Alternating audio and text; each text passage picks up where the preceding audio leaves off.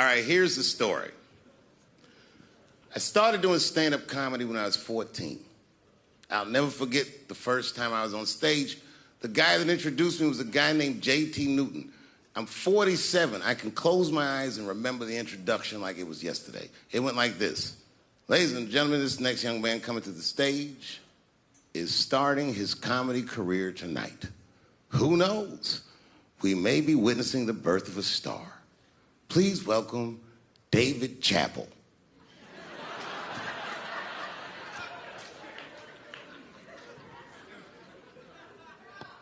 From the first time that I ever held a microphone, I was sure this was it. I knew I was home. I knew I had found my thing. And my God, man, I was a child. I got good. Matter of fact, I was good from the moment I started.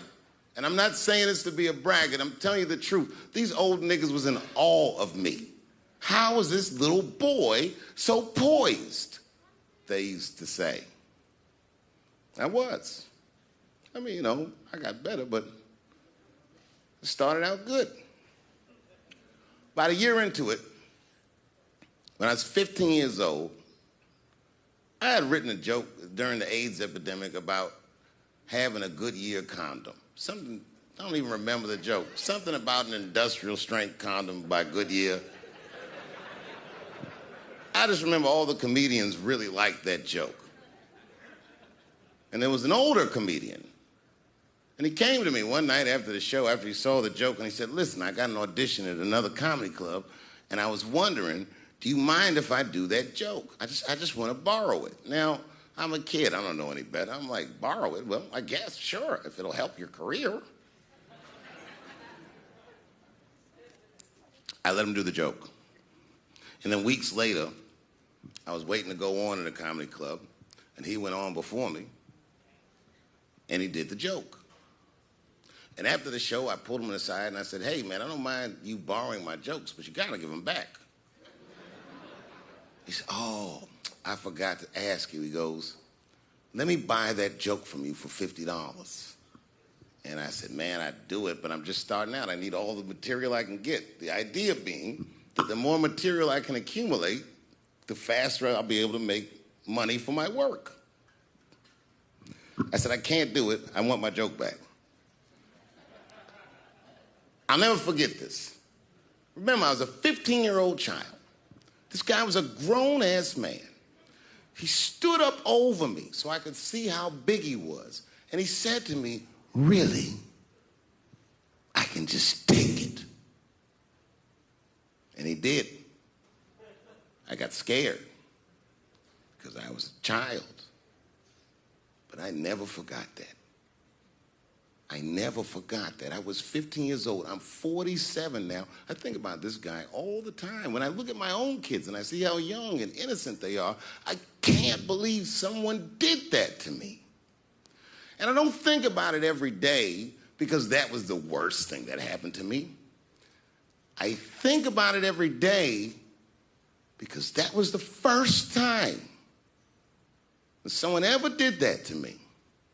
But in my career, it has happened many, many times since where someone would intimidate me or scare me and take something that I believe was mine. I'll tell you another story. Now I'm 18 years old. I'm living in New York City, and I just finished my first road tour, which was a very difficult tour. I'll spare you the details. Now I'm back in New York, but my rent is paid, thank God. And I have $60 to my name, and a woman that I had met in Pittsburgh, a bad Dominican bitch,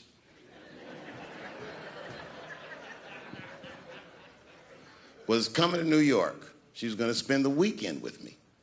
I couldn't wait for her to get there. She was coming that evening. But remember, I only had $60 for a whole weekend to entertain a bad bitch. Now I'm walking through Greenwich Village, and I see something I've never seen before.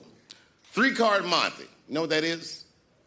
Yeah, the guy had the whole thing. The table was set up, and he had the 3 cards, and the crowd was hooting and hollering, and he was like, find the red card, find the red card, and people were playing. Sometimes they win, sometimes they lose, but it was really exciting, and I'm standing there watching it, and I noticed while I'm watching them play this game that the red card, the one you're trying to find, had just a little bend on the corner. And I'm watching it, and I'm like, yo, this guy doesn't seem to know that red card is bent. I'm going to beat this motherfucker. And I walked up to the table, and I said, let me play a hand. And I put my last $60 on that table, and he starts to shuffle and find the red card, find the red card. And I kept watching that bent card go around the table, make sure I kept my eyes on that bent card. And when he stopped shuffling, and he said, find the red card, I pointed to it with confidence. Here it is right here. And he flipped it over, and it was black. And he took my money. I couldn't fucking believe that. How did this nigga do that? Was that magic or sorcery? I was confused. So you know what I did? I sat there, and I watched him for a real long time play the game. And I realized that all those people who was doing all that hooting and hollering and betting, my God, they were his friends. They were in on the whole thing. I felt so wronged. I felt so stupid. And then the next sucker came up to the table and was about to put his money down. And I said, fuck that, man. Don't put your money there. All these niggas is in on it. It's a trick. And when I said that, the guy that was dealing, and this motherfucker was huge, snatched me up by my collar. Feel how strong he was when he grabbed me. I was a skinny little guy. And he was gonna maul me. The only reason he didn't, I'm sure, is because he saw the fear in my face. And that fear, he looked at me. I saw his eyes go from hard to soft. He softened. Then he looked at me like the way a father would look at a child. And he said to me, young man, don't ever come between a man and his meal. I never forgot that either. Most niggas would have to run the streets for years to learn a lesson that profound. It took me 2 seconds. Never get between somebody and their paper. Taking a man's livelihood away from him is akin to killing him. Do you know why Prince, the famous rock star that was a friend of mine, do you know why he called himself the artist when he came back? He calls himself the artist because that's what they call us in our contracts. Oh, these contracts are crazy. You should hear the terminology they say in these contracts. To use your name and likeness in perpetuity throughout the universe. Who the fuck could possibly know what that means? Nobody does. It's so complicated, in fact, that when you're a kid like me, you have to hire somebody to tell you what that means. And you sit down at a table and you do the contract game. And that's how I got with Comedy Central. I signed the contract. But I signed the contract the way that a 28-year-old expectant father that was broke signs a contract. I was desperate. I needed a way out. And it wasn't good money and it wasn't good circumstances. But what else am I going to do, I said. And all these white people sitting at that table told me, trust us, Dave, it's a good contract. And I looked around the table and they all seemed to agree it was a good contract. But what if it was like that game of 3-Card Monte? What if they were all friends and I didn't know it? And the bag of money was Iceberg's money in the first place. What was I talking about? What was I trying to tell you? Last week, 2 weeks ago, whenever it was, I called Lauren Michaels And I tell them, okay, I'll do it. I'll do Saturday Night Live on election night. And the day I made that phone call, the day I committed to it, it gets announced that Netflix is streaming Chappelle's show. Not just Netflix. HBO Max is streaming it too. Let me tell you another story about HBO. No, hear me out. Did you know, before Chappelle's show was at Comedy Central, I pitched that show to HBO. I told them what I wanted to do. Now, these are executives. All they have to do is say, yeah, we'll take it, or no, thank you, we won't. But they didn't say either of those things. They went too far. They said, literally, what do we need you for? That's what they told me, as they kicked me out of the office. What do we need you for? And here we are, all these years later, and they're streaming the very show that I was pitching to them. So I'm asking them, what do you need me for?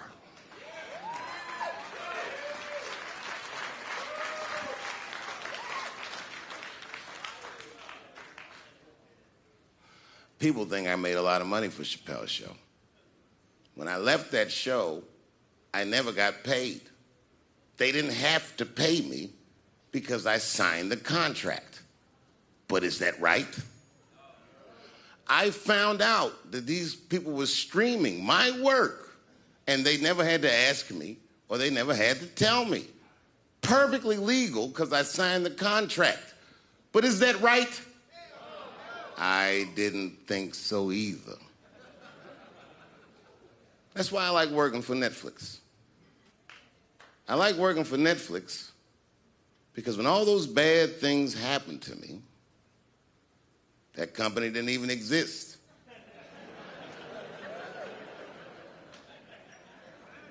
And when I found out they were streaming Chappelle's show, I was furious. How could they not know? So you know what I did? I called them and I told them that this makes me feel bad. And do you want to know what they did? They agreed that they would take it off their platform just so I could feel better. That's why I fuck with Netflix, because they paid me my money, they do what they say they're gonna do, and they went above and beyond what you could expect from a businessman. They did something just because they thought that I might think that they were wrong. And I do. I think if you are fucking streaming that show, you're fencing stolen goods. They stole that from me. They just took it.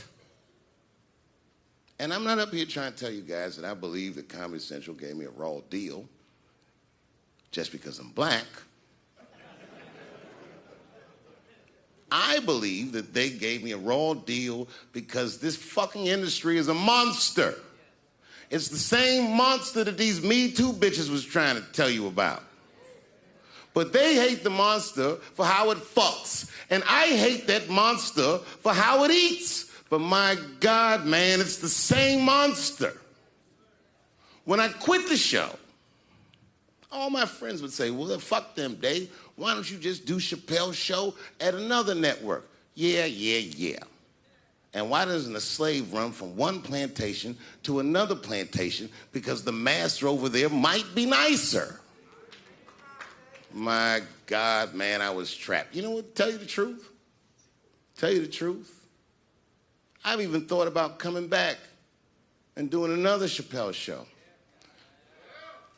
Well, but if I do, I can't call it Chappelle's show because my name and likeness is being used by them in perpetuity throughout the universe. It's in the contract.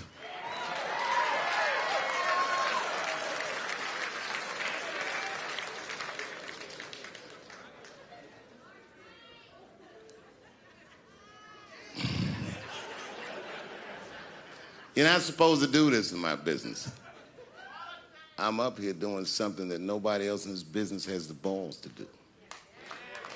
I'm telling you something that you need to know. I'm trying to explain to you what you're seeing. You don't understand what you're seeing. I am publicly flogging a network. And I know that this network niggas, they watching me and they saying, why are you doing this so publicly? Doesn't feel good to be flogged publicly. Oh, believe me, I know. I know exactly how that feels. When I quit my show, they said I was crazy. What was crazy about it? I just didn't want to do it anymore. They said I smoked crack. That's impossible. I was a devout Muslim. I didn't smoke or drink. But I do now, bitch, because you ruined my fucking life. Now it's their turn. This is their first nigga lesson, and I'm honored to give it to them. They're gonna pay me for this show. I called my agent. I said, is there anything I can do about this show? And he said, no. Well, fuck you too then. If you want something done right, I guess you got to do it yourself. So I'm not going to the agents. I'm coming to my real boss. I'm coming to you. I'm begging you. If you ever liked me, if you ever think there was anything worthwhile about me, I'm begging you. Please don't watch that show. I'm not asking you to boycott any network. Boycott me. Boycott Chappelle's show. Do not watch it unless they pay me.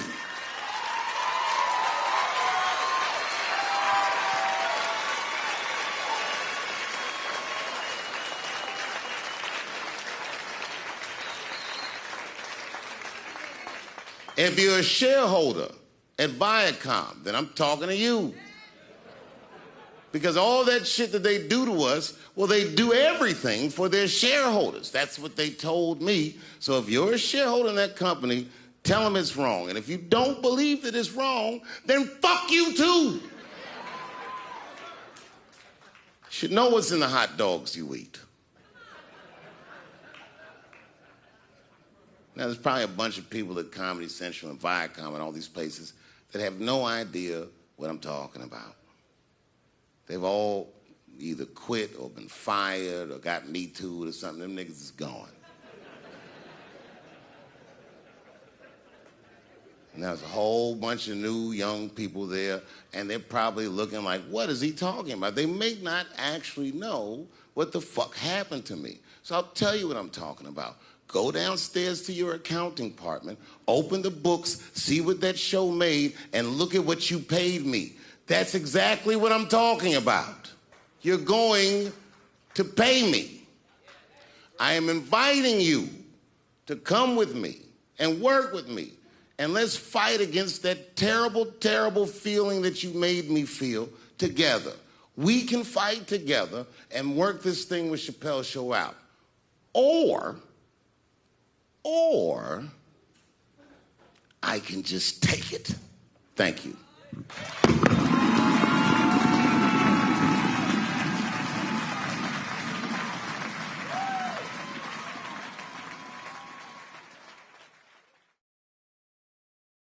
"30 years in this industry."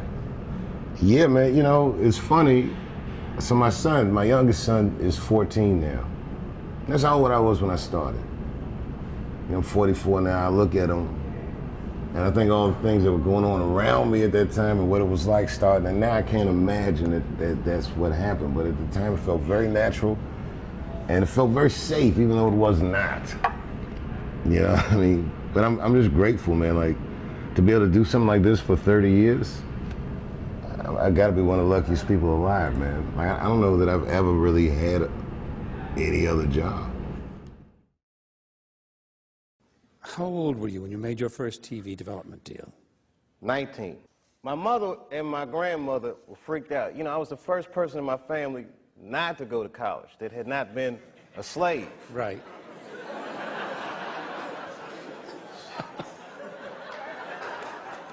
So I was really breaking from tradition, and it was like a graduation lunch we were having, and they had my dad come and talk to me, and my dad takes me outside, and he's like, listen, and this is some advice that applies to all of you acting students. He says, to be an actor is a lonely life. Everybody wants to make it, and you might not make it. And I said to my dad, well, that depends on what making it is, Dad. He was a smart-ass kid. Yeah. It depends on what making it is, Dad. He says, what do you mean? I said, well, you're a teacher. I said, if I can make a teacher salary doing comedy, I think that's better than being a teacher. And he started laughing. He said, if you keep that attitude, I think you should go. He said, but name your price in the beginning. If it ever gets more expensive than the price you name, get out of there. Mm-hmm. Thus, Africa.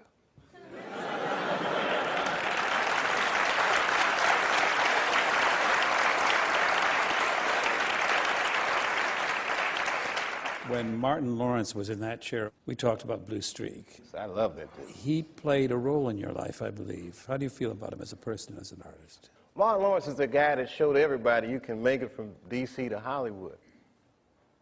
And I had a personal stake in his success. Every time he did something, it made me feel inspired and really good. And he was always real nice to me. He'd sit me down, what's going on with you, baby boy? What? We'd talk about comedy, whatever. And, you know, when we did Blue Streak, we were promoting it, and Martin had a stroke. He almost died. And then after that, I saw him, and I was like, oh, my God, Martin, are you okay? And he said, I got the best sleep I ever got in my life. That's how tough he is. So let me ask you this. What is happening in Hollywood that a guy that tough will be on the street waving a gun, screaming, they are trying to kill me? Yeah. What's going on? Why is Dave Chappelle going to Africa? Why does Mariah Carey make a $100 million deal and take her clothes off on TRL? A weak person cannot get to sit here and talk to you. Ain't no weak people talking to you. So what is happening in Hollywood? Nobody knows. The worst thing to call somebody is crazy, is dismissive. I don't understand this person, so they're crazy. That's bullshit. These people are not crazy. They're strong people. Maybe the environment is a little sick.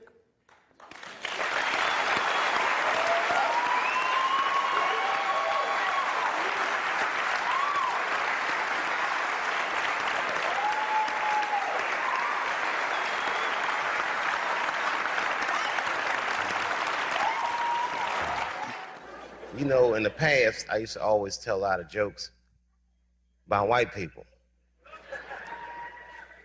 And I know there's a lot of white people here with us tonight.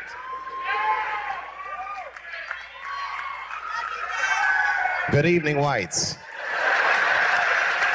Everybody knows what it's like to be embarrassed or to feel marginalized. The implication is authority. Nobody likes authority figures. When I say jokes about white people, don't think for a second that I'm talking about you.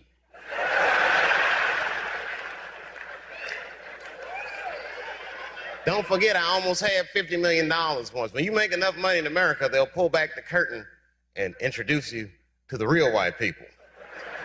You guys just think you're white. Dave Chappelle is very intelligent. He's well raised. That goes without saying.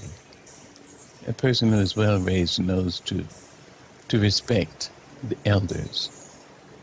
It doesn't mean that you have to agree with anything, even a little bit of what the elder says, but you respect the elder for surviving. It's so much bigger than money, though, Dave. It's so much bigger than money. Oh, no, it was bigger than money. But you know what?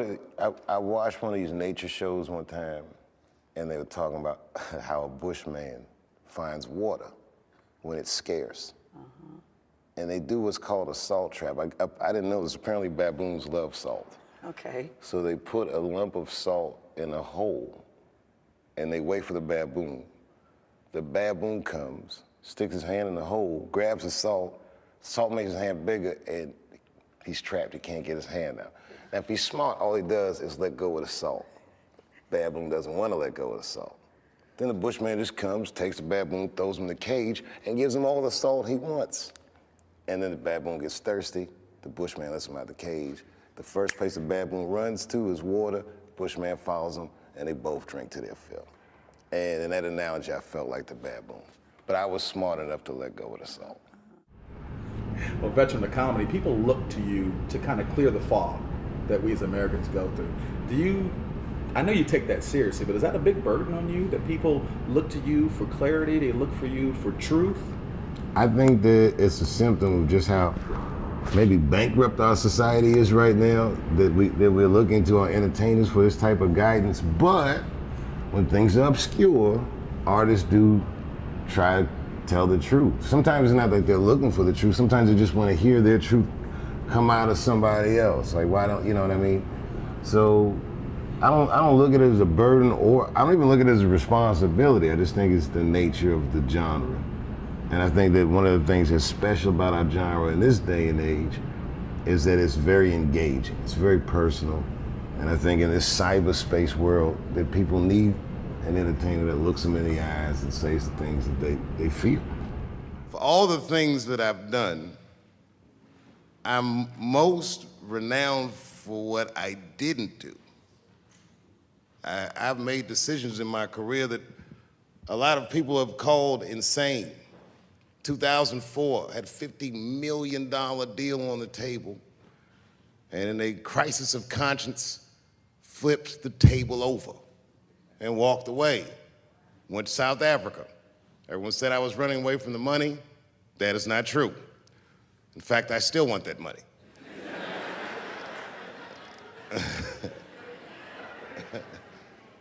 The idea that I wanted to just share with you guys is the idea that sometimes you do what you think is best, whether anybody understands it or not.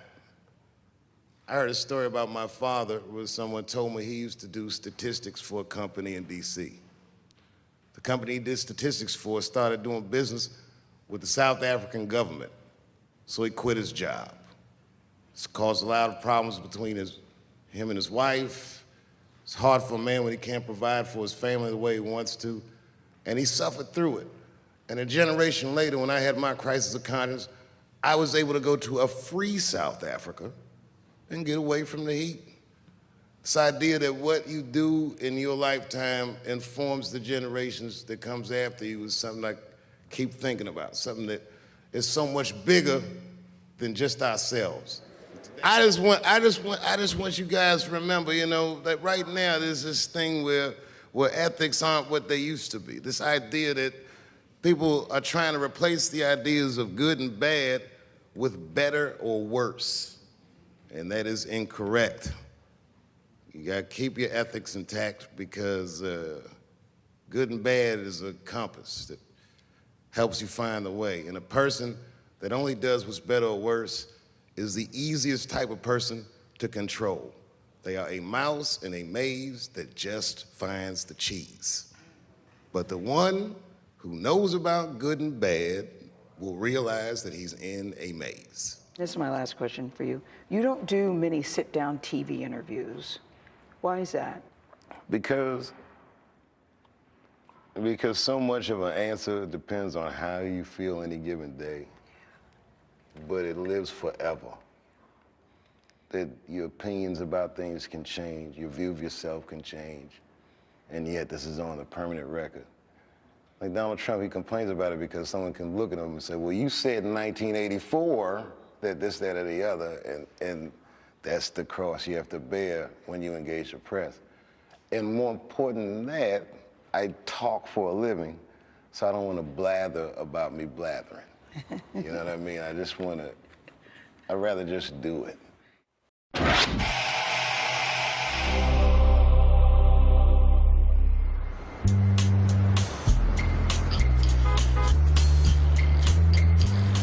Well, yeah, I started when I was 14. That's when I figured it all out. Wow. You're 10 whole years ahead of me.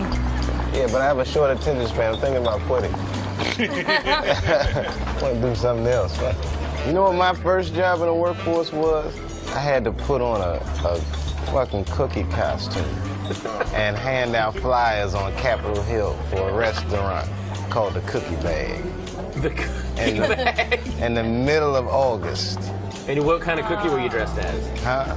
Was it a chocolate chip cookie? Just a poor, hot, angry-ass chocolate chip cookie.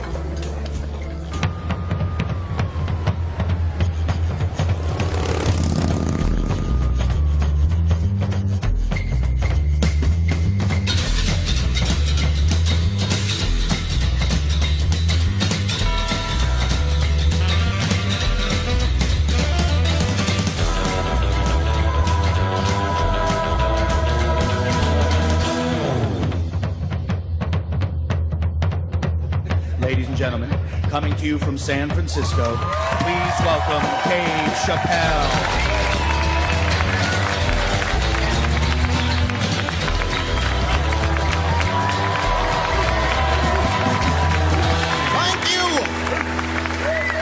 Thank you all. Thank you. What's up, San Francisco? I like your city. It's beautiful. Tolerant place. I didn't see much. I haven't seen my friend call me. He was like, Dave, having fun in Frisco? Hell yeah. Seen the sights? No. You want to go see Alcatraz? What kind of nigga in his right mind wants to visit a prison for recreation? I got friends in jail I don't visit. I don't deal with jails. Don't deal with jails, and I don't deal with police. My house got robbed in New York. I didn't even call the police. I wanted to, but I couldn't. My crib is too nice. It's not that it's too nice, but it's too nice for me. You know how the police are in New York. Soon as I open the door, they'll be like, oh, he's still here. Open and shut case, Johnson. Apparently, this black guy broke in and hung up pictures of his family everywhere. Never seen anything like it. Don't deal with them, man. I had to bail a friend of mine out of jail one time. You know, that was horrible. I was scared. I had to walk right into the belly of the beast. I tried to look as non-threatening as possible. Hi. I'm here to bail out my buddy. Oh, okay. Well, while you're here, you do fit a description. If you'll walk this way, we can process you. How they always get us. It's fitting those damn descriptions. Now, I could be bitter and blame all the police, but no. I'll tell you who I blame. It's those fucking sketch artists. They keep drawing the same brother over and over again. Who is this generic man we all look like? I want to know what they say when it's us. You know what I mean? They'd be in that room like, did you get a look? Did you see the guy that tried to rob you? Yes! Yes, I did! He's about 6 feet tall, I'd say. 6 feet tall? Yes. He had his hat on backwards, too. Good. That's good stuff. Hat was on backwards. Yes. He was black? Okay. Big lips, big nose, dick hanging out. Say no more, sir. I'll draw him from memory. You know, let me get my stencil. I think we can trace this guy and save some time. They get on the radio and shit. Calling all cars, calling all cars. Be on the lookout for a black male between 4'7" and 6'8". Between 120 and 380 pounds. He's wearing Nikes. Get this man! Criminals are insane. I don't even know why people do crime. They want to catch you, they're going to catch you. They can. They got forensics. You ever seen forensics? Those guys find clues nobody else thinks about looking for. I mean it. You leave a pubic hair anywhere near a crime scene, they're gonna find that shit. What the hell is this? Back up!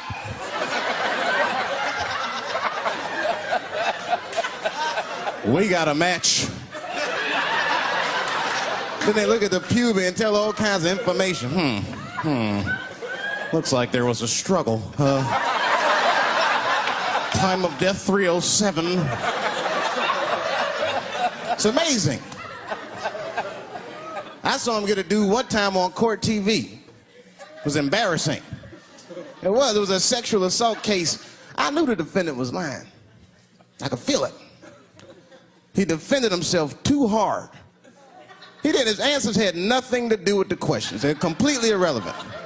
They asked him easy questions. Were you anywhere near the crime scene on the night of the incident? Motherfucker, I told you I work at Burger King. He was like,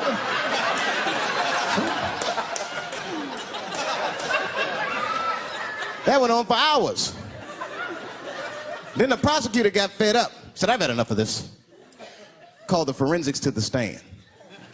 Forensics was like, Your Honor, we are prepared to testify that we found the defendant's semen under the stove. I said, God damn. That's worse than fingerprints. They find your semen, you've been there at least a minute. But that's what I want to know. Under the stove? You find semen like that? Or do you look for it? Like, do they walk onto a crime scene like, this place is a mess? Check it for semen. Or do they just like walk in and slip? Oh my God! What the hell was that? Semen! They find it on every crime scene. It's like, what are burglars doing? So we got the stuff, let's get out of here. Wait a minute. I want to leave my calling card. The semen bandit has struck again.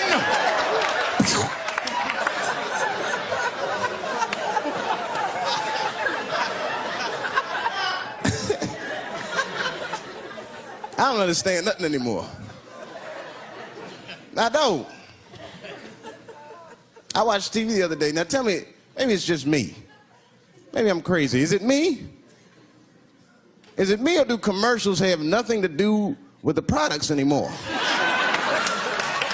You dig? I don't even know what a fucking commercial is about until the end. Everyone's a surprise nowadays. You seen that commercial where the lady got the black eye? This lady come on TV with a black eye, she's crying. She's like, I smoke crack. And my husband beats me. And then a voice came on and said, got milk? I said, what the? That has nothing to do with milk. I'm not saying I'm a commercial expert, but I'll make a better milk commercial than that. Just make it nice and simple. I just do a close-up of a titty and put milk right underneath. If that doesn't sell milk, nothing will, boy. I'll tell you that shit right now. 1997. Titties are industry in 1997. They are. I know they are. I'm a customer. I went to a titty bar last week at 3 o'clock in the afternoon. Now that's bad. That is bad. Because it wasn't like I was out. Said, let me swing by the titty bar. No. No, I left my house specifically to see some tits. Can't judge me, there's breast in there. It's just what men do. If a guy runs up to you on the street, it's like, hey, hey, don't go in that building. There are naked girls showing their breast. Be like a white dude in a horror movie. I better investigate.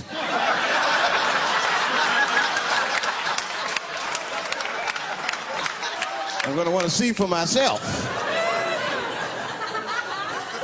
Titty bar's a weird place. I'm not saying it's a good place to hang out. I go there every once and then. But it's a weird place. They got weird morality. One time I walked in titty bars, all these guys coming in, right? Out of all these dudes, the bouncer picked me out the crowd, started yelling at me. Hey, hey, hey, buddy, sir, do you want to take your hat off? Huh? It's disrespectful to the ladies. Yeah, I can shove a 20 up her ass, but I better not have a hat on when I do it. Oh, sorry about that, buddy. Here you go, Bubbles. Forgive me for the hat thing.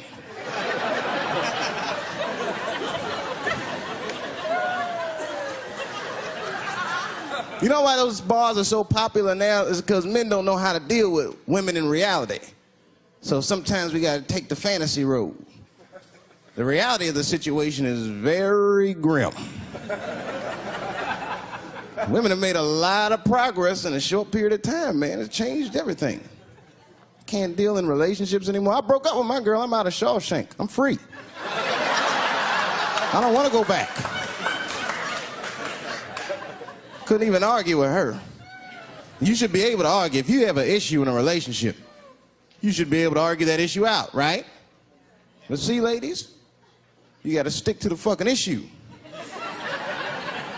You guys take arguments everywhere just to win them.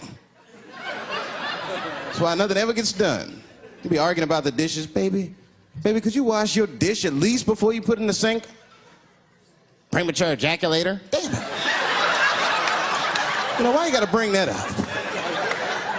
I don't even believe in that.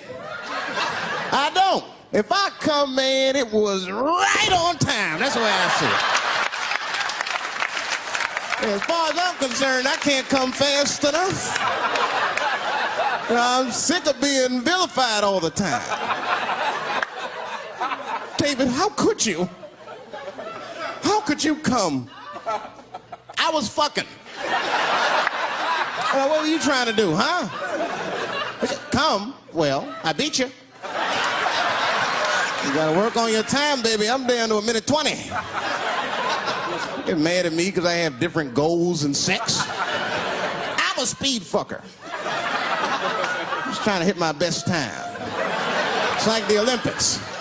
And now for the dismount.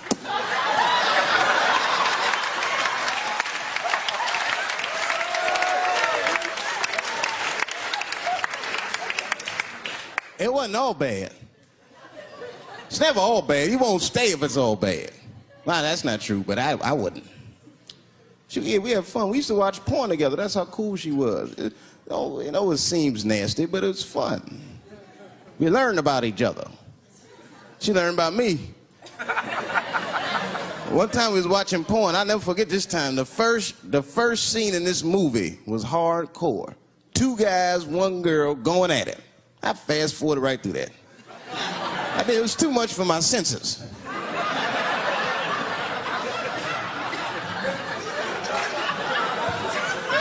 The scene after that was these 2 girls and this guy. And you know, I stopped for a minute. I had to see what this was all about. And she noticed. She said, "What is that? Now, why does that disgust you? 2 men and 1 woman. The men aren't touching each other, but the women are.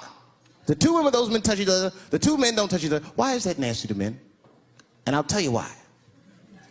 Hey, ladies, you can call me crazy, but I think every straight man has a rule. That would be the 1 penis per fantasy rule. My dick is the star of my fantasy. Nobody else's dick is guest starring in my shit. This is a Dave Chappelle joint. You gotta look at the whole picture, man. Now you get 2 girls and a guy in a room together. Boy, that's something else. That's fucking holding and hugging, friendship and helping, teamwork at its very, very best, my friends. You get 2 guys and a girl in a room. It's the wrong kind of teamwork. It's downright brutal, if you ask me. I'll pull her hair. I'll smack her ass. The poor woman looked like a chicken on a rotisserie and said, "Help me! What do I got myself into?"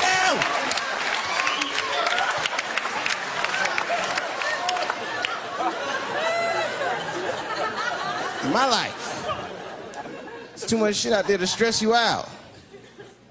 This whole world is just drug-infested, hate-infested, drug-infested world. Hate drugs. I heard the worst drug story. You know what my friend told me? You know what he's dealing with? His landlord is hooked on crack. That's terrible. That's pressure. Your landlord's hooked on crack, that means you've got to have the rent.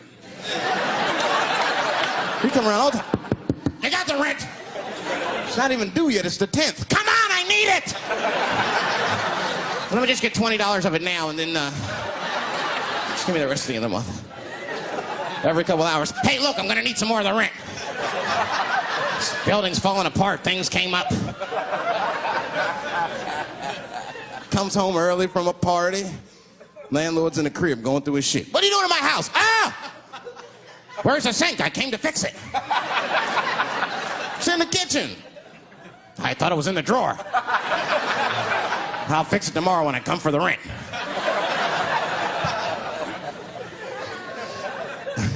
You know, I hate about drugs. I hate when like people my age and older get hooked on crack. I hate that shit. You're too old to be experimenting with the drugs at a certain point. You should be past that. You ain't doing it by a certain point. You just miss it. Drugs are really for old people anyway. You 75, you've earned the right. Shit, if I was 75, I'd do coke, heroin, everything. I wouldn't give a fuck. I'd be walking down the street, they'd be like, boy, that old man is tripping.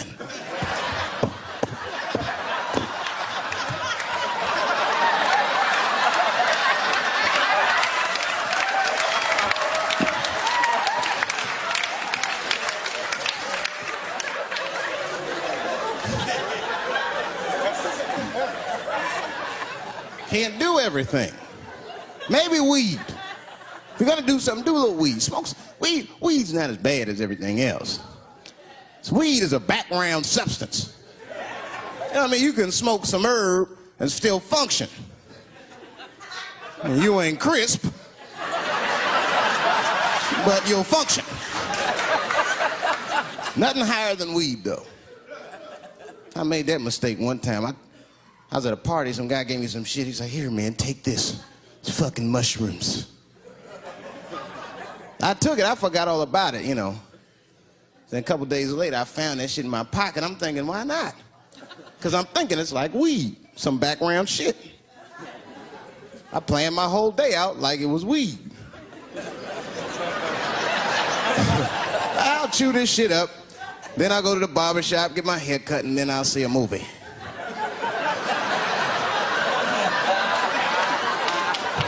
I chewed it up. So far, so good. Then I was in a barber shop like an hour later. And it's funny because I was just thinking to myself, I was like, ooh, this stuff sucks. Tastes like athlete's foot. I feel sick, but I'm not really high. Then I looked in the mirror. I saw the barber's reflection, man. It looked like a big penis was cutting my hair. I freaked out. I started talking to myself, Dave, calm down. You're on drugs. This is what drugs do. Okay, you know that there is no way that a penis can cut hair. But I started freaking out, man. I just couldn't take it anymore. I jumped out the chair, half my hair was cut, I didn't care. I didn't, I just gave a barber a handful of money. It was weird, the balls opened up. Anyway, I ran home, man. I ran home as fast as I could. It's tripping.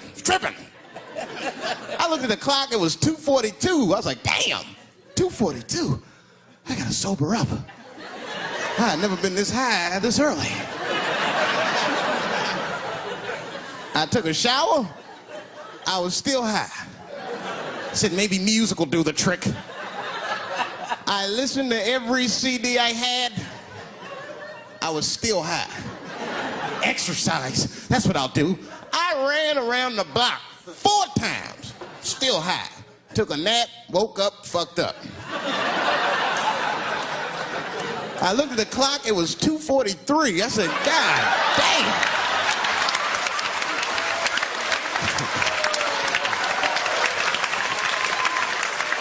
Who wrote this song? You know, that's just my grandmother used to sing that when she cleaning up. That's a Negro spiritual. Black work song. Not everybody know about that. I know. See, white people, you guys might whistle when you work. You dig? But that's how you can tell what kind of work we're actually doing.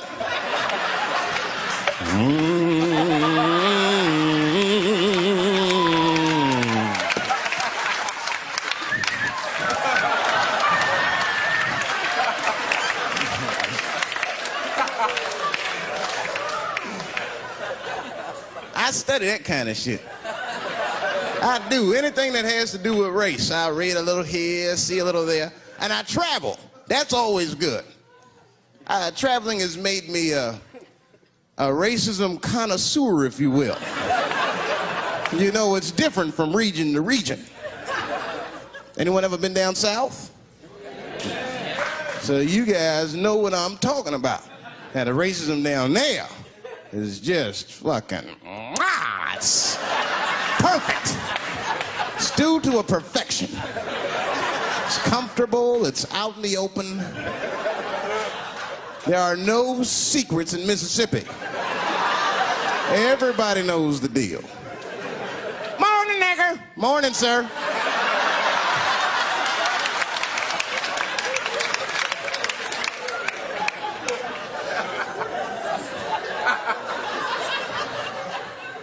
Not up here.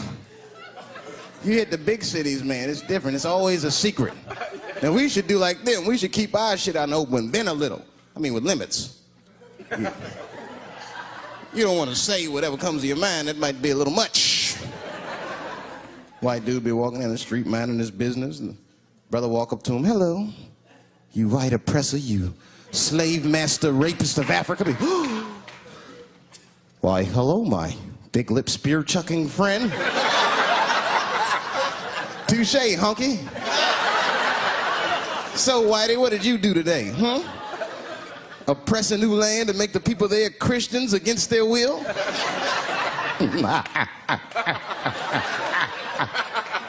What did you do, fella?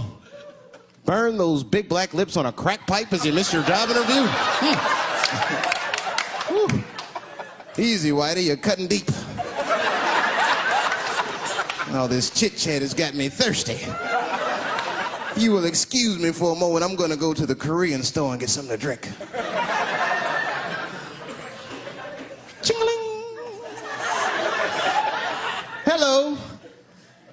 You slanted-eyed, ruining the economy in our neighborhood by opening stores and taking the money out the community. Chink.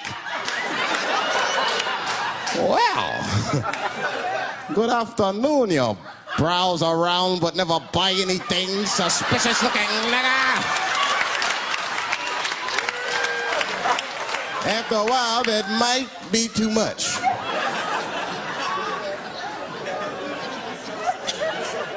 But you can't help it. If you're an American, you're a racist. We brought up from the beginning to think in generalizations. We never look at the individual. We rarely look at the individual. I'm a racist. I know I'm a racist. You know how I know? The other day, I caught myself being racist against myself. There's so much shit going on, I got mixed up. Forgot whose team I was on and shit.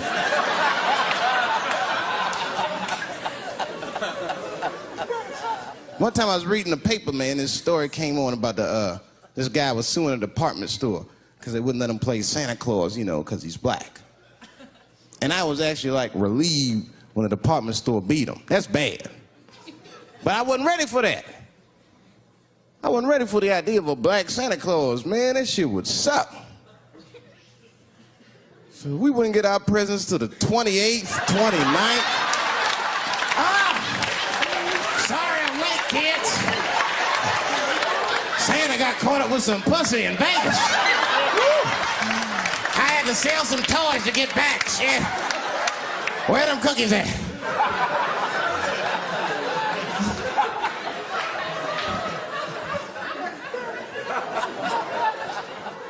Y'all a great crowd, man. You are. I'm glad y'all came out, man. I'm nervous. I am. Not about the special. I hope this shit don't make me famous. You dig? I don't want to be famous. I want people to like me for who I am. Like, famous dude don't never know why people like them. That's why, like, if I ever make it, I'm going to have to, like, test people. Like, if I meet girls, I wear disguises when they first meet me. So they don't know who I am. And then, like, on the first date, I'll call myself, I'll pick you up right from work.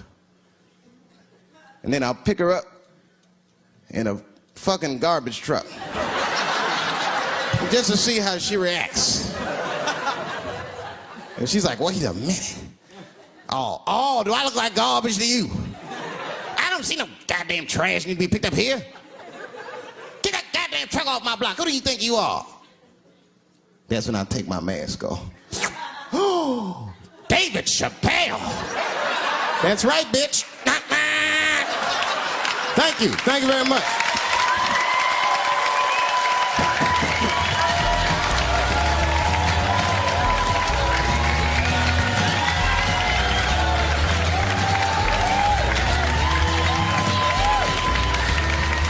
I've had the worst heckle ever. You know what the worst heckle ever was?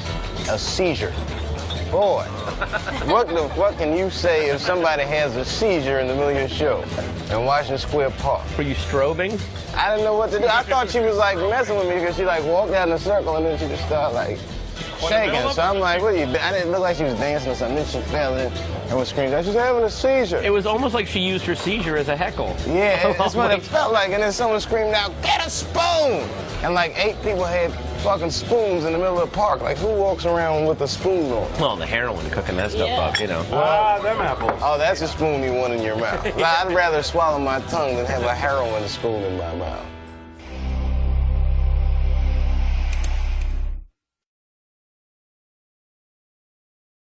It's not that it's too nice, but it's too nice for me.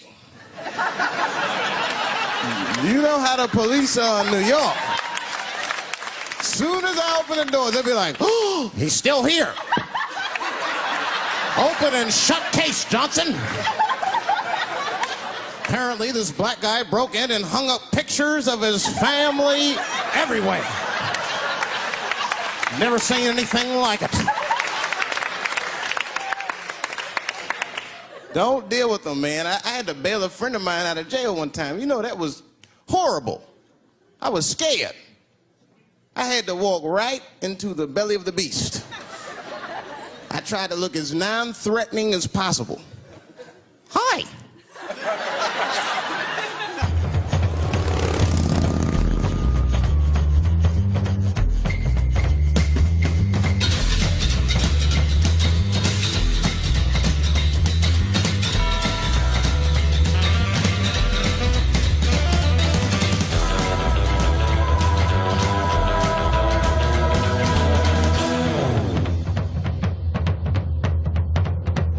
Ladies and gentlemen, coming to you from San Francisco, please welcome Chappelle.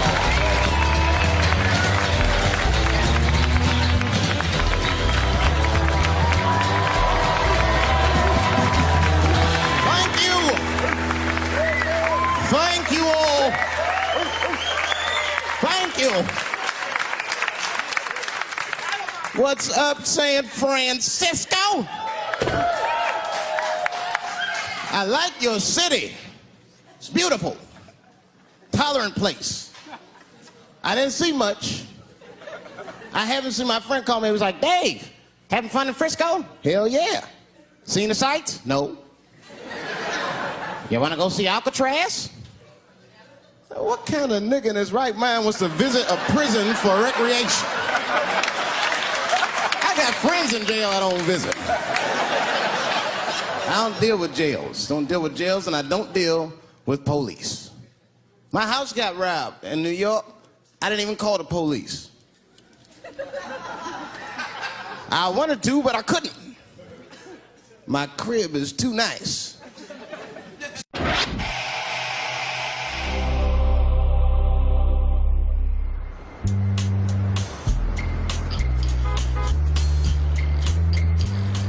Well, yeah, I started when I was 14. That's when I figured it all out. Wow. You're 10 whole years ahead of me. Yeah, but I have a short attention span. I'm thinking about quitting. I want to do something else. You know what my first job in the workforce was? I had to put on a fucking cookie costume and hand out flyers on Capitol Hill for a restaurant called the Cookie Bag. The Cookie Bag? In the middle of August. And what kind of cookie were you dressed as? Huh? Was it a chocolate chip Just a cookie? poor, hot, angry-ass chocolate chip cookie. I'm here to bail out my buddy. Oh, okay. Well, while you're here, you do fit a description. If you'll walk this way, we can process you. How they always get us. It's fitting those damn descriptions. Now, I could be bitter and blame all the police, but no. I'll tell you who I blame. It's those fucking sketch artists. They keep drawing the same brother over and over again. Who is this generic man we all look like? I want to know what they say when it's us. You know what I mean? They be in that room like, Would think to say that because they know we know the law. Every black dude in this room is a qualified paralegal and shit. He knows the law. I mean, if one of us even start to do something wrong, an old black man will pop out of nowhere. Nigga, don't do that. That's 5 to 10. Watch out. Well, we know the laws and the penalties. Guy Chip didn't even know he couldn't race. I'm not saying I don't like police. I'm not saying that. I'm saying I'm just scared of them. Nothing wrong with that. Sometimes we want to call them too. Somebody broke into my house once. It's a good time to call them, but I don't. The house is too nice. It ain't a real nice house, but they never believe I lived it. It'll be, oh, he's still here. Oh my God. Open and shut case, Johnson. I saw this once before when I was a rookie. Apparently this nigger broke in and hung up pictures of his family everywhere. Well, let's sprinkle some crack on him and get out of here.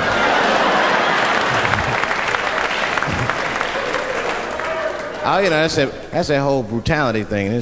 See, that's common knowledge now. There was a time when only minorities really knew about that. I'm not going to say white people didn't believe us, but you were a little skeptical. You were a little skeptical. I mean, I don't blame you. And then Newsweek printed it, he knew it was the truth. And then the Newsweek, white people were like, oh my God. Honey, did you see this? Apparently the police have been beating up Negroes like hotcakes. It's in the May issue. I mean, really, how could you know, though? How could anyone else know? You know. I mean, maybe you should have seen something a little suspicious. Don't you think it was like a little suspicious? Just a little suspicious? Every dead black person the police find has crack sprinkled on them. I mean, come on. Come on, man. Who gets shot and sprinkles crack on themselves? Nobody would do that. Bam! Oh, oh.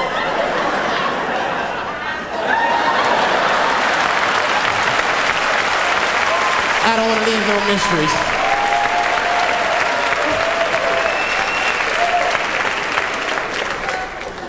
But I'm a paranoid guy, you know, that's how I am. I'd be scared to call 911 for anything, even if it's like a fire or anything. Because they tape those phone calls. I see the shows, they tape them, and then they play them on television. That's fucked up.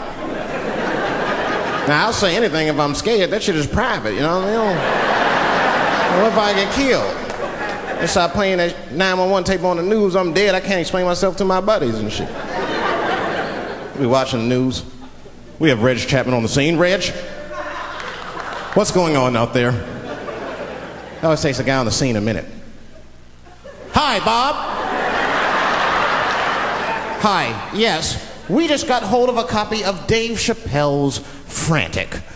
911 emergency call.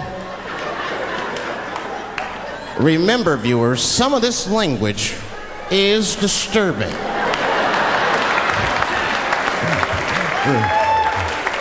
Hello, emergency. Help! Help, motherfucker, they're coming to get me! Just calm down, sir, where are you? Oh, I shit on myself.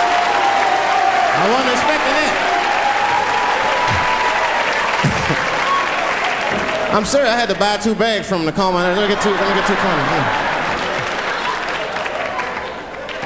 Got back in the car and rolled me a joint, man. So, that shit was scary, man. Every once in a while, like a crackhead would come up to the car and look in the window. It was like Jurassic Park and shit. He'd be looking on the car. Hey, get out of here, cracky. That baby was still standing there, man. Then I started feeling bad again. Yeah, weed make you feel guilty sometimes, you know. Man, what is wrong with me, man? I have just bought weed from an infant. I can't condone this kind of behavior. What am I thinking? I can't let the fear ruin my morals. Gotta do something.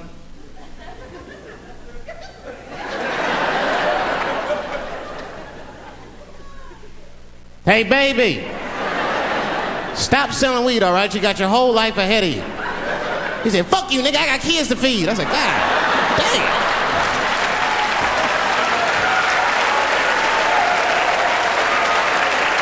Sad.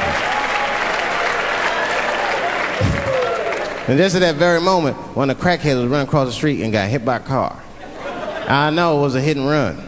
The police did it. That's all right, they sprinkled some crack on him and got back up.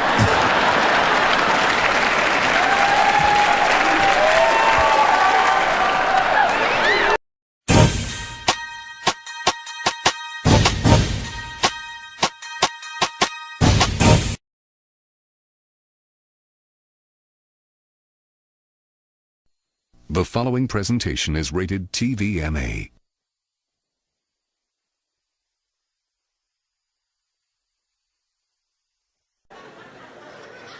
I don't know where AIDS comes from. Who the fuck knows? Scientists don't even know. Scientists still say AIDS started because somebody had sex with a monkey. Word. After all this research, this is the best explanation that you came up with, mother. Nobody fucks monkeys and people, you idiot. You either fuck monkeys or you fuck people. That's it. There's no in between. You're not gonna get some monkey pussy on Tuesday and then be like, oh, let me call Charlene on Thursday. No. Once you fuck a monkey, that's a firm decision. I'm out of the human pussy game for good. It's ridiculous. You act like monkeys are just as open as waiting for people to fuck them, man. It's ridiculous. The monkeys don't want to be fucked by people. Think about it. Think how hard it would be to catch a monkey and fuck it. That's ridiculous. That's how it had to go down. You think you're just gonna walk up to him in the woods and brab this nigga with fruits and bananas? Hey, buddy. Hey.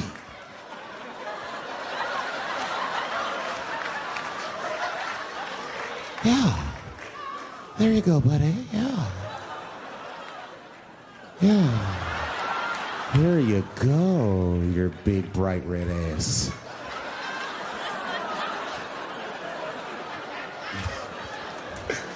This big, bright red booty.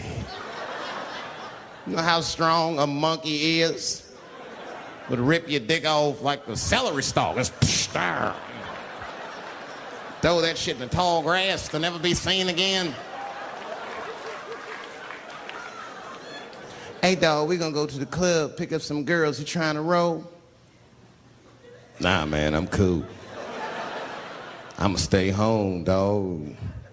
Chill with my monkey.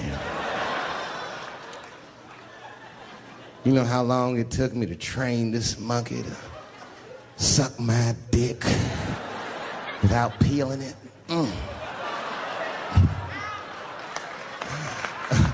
Last night, Chim Chim jerked me off with his feet. Nigga, only a monkey can show you that kind of love and tenderness. So y'all can keep fucking these people if you want, niggas. More monkey pussy for me. Hooking up with an orangutan next week. That's all I fuck is chimps and orangutans.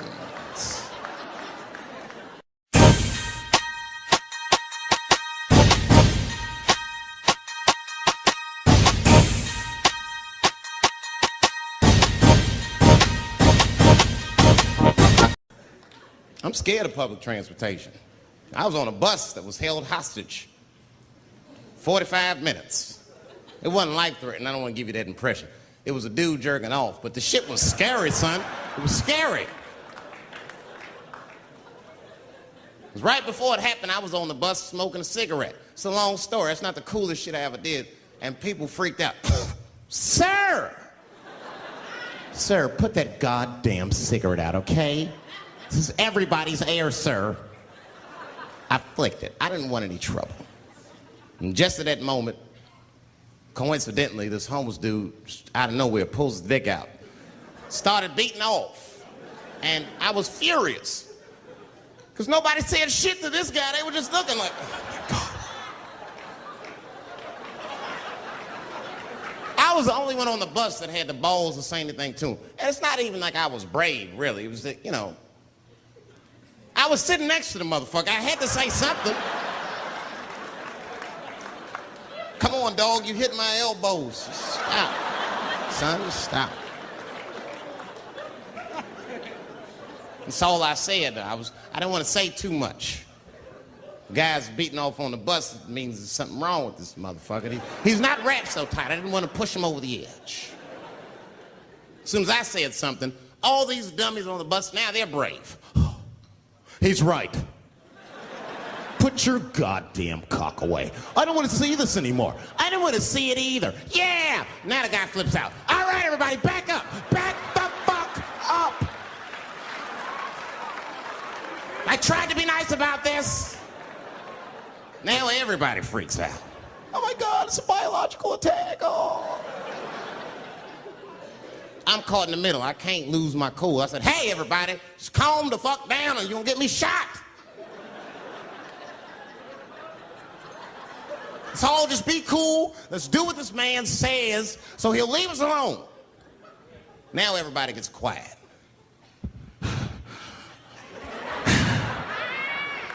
That's better. That is better. And then he started walking up and down the aisles, just terrorizing us.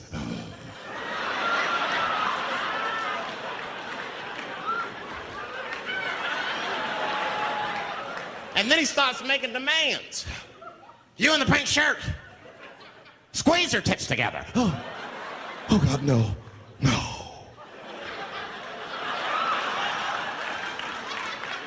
You, stick your finger in your butt. Why? Oh God, why is this happening? Oh God, oh God.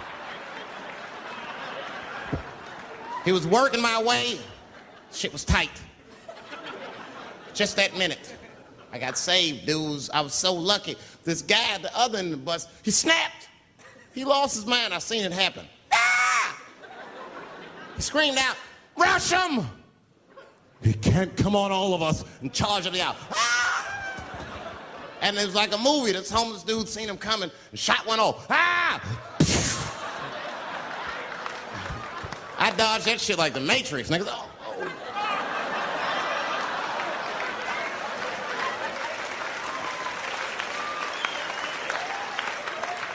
The guy behind me wasn't so lucky, y'all. No!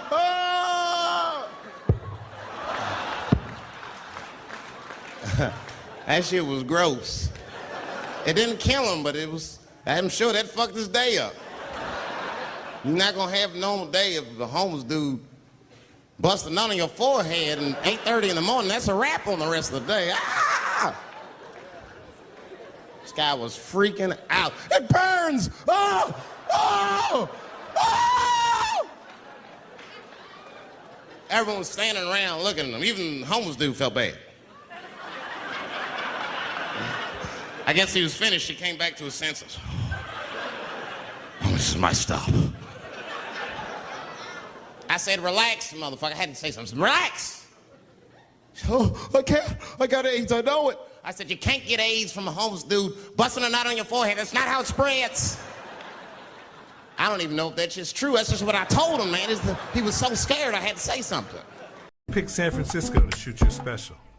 This is one of the best towns to ever do comedy, and this is the most historic venue you got as far as comedians are concerned, because Lenny Bruce ripped it down here. All the best came through the Bay. What about Richard? What about Robin Williams? Carlin, Mooney? You don't necessarily have to be the biggest star. as long as you come with it, and people coming out, they like to see live performances because it's a savvy audience. San Francisco, are you ready? I don't think we can hear you. Are you ready? Welcome to the stage.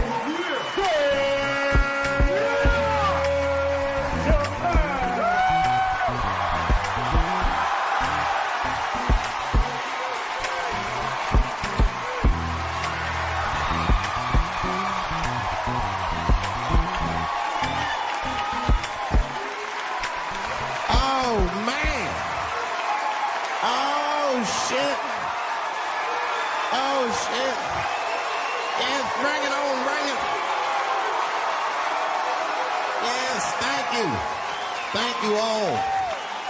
Thank you for coming. God damn. I did it big this year. From cable, nigga, goddamn.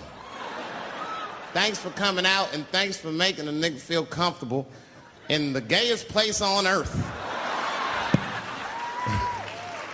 You guys got Disney World jealous out this motherfucker. Man, I didn't really think it was that gay at first. I was like, what is everybody... Because when I was coming out here, everyone was like, man, that place is really gay. It's like, what the fuck is everybody talking about? It's not so gay. And then I wandered into that Castro. God dang, it was... I said, this is America's anus right here. This shit is deep. Went to that Tenderloin. It was nothing tender about that motherfucker at all. That shit was rough. The opposite of tender. I have never seen crack smoke so casually before.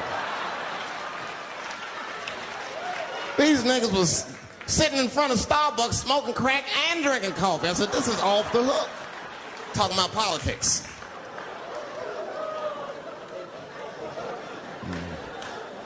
I seen one crackhead trying to break into somebody's car, man, and it struck a chord with me. I tried to stop him. I said, hey! And he looked back and saw me and said, oh, keep an eye out. I said, nigga, that was me that said that. I'm not trying to help you.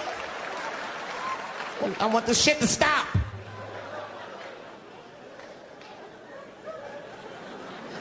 Crackheads are like that. I had a crackhead break my car window one time. Broke it! You know what he stole? Fucking candy bar I had lying on the seat. That's all he took. It's a goddamn candy bar. I was so mad. I drove around the neighborhood for 5 hours looking for a crackhead with chocolate on his face. I did that. I finally found when I grabbed that motherfucker and said, hey man, what's all this chocolate on your face, motherfucker? He looked confused. Chocolate? This is doo-doo, baby. I said, ah! Oh, man. This place is insane. But you know what I like about San Fran, and the reason I picked this city to do my special was because of all the major cities in America, somehow people get along here better than anywhere else I've seen in the country. That's right. That's right. And I always admired San Fran for that. And today I realized how you did it. Put all the niggas on the other side of that bridge. There's nothing, this shit ain't happy on that side. You leave San Francisco like, bye, thanks for coming to San Francisco. Come back in April, we're having a sale on Birkenstocks. As soon as you get to the other side, welcome to Oakland, bitch. Click, click.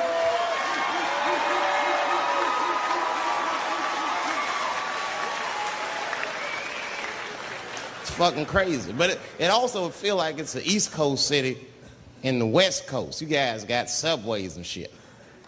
I'm scared of public transportation. I was on a bus that was held hostage 45 minutes. It wasn't life-threatening. I don't want to give you that impression. It was a dude jerking off, but the shit was scary, son. It was scary. It was right before it happened, I was on the bus smoking a cigarette. It's a long story. That's not the coolest shit I ever did. And people freaked out. Sir! Sir, put that goddamn cigarette out, okay? This is everybody's air, sir. I flicked it. I didn't want any trouble. And just at that moment, coincidentally, this homeless dude, out of nowhere, pulls his dick out. Started beating off. And I was furious. Because nobody said shit to this guy. They were just looking like, oh my God.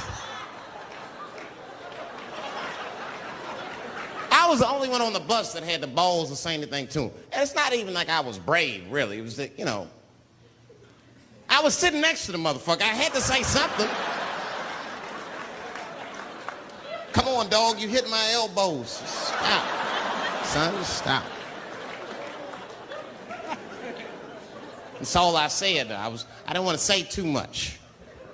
Guys beating off on the bus means there's something wrong with this motherfucker. He's not wrapped so tight. I didn't want to push him over the edge. As soon as I said something, all these dummies on the bus, now they're brave. He's right. Put your goddamn cock away. I don't want to see this anymore. I didn't want to see it either. Yeah! Now the guy flips out. All right, everybody, back up. Back the fuck up. I tried to be nice about this. Now everybody freaks out. Oh my God, it's a biological attack. Oh.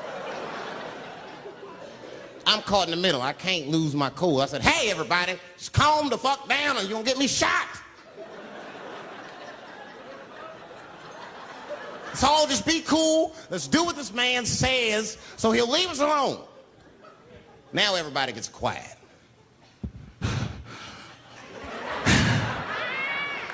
That's better. That is better. And then he started walking up and down the aisles. He was terrorizing us.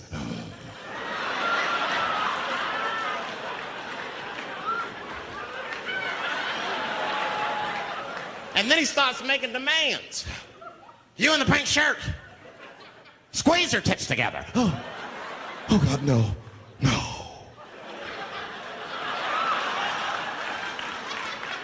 You, stick your finger in your butt. Why? Oh God, why is this happening? Oh God, oh God. He was working my way. Shit was tight. Just that minute.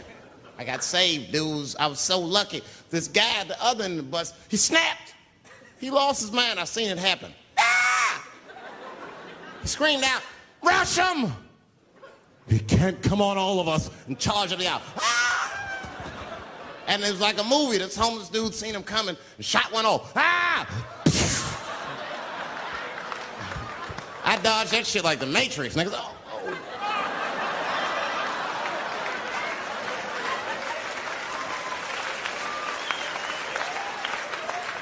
The guy behind me wasn't so lucky, y'all. No! Oh! That shit was gross. It didn't kill him, but it was, I'm sure that fucked his day up. You're not gonna have a normal day if the homeless dude busts a nut on your forehead at 8:30 in the morning. That's a wrap on the rest of the day. Ah!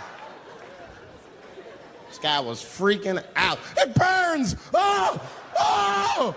Oh! Everyone was standing around looking at him. Even the homeless dude felt bad. I guess he was finished. He came back to his senses. Oh, this is my stop. I said, relax, motherfucker. I had to say something. Relax.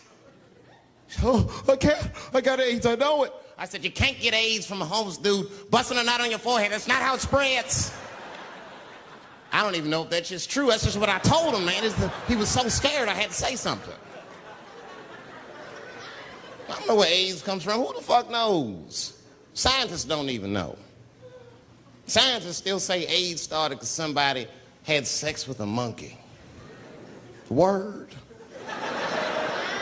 After all this research, this is the best explanation that you came up with, mother. Nobody fucks monkeys and people, you idiot.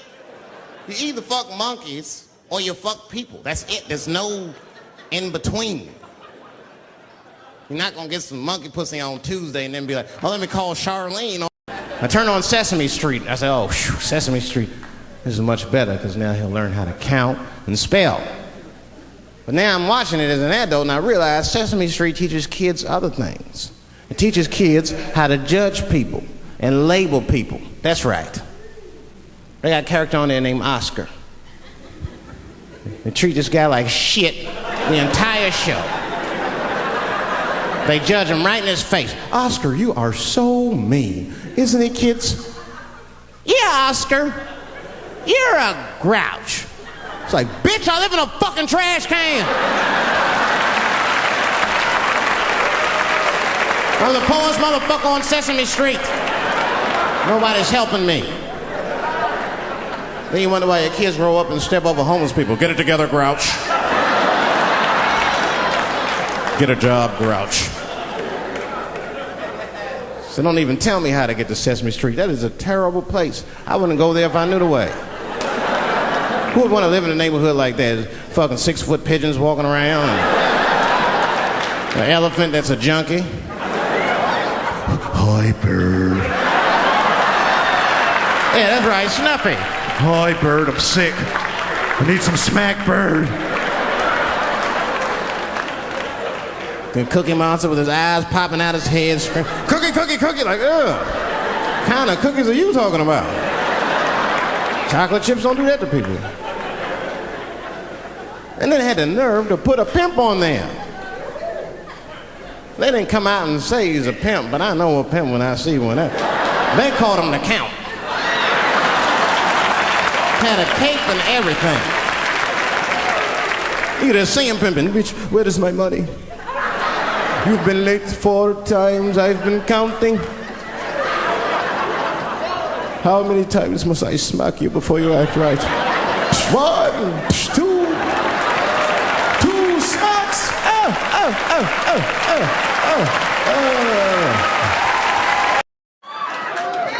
They got a real live paparazzi. I see you. What you think I am? What do you think is a game? Watching out for the media. I'm like Bigfoot, nigga. When people see me, they freak the fuck out. Oh, shit. Even other celebrities get surprised to see me. Oh, shit. Hey, thanks. Come on, you only got 10 minutes. God damn. So, no, it's good. I don't have any material.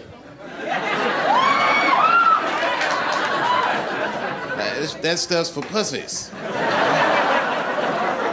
Every time I see this backdrop, I think about Kramer fucking up.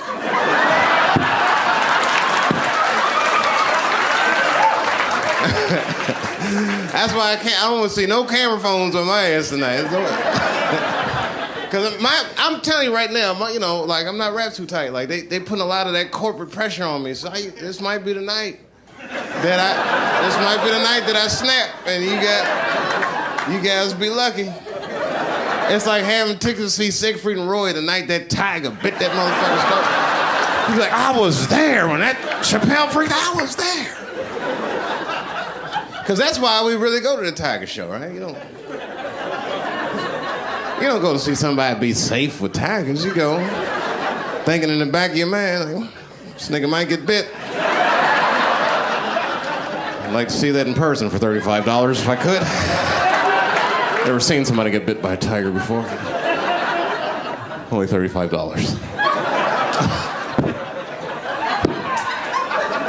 That's fucking hilarious. I'll tell you the truth, when I seen Kramer's tape, I learned about myself. You know what I learned?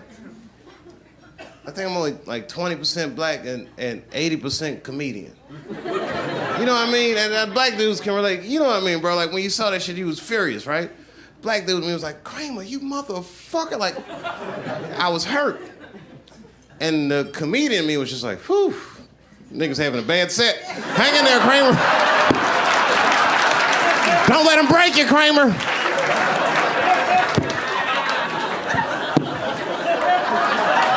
Oh, I wish I was there so bad. Because, you know, in the back of his mind, he was thinking, I'll get him the next show. There won't be a next show, Kramer. Phew. It's too much pressure. That's my problem. I can't handle pressure. Sometimes pressure make me talk different. I'm serious. You ever have like that social pressure? You ever talk to somebody who's fake and they make you fake? Like, they come to you like, hey, how you doing? You're like, fine, how are you? And you're like, I don't even talk like that. I get sick of that shit. I do. It just makes me sick. Sometimes I'll talk crazy just to make myself feel better. You ever do that? Just start talking like crazy. Like, you ever hear this voice? Man. That's how bad guys used to talk in the 40s. In the old days. See, I talk like that. Not all the time, but if somebody put the pressure on me, fuck it, I gotta cut loose. If the police pull me over, I'll talk crazy. Son, do you know why we pulled you over? Nah, because I'm black, see? That's right. Nah. I'll do it. It's not illegal to talk like that. How do they know I don't talk like that every day? Stop talking like that. Stop talking like white copper. Nah. That's how I talk, see?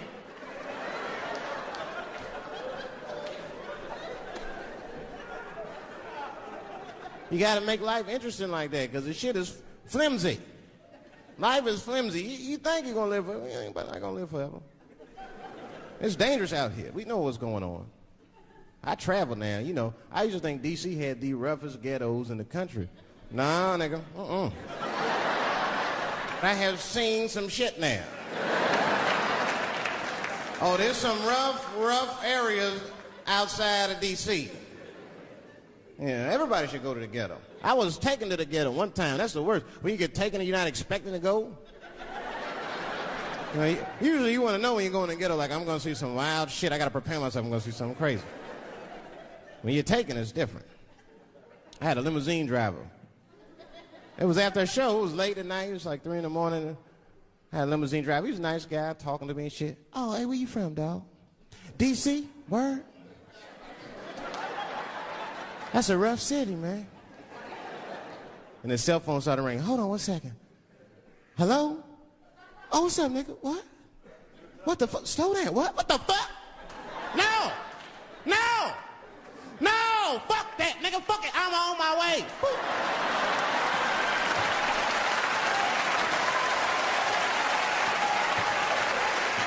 Hey. I gotta make a stop real quick. At 3 o'clock in the morning. I didn't know he was taking me to the ghetto at first.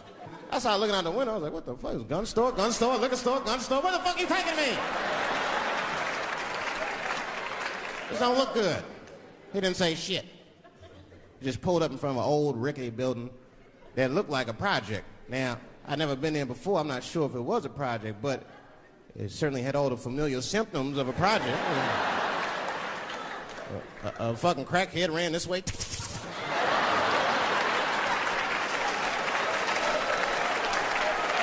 And then another one jumped out of a tree and shit. And I said, I'll be right back. And left me. Took the keys with him and just left me. At 3 o'clock in the morning, in front of a project, in a fucking limousine. This was not good. I was like, man, I gotta look around and see if I can see some landmarks and figure out where I'm at. Might have to escape on foot. Now, this is when I knew I was in a bad neighborhood. You only see this in the worst neighborhoods. Remember, it's 3 o'clock in the morning. It's 3 o'clock in the morning. I look out the window. It was a fucking baby standing on a corner. Look at this. And the baby didn't even look scared. He was just standing there.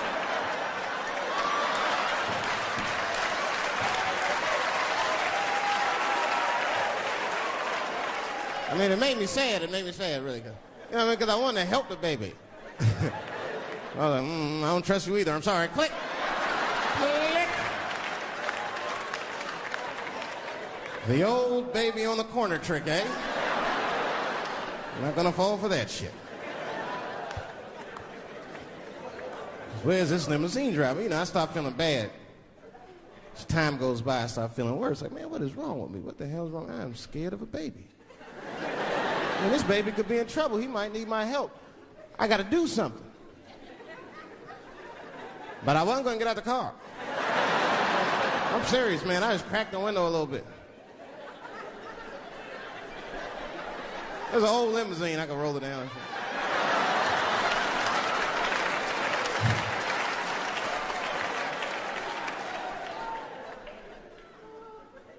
Hey, baby. Baby, go home, man. It's 3 o'clock in the morning. What the fuck are you doing up? The baby said, I'm selling weed, nigga. I said, oh, shit.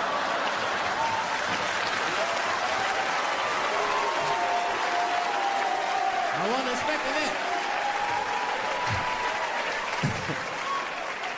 I'm sorry, I had to buy 2 bags from the coma. Let me get 220. Yeah. Got back in the car and rolled me a joint, man. So, that shit was scary, man. Every once in a while, like a crackhead would come up to the car and look in the window. It was like Jurassic Park and shit. He'd be looking all in the car. Hey, get out of here, cracky. That baby was still standing there, man. Then I started feeling bad again. Yeah, weed make you feel guilty sometimes, you know. Man, what is wrong with me, man? I have just bought weed from an infant. I can't condone this kind of behavior. What am I thinking? I can't let the fear ruin my morals. Gotta do something.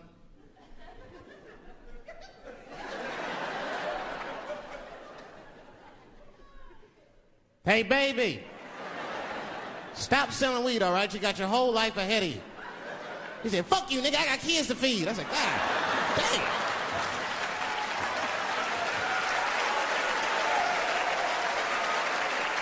Sad. And just at that very moment, one of the crackheads was running across the street and got hit by a car.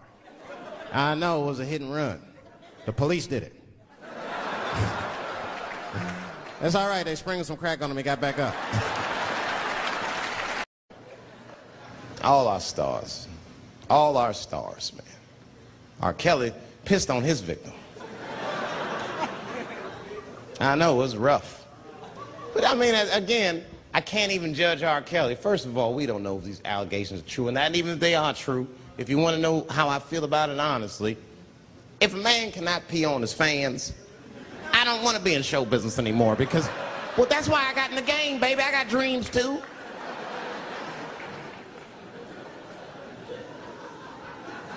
You guys are confusing the issue. While you guys are busy worrying about if R. Kelly even peed on this girl or not, you're not asking yourself the real question that America needs to decide once and for all. And that question is, how old is 15 really?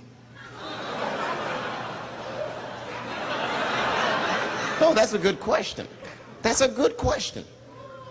I'm not saying that a person is as smart as they're going to be at 15. That's not what I'm saying, man. But I am saying 15 to me is old enough to decide whether or not you want to be pissed on. I mean, that's me. If you can't make a decision like that by the time you're 15, then just give up, motherfucker, because life is way harder than that. I make tougher decisions all the time. If you don't want to get pissed on, just get the fuck out of the way. It's not even a decision. If I start peeing on the front row, they're not going to have to calculate and think, oh, how do I feel about this? Am I okay with it? They just move. You can do that at 15. I could have. I've been 15. When I was 15, I was doing stand-up in nightclubs. I smoked reefer from time to time. Friends were selling crack. I was trying to finger fuck people. I knew what was happening around me to some degree. Getting pissed on was the least of my worries at 15. Trust me. But it keeps coming up. There's a lot of confusion around that age. Anytime 15 comes up, people freak out. Like when that girl, Elizabeth Smart, got kidnapped. Right? Remember in Utah last year, 15-year-old girl Elizabeth Smart was kidnapped, and then they finally found her, and the whole country was relieved. And I was the only one saying, damn, she wasn't that smart after all. Not because she got kidnapped. That could happen to anybody. I'm not knocking her for that. I'm just saying, if you kidnapped me when I was 15, you gotta take me further than 8 miles away from my house, man. God damn. You can't hold me prisoner around shit I recognize. I'll break away. I'll break away. Fuck off me, nigga. That's my bus stop. I know where I'm at. I'm going home.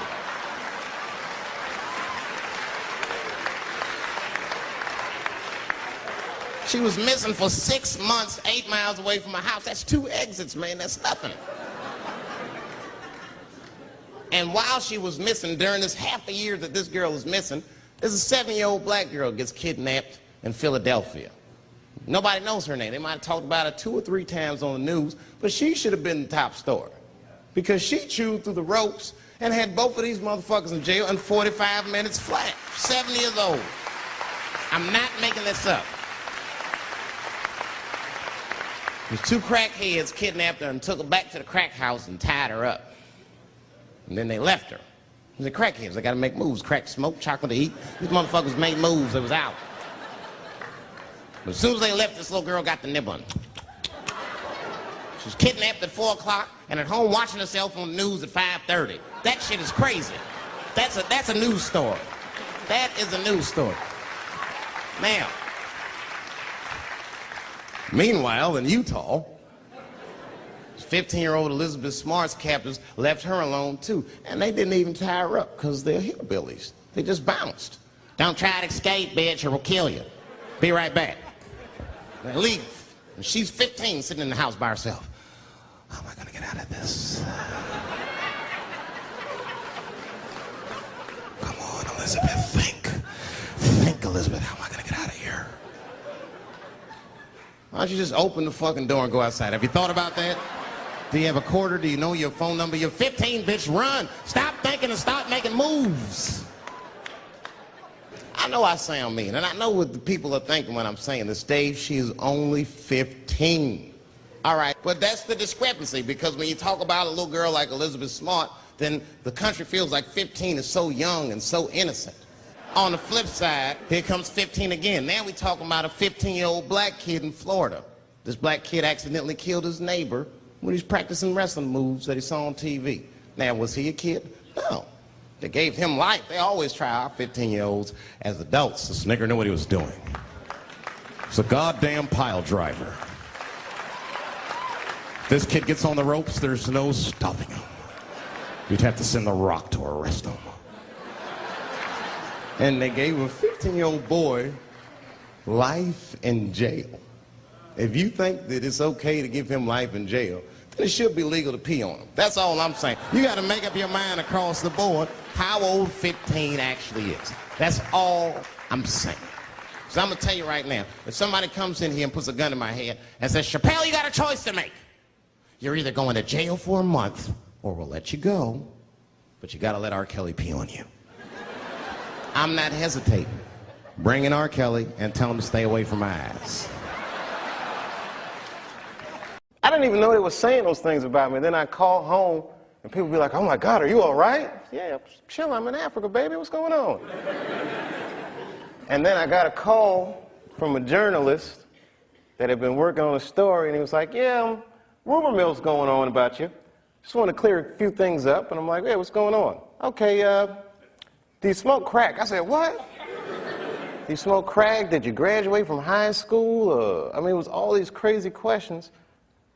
And I thought about never coming back. I said, this place is crazy. Like, I'm that dude. I just thought about all the things that celebrities go through and what celebrities become in our culture. You know, if you Brad Pitt and Jennifer Aniston and your marriage is breaking up, that's an awful thing. But to see that speculation in people gotta sting a little bit. Yeah. And then I realized, oh my God, I'm one of those people. That's a small club, man. It's a weird place to be. Ain't really no going back. You can't get unfamous. You can get infamous. Right. But you can't get unfamous. Right. So I got scared. I'm not gonna lie, y'all, I was scared to death. And I didn't touch the mic. This past year, I did the least stand-up I've done since I started. 'Cause I was freaked out, man, with the fame thing and being called crazy and drug addict and all these things. Scared me. You know, being treated that way. Like I'm not a person anymore. You say this shit about me in front of my children, and you know, who the f do these people think they are? And they don't know what happened. You know, I have not spoken about what would make a person walk off the set of a successful show and go to Africa. But again, people don't understand it.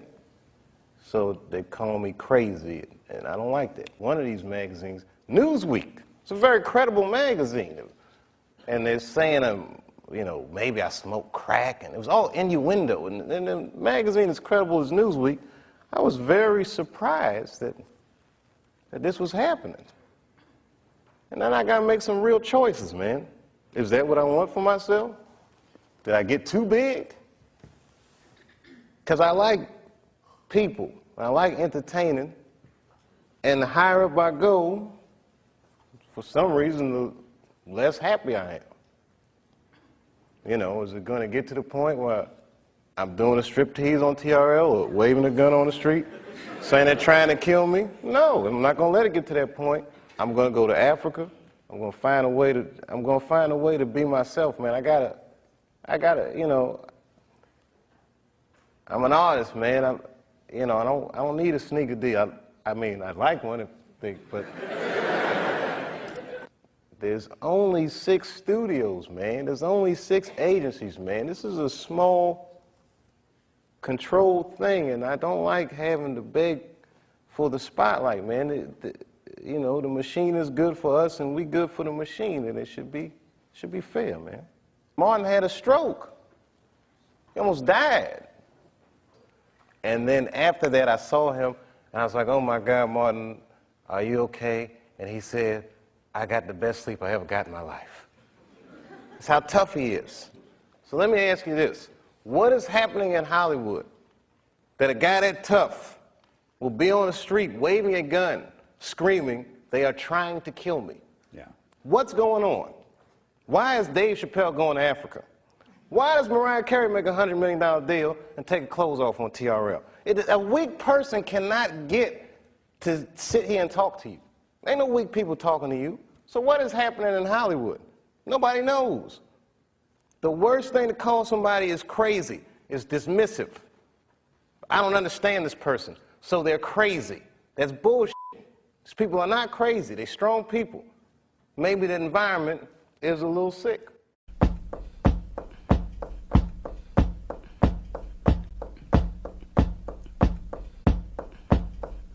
Rap. I don't want nobody telling me what to do. Yeah. Don't tell me how to blow my horn. Rap. I don't want nobody telling me what to do. Yeah. Don't tell me how to rap. I don't want nobody telling me what to do. Yeah. Don't tell me how to blow my horn. Rap.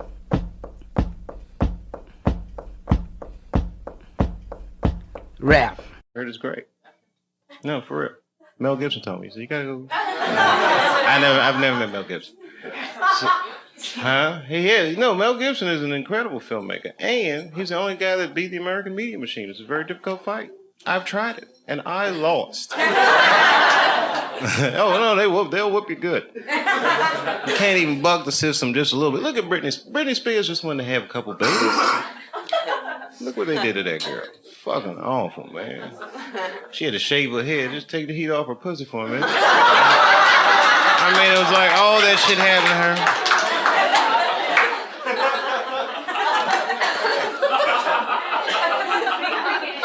her. Some people know how to beat it. The politicians, they can beat that shit because they get caught. Remember Gavin Newsom, he's the mayor of San Fran, right? So he gets caught fucking his campaign manager's wife. They was like doing blow and all that shit. It's pretty old. I like Gavin Newsom though. That's fucked up. You know what I mean? It was just campaign man. His whole job was to be like, this guy right here is a hell of a guy. So it's a pretty dirty dog, right? So, but he got away with it. He's still like Teflon politician. And you know what he did? Check himself into rehab. That's the move in America. I don't know what it's like in Britain, but in America, it's secret celebrity system. Rehab is base. For regular people, that's like, you got to go there and get better and shit, but in the media style like yours, up to San Francisco Mirror, Gavin Newsom, base nigga, I'm in rehab. Woo! 60 days. I got 60 days, and I want to hear it.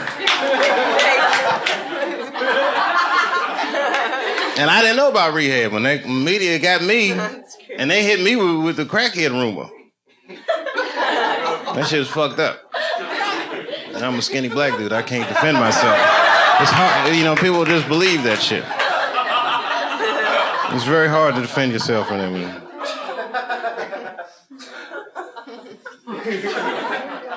Who else got in trouble? They get everybody. Elliot Spitzer. I actually like Elliot Spitzer, too.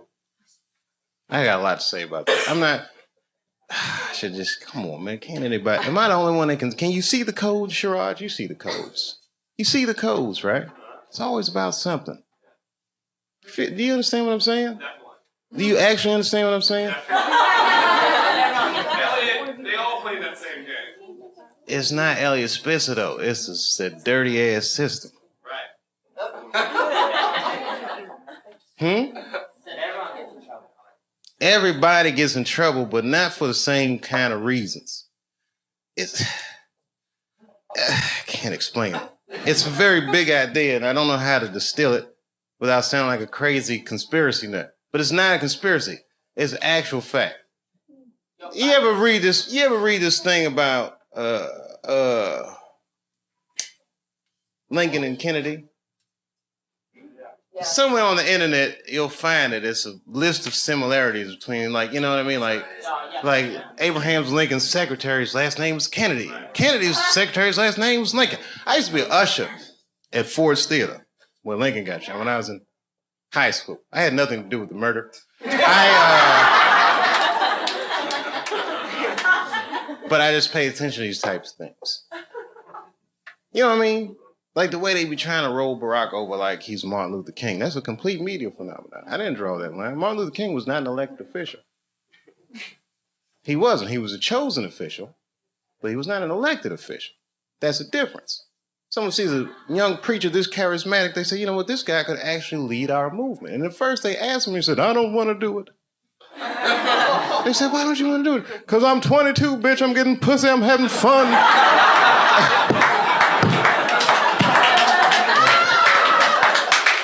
But then eventually he's going to understand like this movement is bigger than him and yet may not have been the same movement without just that one individual. Now, okay, here comes Barack. Barack runs and it was just, that shit happens. You know what I mean? Can't explain it. Yes, I can. Barack runs against John McCain, right? Barack's campaign song is Stevie Wonder's Sign Seal Delivered, I'm Yours, right?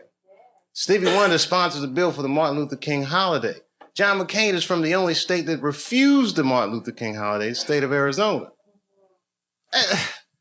Anyway, the point is, it's the same shit with all these people. Elliot Spitzer, how could he go to a call girl after he was busting prostitution rings in New York? I'll tell you how. Because he was the fucking attorney general. If you're the attorney general and someone puts a docket on your desk, he can't be like, I can't bust these people. I buy pussy. He just has to go and prosecute the case.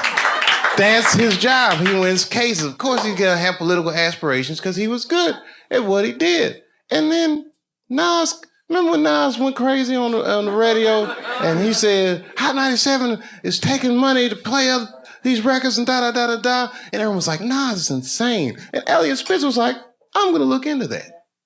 And Elliot Spitzer went in there and he was like, hey, these guys are taking payola. And they fucking ended the practice, the age-old practice of payola in radio. And then years later, he's going to get busted at the fucking Mayflower Hotel in Washington, D.C. buying pussy. Let me tell you something. I'm from D.C. Do you know Mayflower Hotel? That's where Marion Barry was smoking crack while he was fucking a girl that wasn't supposed to be. The point is this. Getting caught with a call girl at the Mayflower Hotel is like getting caught with a cheeseburger at McDonald's. Nigga, that is where you're supposed to do those kinds of things.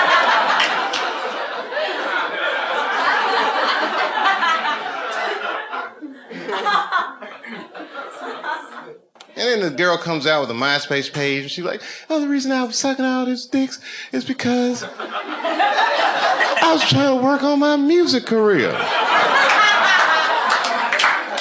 I'm a musician. I said a magician. She said musician, but I heard magician. Ladies and gentlemen, for my next trick, I'm going to suck a record contract out of an attorney general's dick. Ta-da, same label as Knots.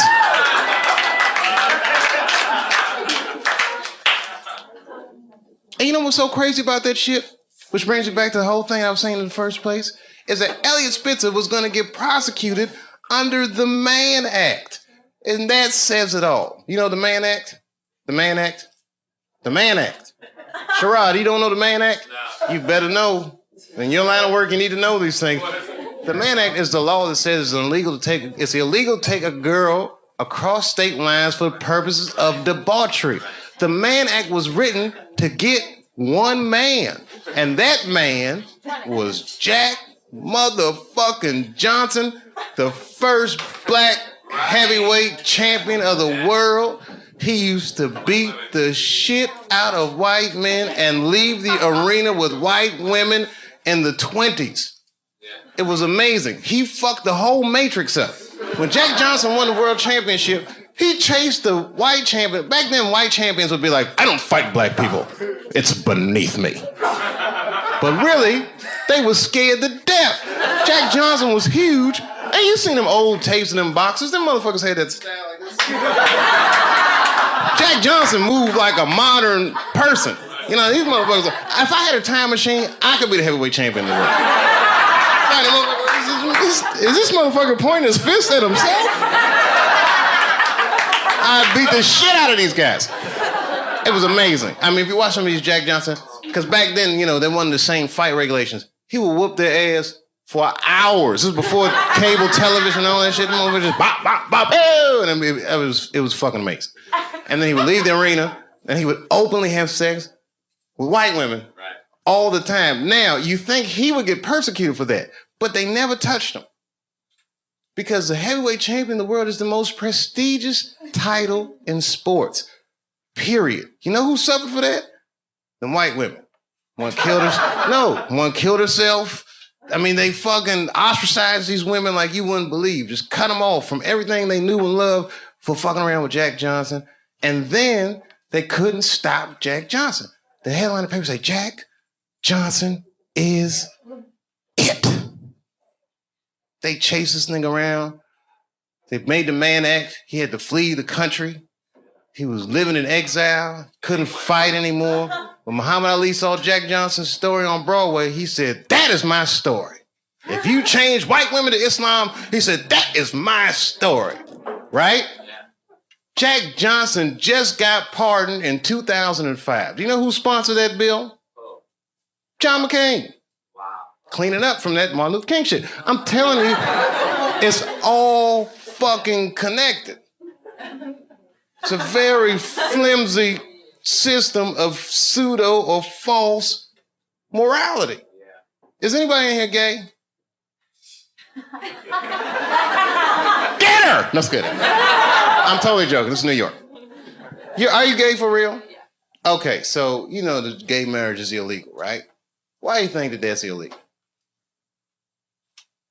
People suck. I don't know. I don't have a good answer for that. Do you even care about marriage? Yeah, I want to get married. Eventually. It's really To a girl or a guy? Girl. Just checking.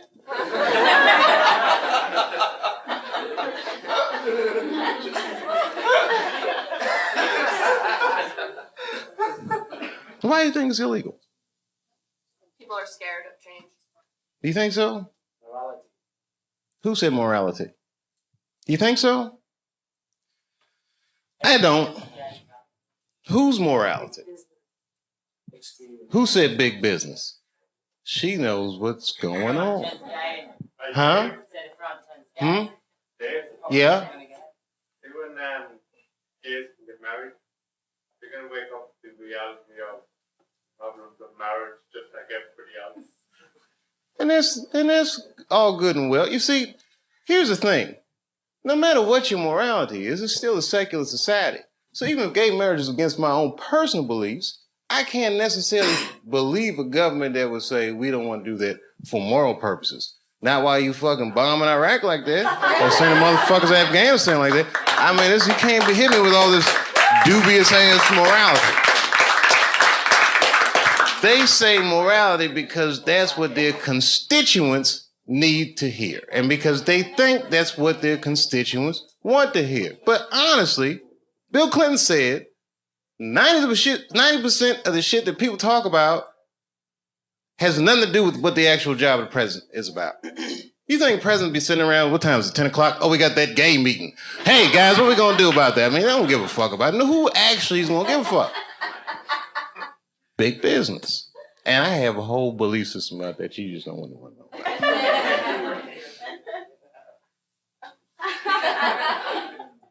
I'll tell you part of it. All right, it's a tiered, listen, marriage laws are fucked up in America. I don't think that the government should have that much say in actually how people devise a marriage, because a marriage, right, devoid of any kind of religious belief or emotion like love is a business contract, period and simple. And tons of people in Washington or legislative bodies, even guys like Elliot Spitzer that have wives or fuck prostitutes, live in loveless marriages. And they have these shits arranged because they're in such a high social stratosphere that they have to keep up a certain appearance. So why are they imprisoned by their own marriage? It's this form of economic slavery. And if you look at the way this shit happens, corporations were made legal in the United States by the 14th Amendment, right? Or 15th Amendment, which freed the slaves. And then under those rights, people said, we want the same rights as those motherfuckers as collective individuals, right? And if you're a collective individual and two collective individuals want to do business with one another, one's masculine, one is feminine, so they define a marriage institution between man and woman. But what if corporations is gay? I'm just saying. What if Aunt Jemima doesn't want to be with Uncle Ben? What if Aunt Jemima wants to do business with Sarah Lee? Well, wait a minute. What if Uncle Ben wants to do business with Mr. Clean? That's all I'm saying.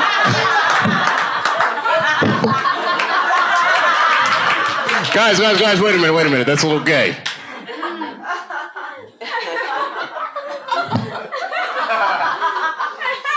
I'm sorry, I thought that was funny. What if Aunt Jemima? I don't think that's what Mr. Clean was. Uncle Ben want to do. Maybe I should have picked different companies. I put myself in a bad position. I'm just joking around. You're like, we don't want to hear this shit. It's just a conspiracy theory. I believe in aliens too, bitch. How about that? They're coming.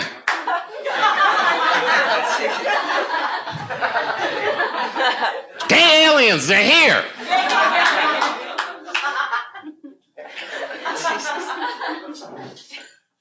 All that shit, fake. World Trade Center, fake. You want to know who blew that shit up for real? I ain't gonna say that. But you know, it's my own personal thing. I don't even want to say that shit. Yeah. You know who I think blew up the World Trade Center? Ashton Kutcher. America, you have been punked.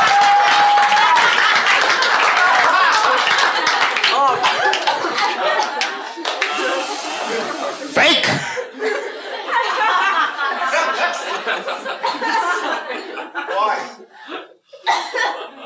Why did he blow up the World Trade Center? I don't want to sound like a cynic.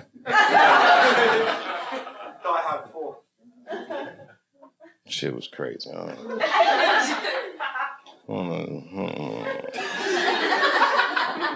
don't know the truth, but I know who does. Strippers. They know everything. Does anyone have a cigarette? Yeah. Sure. Good on you, mate. I wish I had it. Your accents are so nice. Huh? And I do listen to BBC News. We all listen to the BBC. You're all listening to the BBC. That's what they say all the time. GMT. Oh, every time you say what time it is, it goes GMT. What does that mean? Whose mountain? Greenwich. Oh. It's the center. Oh, okay. Meantime. Greenwich Mean Time. Is that where the phrase mean time comes from? Yeah, baby. Wow, you can tell that your country conquered a lot of shit. Greenwich Mean Time. I learn shit every day.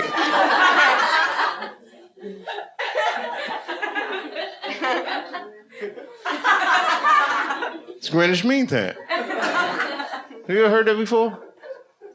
Yeah, bro, you ever heard that before? Yeah, I've heard it. Oh, you're from Ireland, though. Hang on down the middle of London, very much. Greenwich Mean Time? What's so mean about it?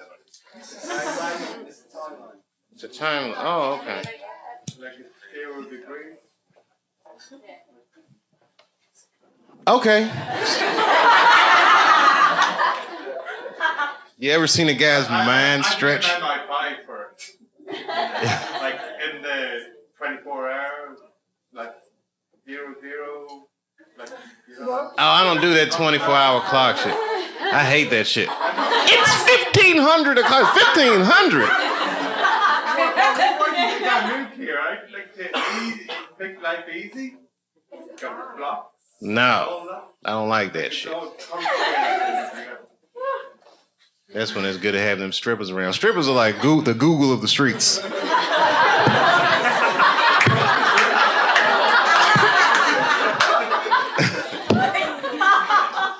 Never seen somebody answer so many questions without a crystal ball.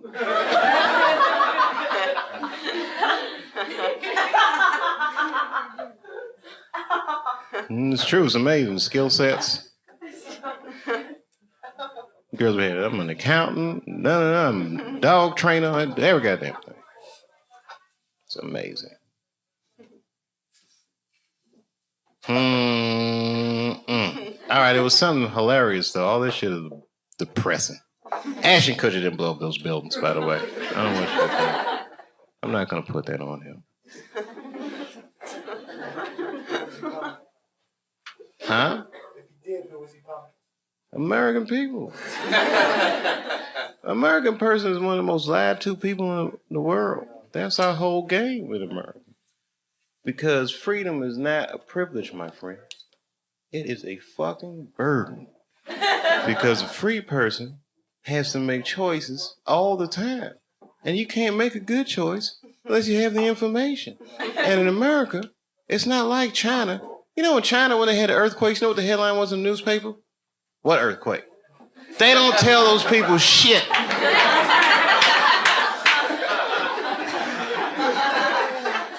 In America, they'll tell you every goddamn thing. And then they don't prioritize the information. You gotta figure all that shit out for yourself. That's right. The war will be breaking out and you'll be like, did Michael Jackson fuck them kids?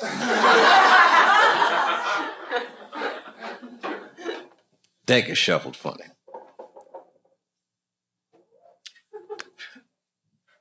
Because we live in the age of spin. You gotta be so smart to live nowadays in the age of spin. You watch the news, that's not an absolute truth. That is a version of the truth. People tune into the version of the truth that makes them feel more comfortable. Sometimes I watch CNN and I be feeling bad and I turn to Fox. Like, phew, we're winning again. You gotta just switch frequencies. That shit is not the truth. All the time. They'll tell you the truth, man. That shit, man. That's why I like Anderson Cooper, because you can tell when he doesn't believe the story he's reading. It's just like...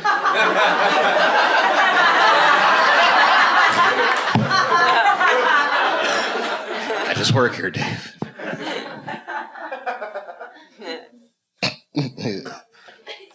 I don't know.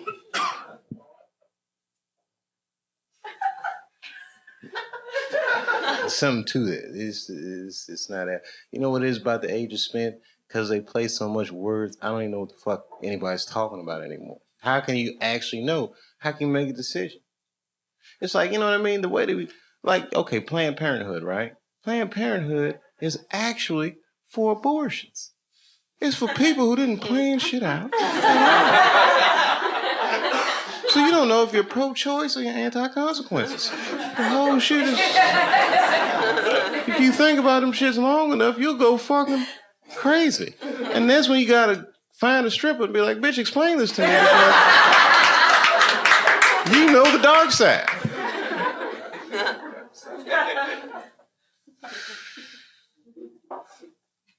Semantics. Man. I know.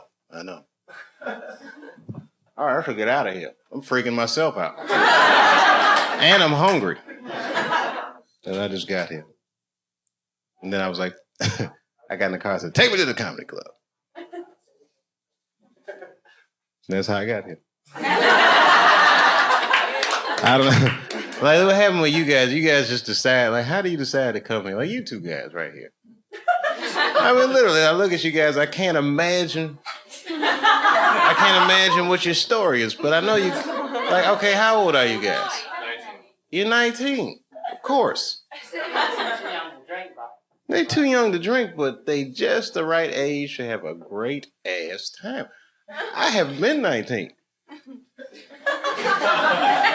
I can't even fucking explain what that was like. It's great. I mean, I'm surprised. I mean, you know, I remember what it was like for me. I don't know what. How can I explain what 19 was? How can you have a good time? Oh, that's right. You are Australian. You can have a good time without drinking, can't you? You have a great time without drinking. I do it all the time. I was in Saudi Arabia. I didn't drink a drop the whole time I was there. And I had a blast. Dave, what'd you do for fun in Saudi Arabia? Well, I drove an Escalade with 16-cent gas. That shit was fucking great. Drove that motherfucker in circles. What oil problem? You gotta see it to believe it in Saudi. That motherfucker. There is no gas station. You just roll out. Time to roll. That shit was great. I went to Dubai. You ever been in this place, Dubai? How is it? Well, have you ever seen the movie Blade Runner? It's like that, but sunny, with no robots or problems. Oh, it was fucking great. And there's so much, they building shit like you wouldn't. I mean, that shit look like Legoland. That shit is amazing. I'm not exaggerating. I seen a billboard. We driving down Sheikh Mohammed Highway, whatever it is. They got a billboard inside the highway. It say, "We will build your skyscraper." I said, who the fuck is that for? Like, who's gonna pull up like, oh, let me get this number. I've been looking for somebody to build my skyscraper.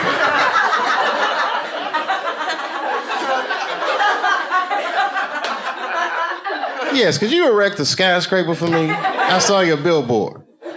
We're busy. I mean, I'm not even exaggerating. When I was there, they had 212 skyscrapers in production. If you can imagine what that looks like. 212. You know those big construction cranes? Half of all those cranes that exist on Earth was in that city, building 212 skyscrapers. That would be like if somebody said, I'm going to build Manhattan in the next 8 months. That's what's happening on planet Earth today. And another 45 minutes probably. They're all taking a break. And by they all, I mean the Pakistanis and Bengalis. That's what's building. Everything has a soft underbelly. Yes, where else have I been? You guys are British, so you've been everywhere. I don't care how obscure a place is. I've never gone someplace and not seen a British person. It's amazing. It's amazing. It's amazing. I was in Asia. I went to the Philippines. Who said that? Oh, you're Filipino? Oh, what's the other half? You're not gonna believe it. No, my wife is Filipina. Yeah, and my kids, you know, are Puerto Rican somehow. I don't know how that happened. But I guess when we get together, we make Latinos together.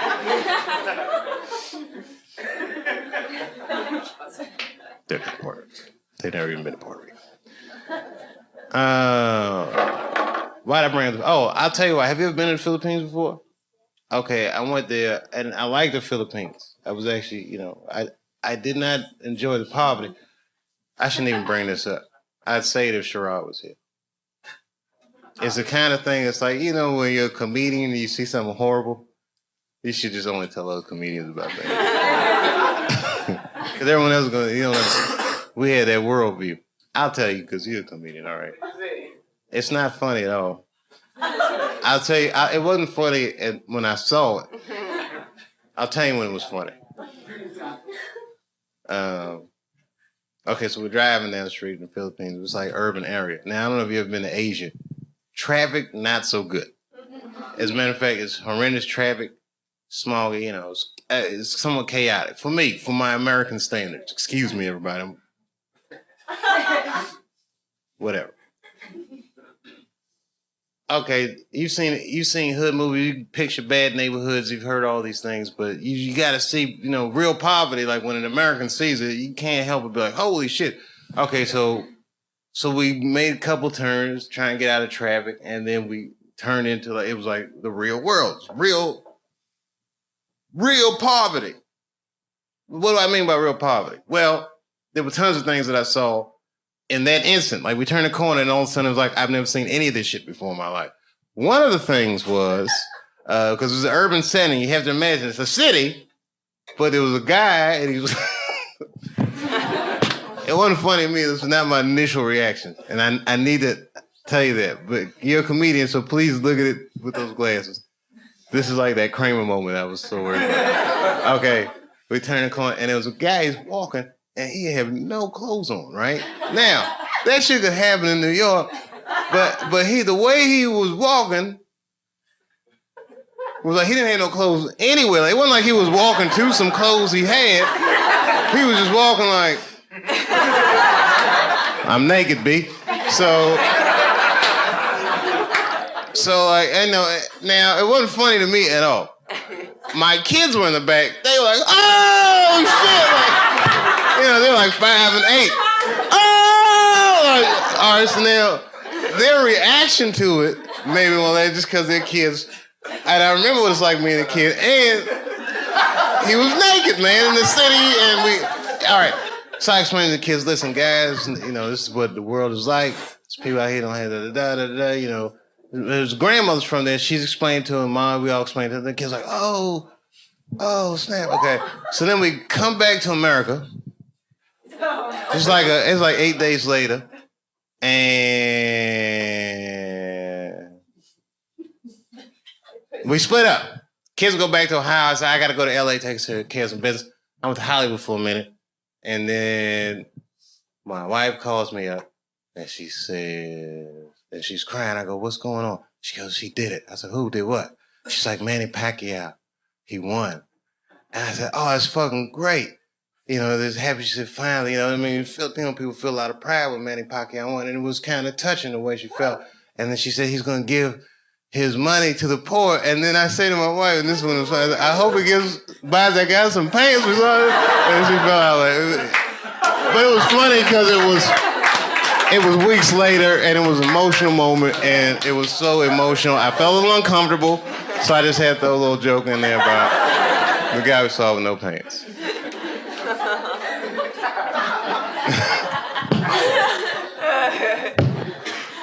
As a matter of fact, this show is dedicated to that guy.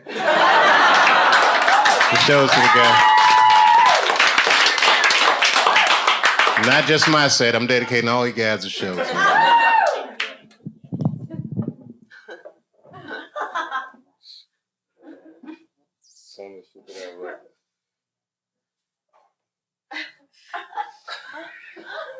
It's uncomfortable. I really didn't have anything to talk about.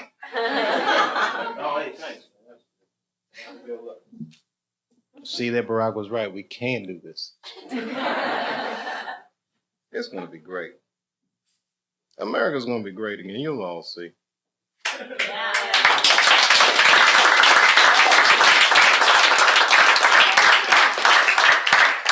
Because I don't even, you know what? I'm going to be honest with you. Like, this is the first time I really voted.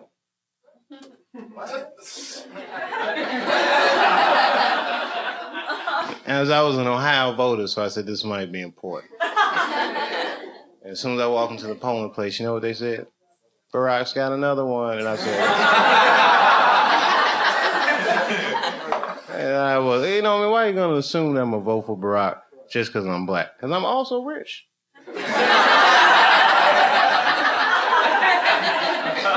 Maybe I don't want my taxes to go up. I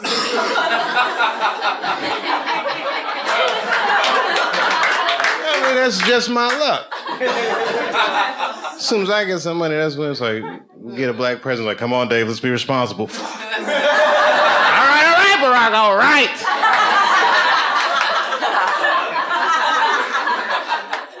No, I'm glad to do it. They just raised my taxes. This is going to healthcare. I'm glad to do it. You know why? Because Americans should be allowed to be sick if they need to be. I hope you have a good trip here. Do not get sick in this motherfucker or you are doomed. We don't even give a fuck about our own citizens. You think we're going to help you? Have that Lords of London on you. We don't give a fuck. You got to pay China back.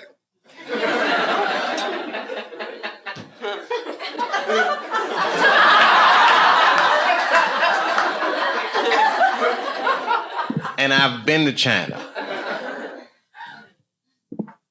And I saw the Great Wall of China. Have you seen it yet? Anybody here seen the Great Wall? Anyone? You've been to China? Are you Chinese? No, I'm Korean. Oh, man, you must have been so jealous. No, I'm just kidding. I'm just kidding. You guys got the demilitarized zone. That's great. I mean, what do you call it? What do you guys got in Korea? The DMZ, right? The something parallel. 45th parallel. It's a thin layer of America protecting you. I'm just kidding. Did you like the Great Wall? I did. It was amazing, wasn't it? Yeah. You know why? Because it's the largest man-made object on Earth. That's what they said. And she claimed, the tour guide, that it's the only man-made object visible from space. I have yet to confirm that. I'm still getting my space money together. But it was amazing, right? I personally was amazed. Because I didn't know that ancient Chinese people actually had, Mexicans like that. I'm not saying Mexicans built that wall. I'm saying Chinese built that wall to keep Mexicans out of China. That's a very advanced culture. America didn't think of that till 5 years ago. I was kidding. Well, did I make that up? I'm sorry. I thought we were going to build something in Texas. Was that me? Oh, no, that wasn't my idea, was it? All right, that was an easy joke, and it was wrong. And you know what? Anyway. You know, if I was the king of the world, though, honestly, I would give illegal immigrants just enough legal status so that they could at least get a driver's license, and call the police if there's something happening. You know what I mean? If you're illegal, you can't even call the police.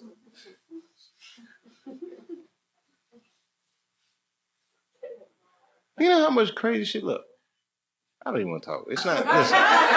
Listen, I'm gonna finish up right now. This is it. This is all I'm gonna say. All right, you seen the paper, right? I shouldn't even bring this up because it's not funny, but it's just an illustration of where things are headed. And, there's a high incidence of violence in America, right? And violent crimes and all these extraordinary crimes you read about. And I personally believe that the reason these crimes happen is because our paper chase is so volatile that something about America is criminal to be poor. Make you feel bad, so bad it's like you got to do something to steal. Something very desperate about our paper chase, just culturally. I'm not blaming the government. But it's just evolved into that. Now, so I read them sometimes. These horrific crimes will happen in Houston, Texas. There was a serial rapist, which rape, by the way, is never funny, ever. And the only reason I bring this particular rapist up is because all his victims were men. I'm not joking. 7 men. So you can't YouTube this. This is really 7 men in the Houston area came forward and reported this guy, which means he must have raped thousands.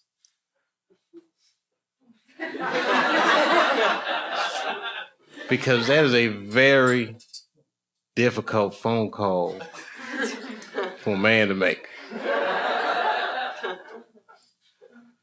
I'm just saying. It's not the same like when you get raped, ladies. There's no hotline or support group for that. When a man gets raped in our culture, you just gotta get up, walk that shit off like, oh, got raped. Got a man up about it. Gotta be talking about it. These guys don't really care about each other in America. I can't explain it, but I don't know what a British dude would do. You might, but in America, you know what I mean? In Houston, Texas, I don't know you haven't been to Houston yet. That's not the shit. That's not. Like if dudes go out, like, okay, these two dudes might be best friends, right? They're gonna get out, they're gonna say, hey, let's split a cab home, right? They're gonna get, and his buddy gonna be like, he's gonna get out the cab, and before he even get all the way to the cab might pull off. His buddy's like, where you from? They don't play that shit in Houston. Houston, they do be like, hey man, could y'all just wait for a minute till I get in the house? And I'll flick the porch lights on and off, let you know. You pull off, they'll be furious. Hey, y'all could have just waited for a minute before I got in the house last night. Man, we was tired, all right? Shit, we had to drop everybody off. What's wrong with you? What's wrong with me? I got raped last night, baby. What?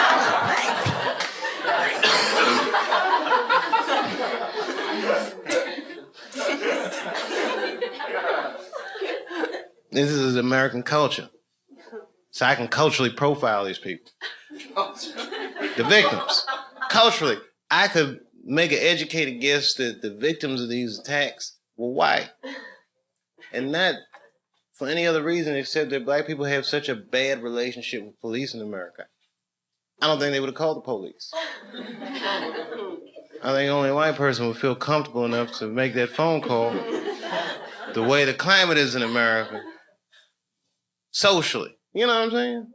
It's just black people don't call police for anything. I live in a white neighborhood now. My white neighbors call the police for everything. It's amazing. Hello, police. Yes. My neighbor's playing their music very loud, and I need police intervention for this. I don't want to handle this myself. It's fucking amazing. I've heard black dudes getting shot like, oh, call Earl, quick. Time to bring a pistol. Some shit's going on. It's amazing.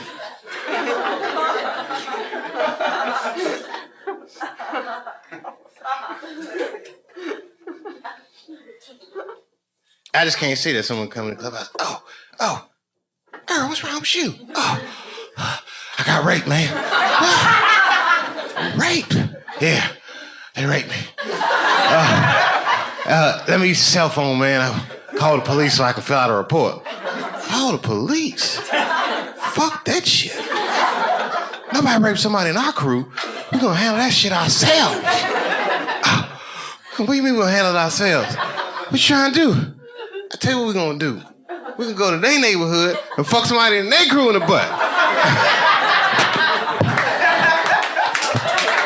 Then we'll come out and be like, yeah, fuck that. You gonna get them motherfuckers. That's when I walk in. Hey guys, what's going on? Dave, Earl just got raped. Raped? Oh, they got me, Dave. Yeah, man. We can go in their neighborhood and fuck one of their crew in the butt.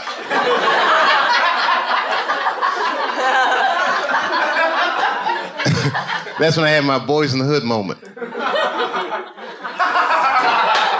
I can't get in that car though, boy.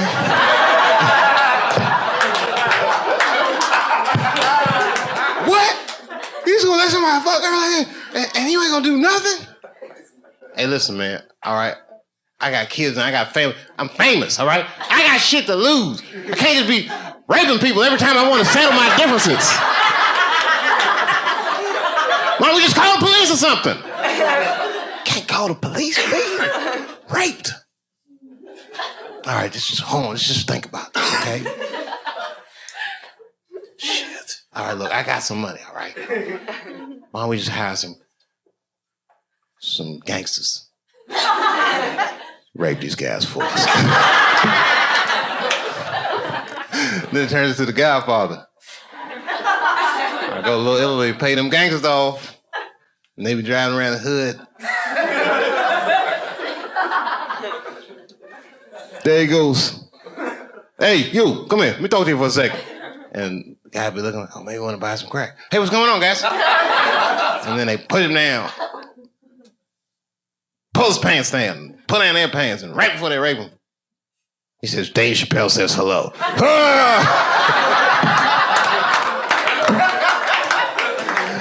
And I'm at the opera.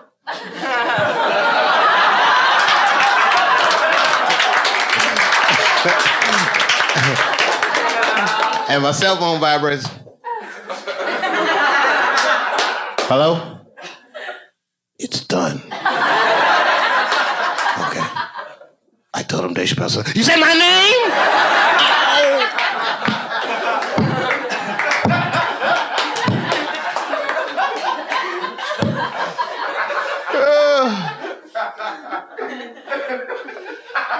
Not an appropriate joke, I know. Male rape is on the line. It's not rape. It's not funny, but it's so bad that it's. You know what? It's the kind of joke that I would tell in a nightclub, but I would never tell this joke on television. Even though I might, maybe I will. Maybe I will. I have mixed feelings about it because it actually happened. You know what I mean? And I want them 7 victims to be like watching it and be like.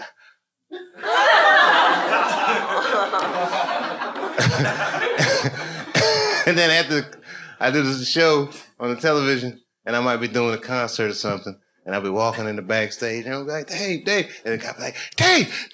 I'm like, hey, man, be like, I'm the Houston rapist. Thanks for the shout out.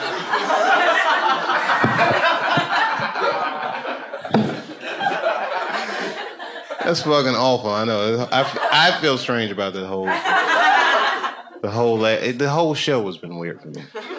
But you know why I'm doing it? For sushi. Can I have some sushi money for this? Tonight I am going to have sushi dinner. No, I'm going to go get sushi for myself. Hopefully with some of their money. And do you know why? Because I live in a place in America called Ohio. Ohio is a great place. It's the birthplace of aviation. So they say. The Wright brothers built their little plane there. Our license plate says it's the heart of the all, and our state motto is, with God, all things are possible.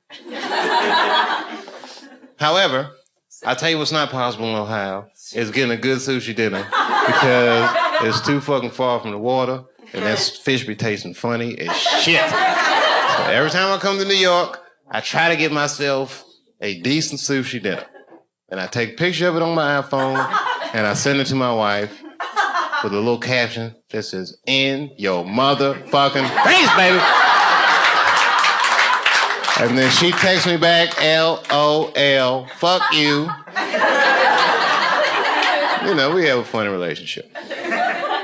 We really do. We have a good relationship. As a matter of fact, it's amazing that she's not with me. Because I depend on my wife so much. My kids think I am their brother. It's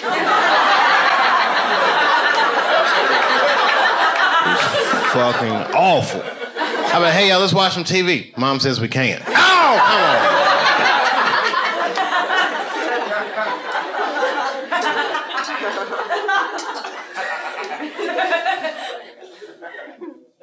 That's crazy. It is crazy. Don't get me started talking about the kids. You know, one time with my wife, when we argue, everybody argues. But sometimes, like, I'll vent on stage. It's not cool. It's kind of unfair. But it makes me feel good. And one time I was doing that shit, right? And I guess one of her girlfriends was in the audience and text messaged her, and then she come to the show. With the kids. But I didn't know. It was an early show. So, but then I seen her, and then I seen the kids, and then, you know, I had this ego thing. So now I feel like, well, I'm not backing down because the kids are here. They're going to have to learn somehow. Because now I just don't want, you know what I mean? Switch my shit up. It was crazy. It was the wrong decision. Then after the show, we in the green room arguing, and I say, man, I'm talking all that shit. I don't want to talk about this shit. Fuck it! I'll go up like this, and my car don't start. So now she gotta give me a ride home. I get in the car and try to play like I'm asleep.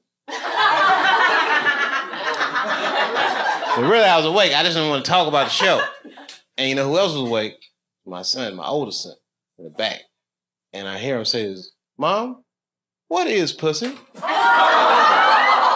I know, I felt awful. And then I had to hear my poor wife explain to her 7-year-old son. It was terrible. She was like, well, whew. I could feel her looking at me with hatred, but I was still faking like this. Well, son, pussy is what keeps this family together.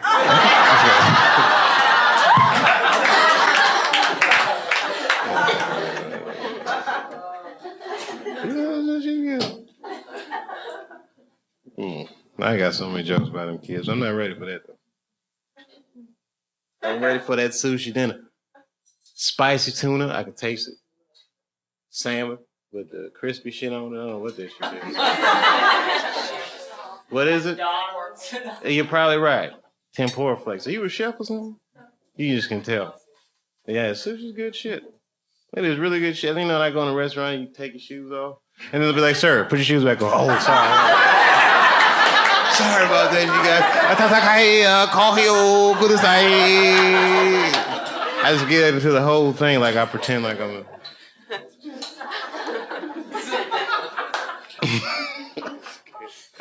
I'm sorry, little fellas, because I know you're 19. You got a lot of adventures to get into. That city is calling you. And you're probably too young to remember, but there was a song just about what you guys are going through tonight. And it came out in the 80s. And it goes like this. You belong to the city. You belong to the night. Living in a river of darkness beneath some neon lights. And then there's the saxophone part. That's right, that's right. That's old school. You don't know about music like that. You're 19, man. It's amazing. You don't understand. You grew up with the internet. I'm just figuring this shit out.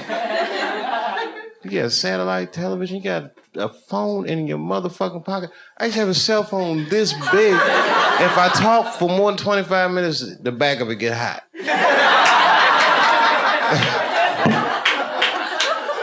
You got these iPhones. I'm still impressed by that. Have you seen it? That shit is amazing. I could pull my iPhone out in front of Batman. He'll be like, what the fuck is this? Oh, you haven't seen this yet, Batman?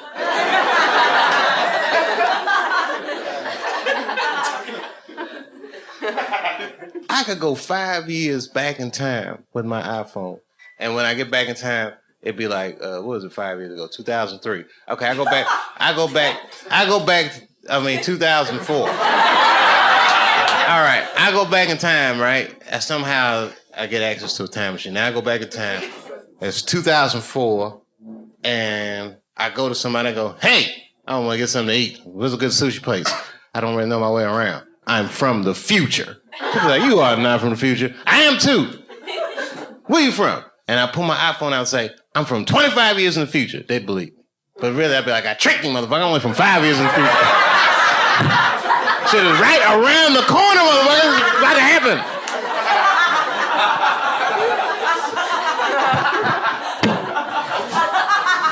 I tricked you. I'm only from 5 years in the future. The rape stuff was funnier, Dave. No, I'm sorry, man. I thought that was me. Okay. You guys don't know what I'm going through. I might melt down like Lenny Bruce on this motherfucker. You don't know what I might do. You ever see them old Lenny Bruce tapes? Like, at first he's all funny, and then once he start getting all that trouble, he's...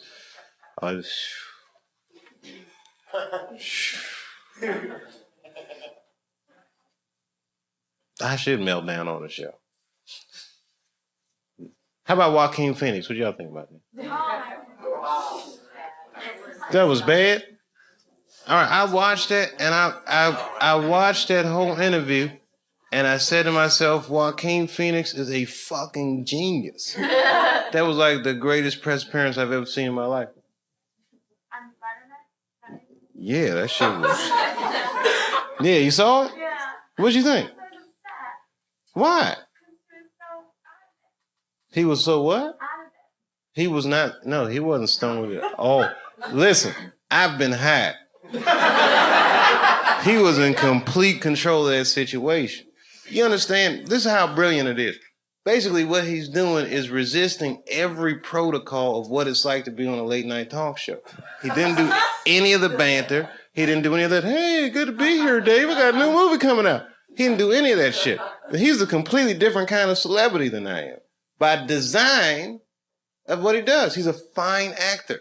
So you don't know what he's like. Only time you see Joaquin Phoenix, he's in a movie pretending to be somebody completely different. And he's very good at it, so you can't tell what he's actually like. So this is the first time he ever stepped out in front of his work, and he was like, made a point not to be charming at all.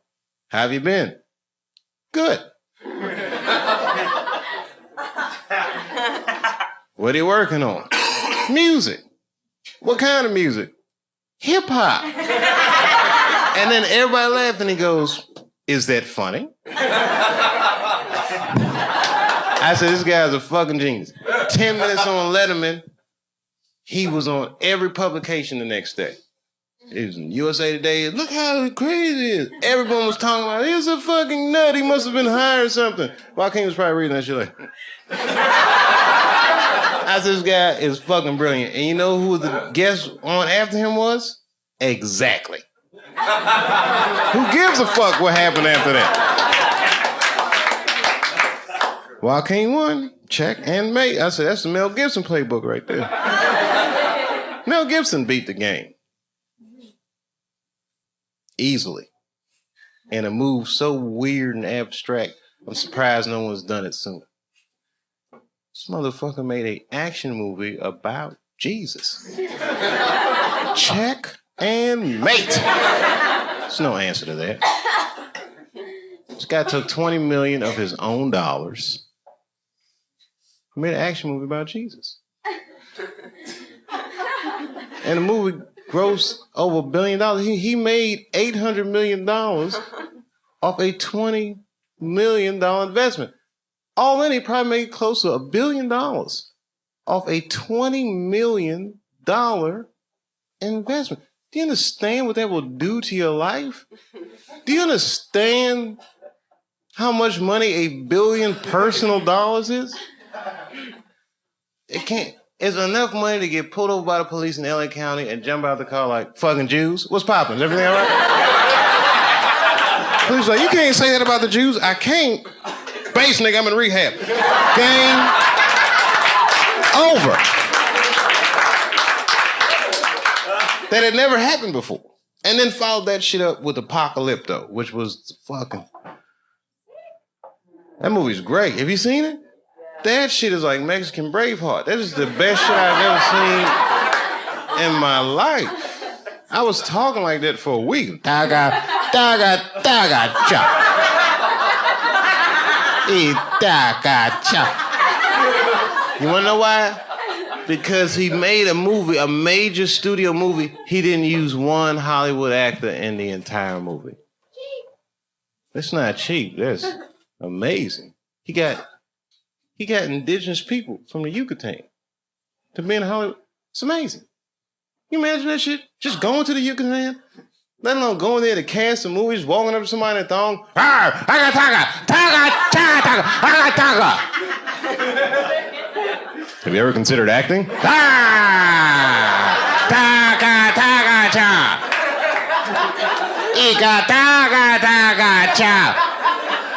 Well, my name is Mel Gibson, and Passion of the Christ. I've seen that.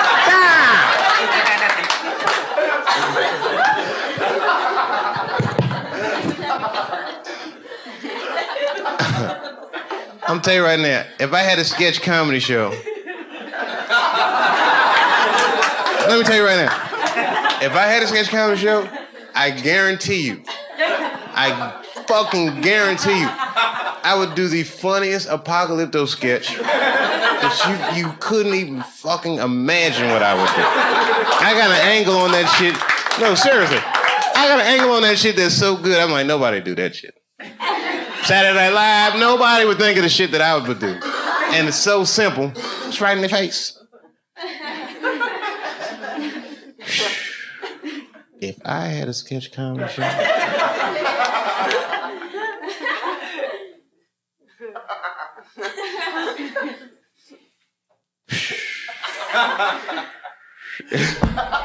I have one more cigarette and then I'll leave, I promise. Rap, I don't want nobody. Rap, I don't want nobody. Rap, I don't want nobody telling me what to do. Yeah, don't tell me how to rap.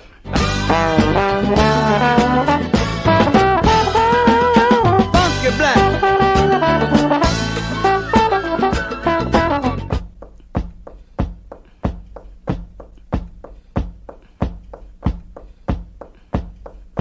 Rap. But you know what was cool, man? The first time I went back out and did stand-up was in Cincinnati. So it's not far from the farm. I said, if I got to run, I can get home fast. And clubs sold out real fast. I played a comedy club. And man, when I walked out on that stage and them people were screaming, I get teary-eyed just thinking about it. Because this industry can say whatever they want, but man, people will hold you up. And that crowd, man, my spirits were so low when they was just holding me up. And I hadn't told jokes, but that shit was just coming back like Karate Kid again. You're the best around. I was just doing it, man. So I don't know how this whole Dave Chappelle thing is going to end. But I feel like I'm going to be some kind of parable by either what you're supposed to do or what you're not supposed to. So I'm going to be something. I'm either going to be a legend or just that tragic fucking story, but I'm going full throttle. I'm going all the way. I'm eager to find out how this will resolve itself. Well, I have some very bad news for the people in the front rows. I heard that some of you paid as much as $800 for your tickets. Sadly, I did this same show a couple weeks ago in Atlanta for $60 a head. Can you imagine? Nigga, you could have flown to Atlanta, got a hotel, had some dinner, and came back and you still have a little money left over, niggas. Paid way too much just to see me in this gay-ass neighborhood. All right, let me roll up my sleeves and tell these pussy jokes. Will told me to say there hasn't been this many pussy references in this room since Cats was here.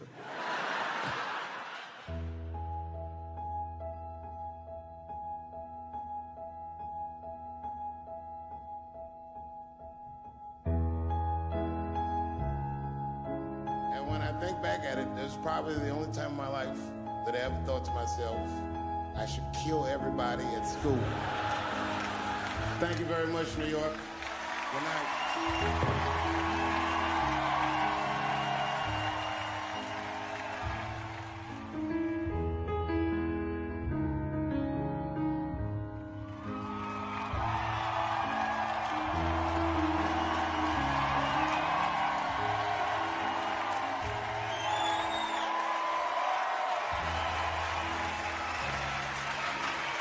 Thank you guys very much. Boy, I gotta tell you, man, I've been doing this set all week, and boy, I've been telling these jokes, and sometimes niggas look like they're in actual pain over the jokes. None of it's that bad to me, but I understand why it could hurt some people's feelings. So tonight,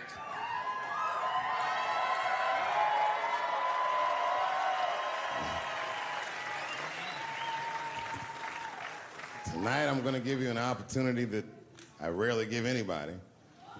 I'm gonna let you say whatever it is you need to say to my face, or ask me whatever it is you want to know. But there are no dumb questions allowed. If you ask a stupid question, you'll be asked to leave. No, I'm just kidding. Go ahead. Everyone relax. Come on. Oh, yes, sir, in the front. 2 questions. How often do you write? And can I have a cigarette? All right. First, you may have a cigarette, but remember, this is not jail, motherfucker. This lady right here. I have a question. Do you remember this scene? Oh, I do remember that. Ma'am, I'm going to have to ask you to leave. That's a terrible question. This gentleman in the front with the salmon-colored shirt on. I was wondering if you had any advice for young comedians that you generally give, and... Are you thinking of doing comedy? I've never done it before, but watching you has made me want to try it.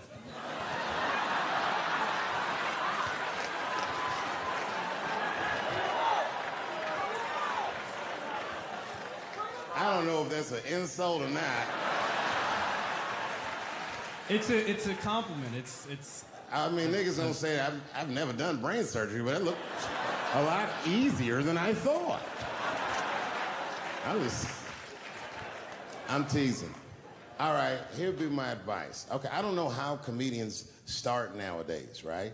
But what I would suggest is just start. And once you start, you can't really stop, no matter what happens, no matter how bad it gets, no matter what people say. You know what I mean? Because comedy is weird like that. You know why I hate watching other comedians do comedy? Not because I hate other comedians, but because I love comedy so much. It's like watching somebody else fuck your girl. And I say, fuck her better than that. Yes, you on the aisle up there, the lady with the long... Yes, you standing up. I see you. My favorite book of all time, The Narrative of the Life of Frederick Douglass.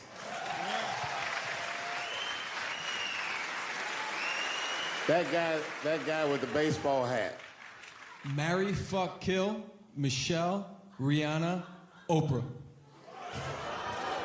Wait, who's Michelle? Oh, Obama. Well, sir, you're putting me in quite the pickle. I can't say I'll fuck Michelle Obama. That's insane. Well, I guess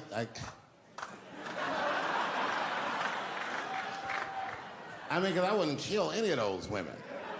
But I'd fuck all three of them.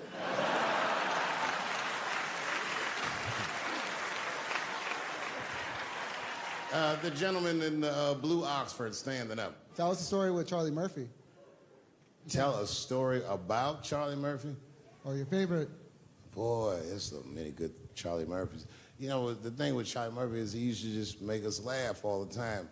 And I used to ask him about all the old Hollywood shit I was curious about. Like when they used to accuse Michael Jackson, I remember asking once, I go, Charlie, do you think Michael Jackson actually did those things? And he said, let me ask you a question, Dave. He said, say it is illegal to fuck women. How long are you staying out of jail? So God bless Charlie Murphy wherever you are. Charlie, I love you. Who do you think is going to win the 2020 election? All right, I'm going to put a pin in this, but I'll tell you right now, fella, I don't know, but I think Trump has a better shot than a lot of people would like to think. I'm just saying, it all depends on how the left talks. The way we're talking is not going to win the fucking ball game. Donald Trump's over there on the right, grabbing handfuls of pussy. Joe Biden can't even smell hair over here. Fuck this side. All right, man, go ahead. Thank you so much for this show. And How old are you? 25. 25? Yeah. Boy, don't let R. Kelly see you. He's gonna pee on you by accident. Oh, my bad. I thought you was 15. Yuck. I'm totally joking. I'm sorry. My question is there anything you've learned from another comedian that you feel like will stay with you for life? I tell you what, miss, that's a good question. Yes, is the short answer. A longer version of it is this. I was raised by comedians. I started doing stand-up when I was 14. The other day, I went to a comedian's funeral, and I realized as we was putting this motherfucker in the ground that these people are at least as influential to me as my family. I rock with these niggas till the wheel falls off. We fight and we fuss and we are jealous of each other and we get mad at each other, but my life wouldn't have been what it was without each and every one of them, and I consider them my family. That's the answer. My favorite club in America is a club in San Francisco called the Punchline. It's a very small room. It's a 200-seat room. And I was working out the material that was going to be the show tonight. I still hadn't figured out exactly how to say what I wanted to say, but I was doing pretty good. And I was doing some Me Too jokes. And a woman stood up from the audience and she was crying. Clearly, it was a white woman. She says to me, you can't say that. It's a 200-seat room, it's a very small room. I'm like, what the fuck are you, like, miss, are you okay? What are you doing? She says, you can't say that. I said, yes, I can, it's my show. I'll say whatever the fuck I want. I was like, ooh, like this. And then she gets up from the table and she starts making a big, like, show, just pushing through the aisles and all this stuff. And there's like a curtain right before the front door. And she gets to the curtain and she's crying. It's fucking crazy. She says, I'm sorry I was raped. It's a fucking comedy club.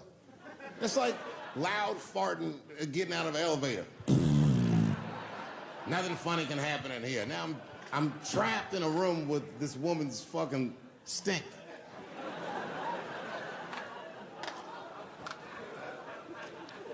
And I say, miss, it is not your fault that you were raped, but it's not mine either. Ta-ta, bitch, like this. She storms out. Now the room is very uncomfortable, but I managed to get the crowd back, but I'm like, you know, a little traumatized. Same show, there's a trans woman sitting in the audience.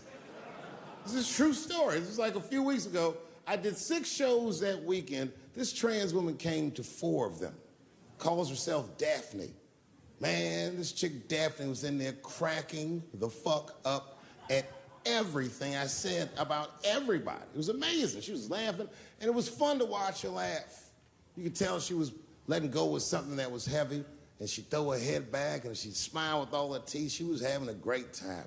And the more fun she had, I felt bad, because I knew I had some trans jokes to unload.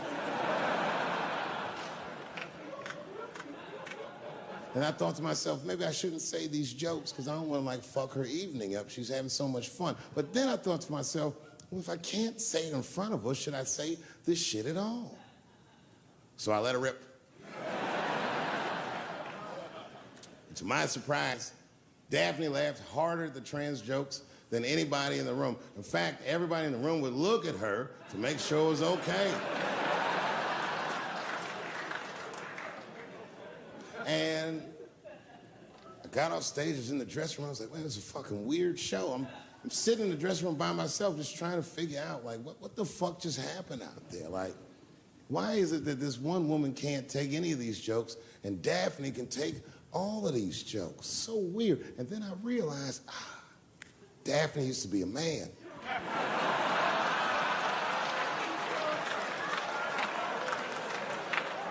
So now I go out of the dressing room and like you can see like all the staff was there like cleaning the club up, the audience had gone, and sitting at the bar by herself was Daphne. And she's like, hey, Dave, come join me for a drink. And I don't want her to think that I'm transphobic or nothing, so I'm like, fuck, I guess I could have at least a drink. And we get some tequila and we're sitting there. And she was fucking cool. Turns out that Daphne, she wants to be a comedian. She was asking me for advice, and I told her advice and all that shit. And then she says to me, she says, boy, you sure do get a bad rap for your trans jokes. I said, Daphne, thank you, but you don't have to say that. I hope I didn't offend you. She goes, no.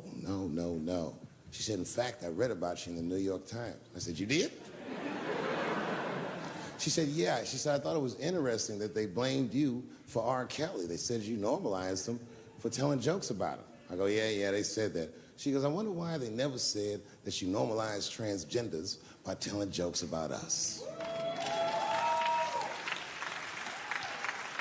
And I'd never thought about that. It never occurred to me. And we started making out. And then, like, I reached up just to see what it felt like. I was like, what?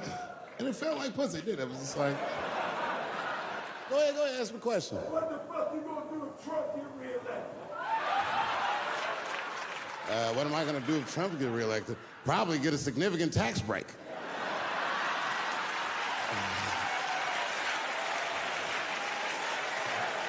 Hey, you wanna know why I don't even talk about Trump in my show? Because that motherfucker is not the hokey pokey. He is not what it's all about. There's millions of people that put him in power, and the ideas that he puts forth are not his own. He's singing poor white people's greatest hits. So why the fuck would I worry about him and not the other millions? Really, you know who I'm gonna vote for next time if things keep going the way it's going is that gay dude. No, Mike Pence.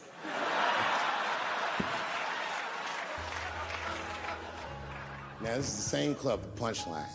This is 15 years ago, and I had just gotten back from my infamous South Africa trip. And I came to the Punchline just to cheer myself up. It's a safe place where I could tell some jokes. And I find out that this comedian I know, Chris Tucker, who's in all those Rush Hour movies, I find out that Chris is in San Francisco too at some charity event. So I call him, I'm like, yo, I just saw you at some charity event. I said, I'm doing a show at the Punchline. Why don't you come by the club after your event? And he's like, cool, Dave. I thought she was dead, nigga. I'll come by. He says, is it okay if I bring some friends? Because, you know, I'm with a lot of people. I go, man, you Chris Tucker. You can bring whoever the fuck you want. And then I show up to the club late that night. And I walk into the dressing room. And sitting in the dressing room is Gavin Newsom, who at the time was the mayor of San Francisco, but now he's the governor of California. And sitting next to him was Kamala Harris, who at the time was the DA of San Francisco. Now she's the senator from California that's front-running on the Democratic ticket. And sitting next to her was Al Gore. It's fucking weird. And sitting next to Al Gore was the guys from Google, Sergey, and I don't know how to say these. All right. And it was Chris Tucker and Ben Jealous, who at the time was the president of the NAACP, who was all just at this big charity dinner, and Paul Mooney was drinking scotch. And we all was just in there. And, you know, at first I was a little uncomfortable when we started talking, and we all got along really well. At some point, Kamala Harris says to me, she goes, you know, a friend of mine is announcing his candidacy for president tomorrow. I went to college with him. I'm like, what? I go, Barack Obama? She goes, you've heard of him? I'm like, yo, I just read about this dude. And she goes, yo, yeah, blah, blah, blah, we talking. She goes, you know what? She says, let's call him on the phone. I said, what the fuck? And she picks the phone up and she dials, and she's listening like this. And she goes, this is voicemail. And she gives me the phone, she goes, leave him a message. You know, I didn't know what to say. I just said what you say to any black dude that's running for president. You know, stay low, running a zigzag pattern, this kind of shit.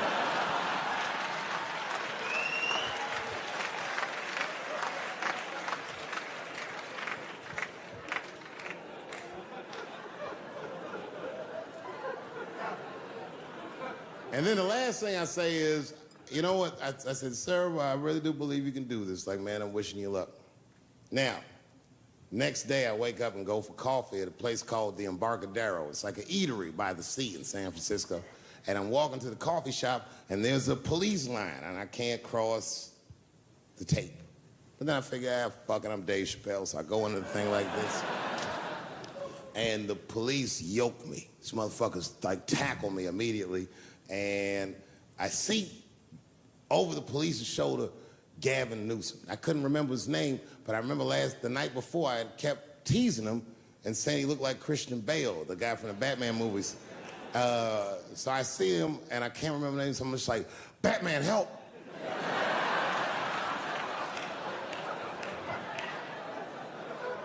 And he stops, he's like, Dave? And then the police see that the mayor knows me, so they're all like, oh, sorry about that. And he's like, hey, back up, everybody. And he just picks me up. He's like, I'm really sorry about that. I'm like, I'm fine, don't worry about it. And he's like, listen, I'm here with Prince. Would you like to meet him? I'm like, I know Prince. That's my nigga. And we go around the corner, and it was Prince Charles, the Prince of England. I didn't know the protocol of meeting royalty. You're not supposed to touch him. I dapped him up like a nigga. My nigga. Hugging him and shit like this, dapping him up, like this. And that nigga was cool too. I was like, it's really fucking weird. And then I was just out there in the upside down, not having no TV show, trying to figure life out, and the election was going on in the background, and this guy, Barack Obama, was picking up steam. This motherfucker was killing it. And I had a chance to go to the last debate on the Democratic ticket, and I went. It's me and Chris Tucker, sitting in Myrtle Beach, South Carolina. It's the last three candidates. It was Barack Obama, John Edwards, and Hillary Clinton. Now, Obama's a lot taller than Edwards and Clinton, and he had the center podium. And at one point, they're all on stage, and they start fussing, and Obama goes, look, none of us are perfect, like this. And his hands was like this, and there was light shining behind his head, and the other two candidates was looking up at the nigga, and I was sitting in the audience like, this nigga looks like Jesus.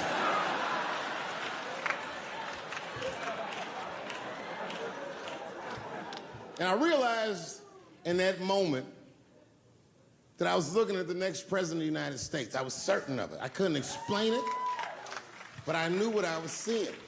And I got really excited. And I'm not that kind of guy. I said, I gotta meet this motherfucker. So I stayed. They were all on stage doing interviews, and I just waited. I was waiting and waiting, and then John Edwards was done with his interviews first, because everybody knew he wasn't gonna win. And I see John Edwards, and I said, hey, Senator Edwards, I just want to say hi. And that motherfucker looked at me like, I'm like, fuck you, nigga, you gonna lose anyway. And then he left, and then Hillary Clinton just walked by me in one of them Steve Harvey suits.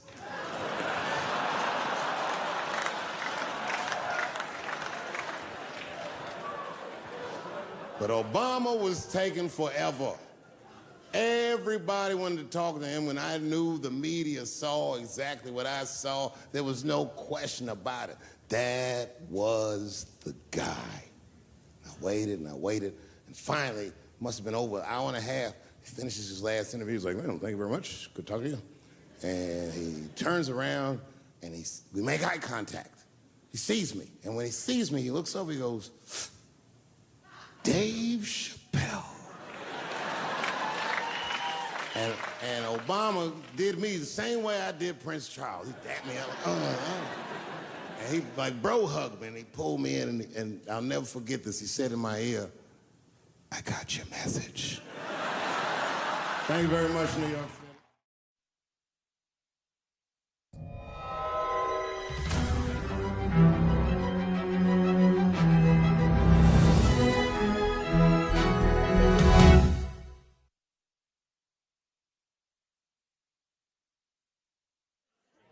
Why do you pick San Francisco to shoot your special? This is one of the best towns to ever do comedy, and this is the most historic venue you got as far as comedians are concerned, because Lenny Bruce ripped it down here. All the best came through the Bay. What about Richard? What about Robin Williams, Carlin, Mooney? You don't necessarily have to be the biggest star.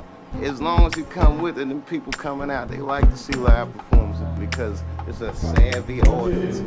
San Francisco, are you ready?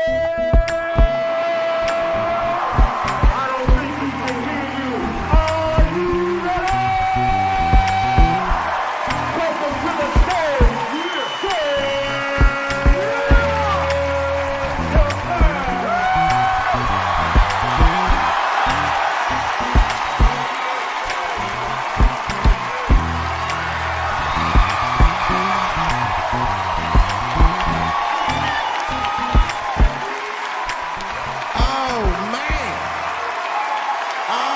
shit. Oh, shit. Yes, bring it on, bring it. Yes, thank you. Thank you all. Thank you for coming. God damn. I did it big this year. From cable, nigga, goddamn. Thanks for coming out, and thanks for making a nigga feel comfortable in the gayest place on earth. You guys got Disney World jealous out this motherfuckers. Man, I didn't really think it was that gay at first. I was like, what is everybody? Because when I was coming out here, everyone was like, man, that place is really gay. So what the fuck is everybody talking about? It's not so gay. And then I wandered into that Castro. God damn, I said, this is America's anus right here. This shit is deep. Went to that Tenderloin. It was nothing tender about that motherfucker at all. That shit was rough. The opposite of tender. I have never seen crack smoked so casually before.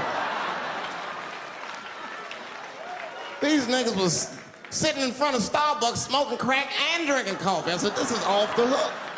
Talking about politics.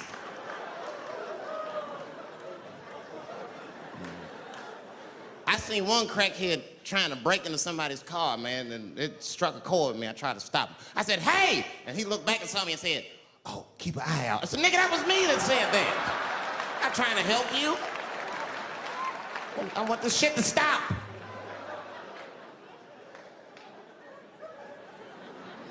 Crackheads are like that. I had a crackhead break my car window one time. Broke it! You know what he stole? Fucking candy bar I had lying on the seat. That's all he took. It's a goddamn candy bar. I was so mad. I drove around the neighborhood for 5 hours looking for a crackhead with chocolate on his face. I did that. I finally found when I grabbed that motherfucker and said, hey man, what's all this chocolate on your face, motherfucker? He looked confused. Chocolate? This is doo-doo, baby. I said, ah! Oh, man. This place is insane.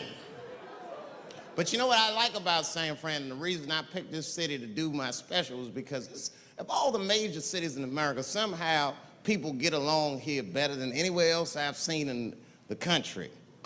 That's right. That's right. And I always admired San Fran for that. And today I realized how you did it. Put all the niggas on the other side of that bridge. There's nothing, this shit ain't happy on that side. You leave San Francisco like, bye, thanks for coming to San Francisco. Come back in April, we're having a sale on Birkenstocks. As soon as you get to the other side, welcome to Oakland, bitch. Quick, quick.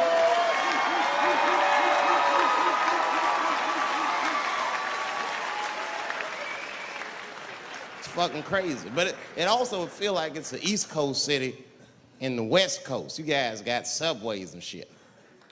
I'm scared of public transportation. I was on a bus that was held hostage 45 minutes. It wasn't life-threatening. I don't want to give you that impression. It was a dude jerking off, but the shit was scary, son. It was scary. It was right before it happened, I was on the bus smoking a cigarette. It's a long story. It's not the coolest shit I ever did. And people freaked out. Sir! Sir, put that goddamn cigarette out, okay? This is everybody's air, sir. I flicked it. I didn't want any trouble. And just at that moment, coincidentally, this homeless dude, out of nowhere, pulls his dick out, started beating off. And I was furious. Because nobody said shit to this guy. They were just looking like, oh my God. I was the only one on the bus that had the balls to say anything to him. And it's not even like I was brave, really. It was that, you know, I was sitting next to the motherfucker. I had to say something. Come on, dog, you hit my elbows. Stop. Son, just stop. That's all I said. I didn't want to say too much. Guy's beating off on the bus, it means there's something wrong with this motherfucker. He's not wrapped so tight. I didn't want to push him over the edge. As soon as I said something, all these dummies on the bus, now they're brave. He's right. Put your goddamn cock away. I don't want to see this anymore. I don't want to see it either. Yeah! Now the guy flips out. All right, everybody, back up. Back the fuck up. I tried to be nice about this. Now everybody freaks out. Oh my God, it's a biological attack. Oh. I'm caught in the middle. I can't lose my cool. I said, hey, everybody, just calm the fuck down or you're gonna get me shot. Let's all just be cool. Let's do what this man says so he'll leave us alone. Now everybody gets quiet.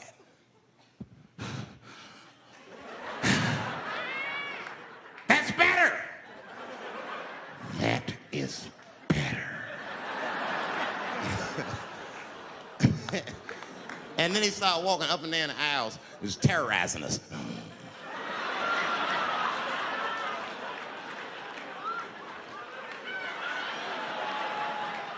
And then he starts making demands. You in the pink shirt, squeeze your tits together. Oh God, no, no.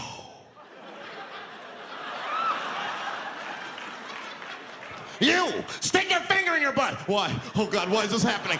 Oh God, oh God. He was working my way. Shit was tight. Just that minute. I got saved, dudes. I was so lucky. This guy at the other end of the bus, he snapped. He lost his mind. I seen it happen. Ah! He screamed out, rush him!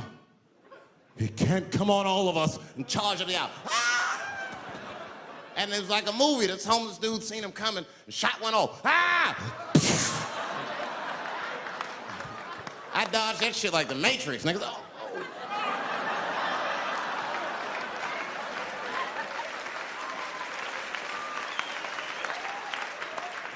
The guy behind me wasn't so lucky, y'all. No!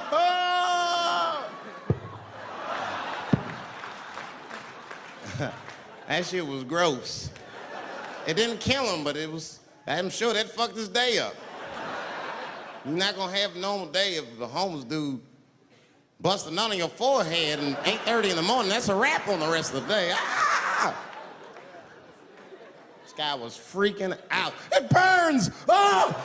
Oh! Oh! Everyone was standing around looking at him. Even the homeless dude felt bad. I guess he was finished. He came back to his senses. Oh, this is my stop.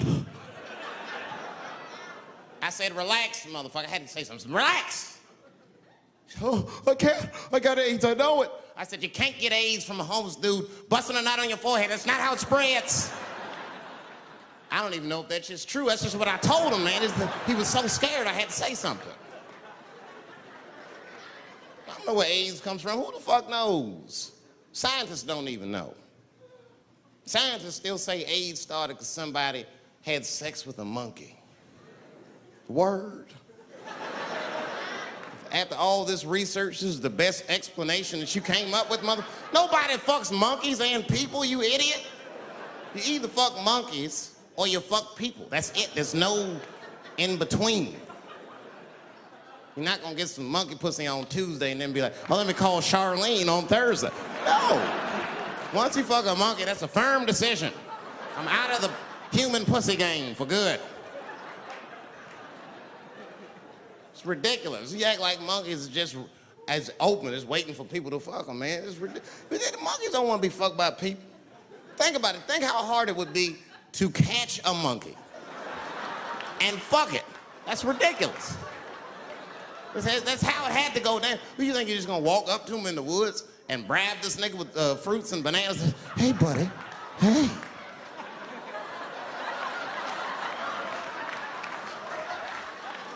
Yeah. There you go, buddy. Yeah. Yeah.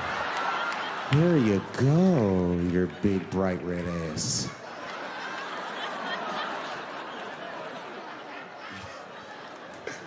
It's big, bright red booty. You know how strong a monkey is? Would rip your dick off like the celery stalk. Just throw that shit in the tall grass to never be seen again. Hey, dog, we gonna go to the club, pick up some girls. You trying to roll? Nah, man, I'm cool. I'ma stay home, dog. Chill with my monkey. You know how long it took me to train this monkey to suck my dick without peeling it?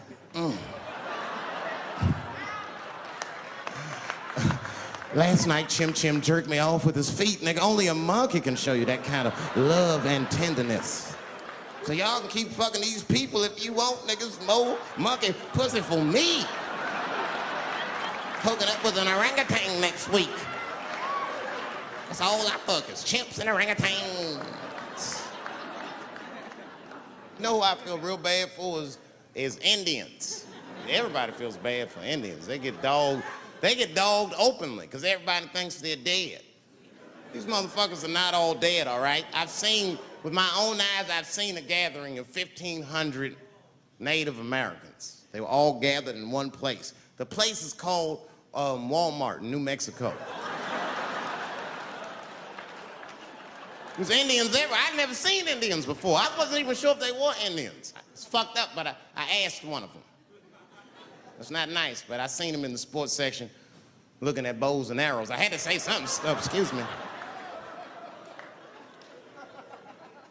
I don't mean to be rude. Are you an Indian? And he was cool. Yes. Yes, I'm Indian. Still didn't believe him. I had to test him to be sure. This is fucked up. But I had a gum wrapper in my pocket, so I balled that shit up and I threw it on the floor. And a single tear came out his eye. I said, oh, shit. I had so many questions. So what tribe are you from? I am a Navajo. I said, word. I studied you in social studies. You're a hunter-gatherer, correct? He said, I guess so. That's what you wish to call it. I said, why? What do you call it? He said, I am an alcoholic.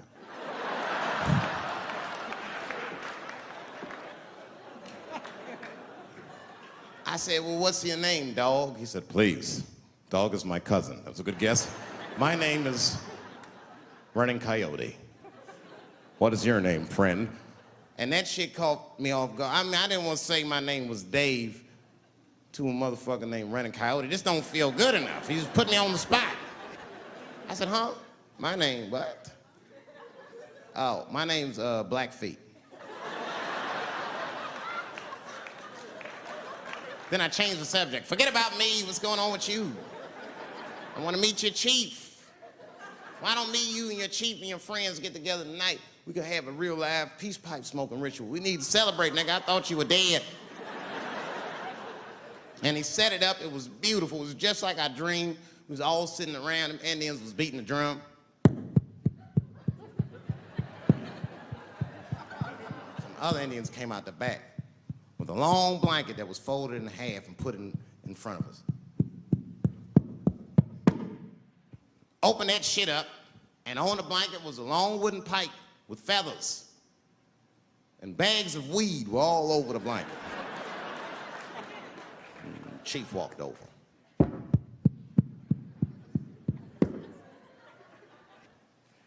The big ones are 50. The little ones are 25. And these are 10.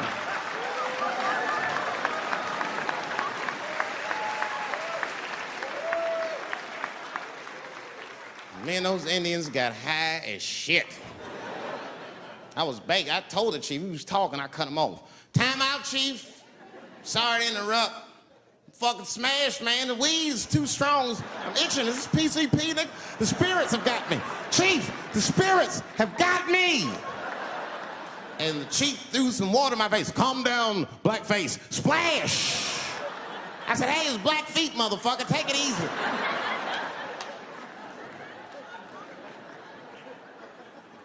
Blackfeet, you're welcome to stay amongst me and my tribe for the night until the spirits leave you. And they gave me my own teepee to sleep in, which sounds nice. I personally felt like it was a little fucked up, you know, because they all had houses, man. It's like, why can't I sleep with y'all in the house and watch TV? Nigga, I can't be on this grass all night.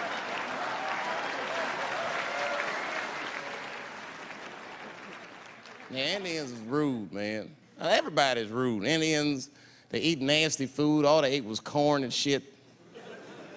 Doritos, I think they call them.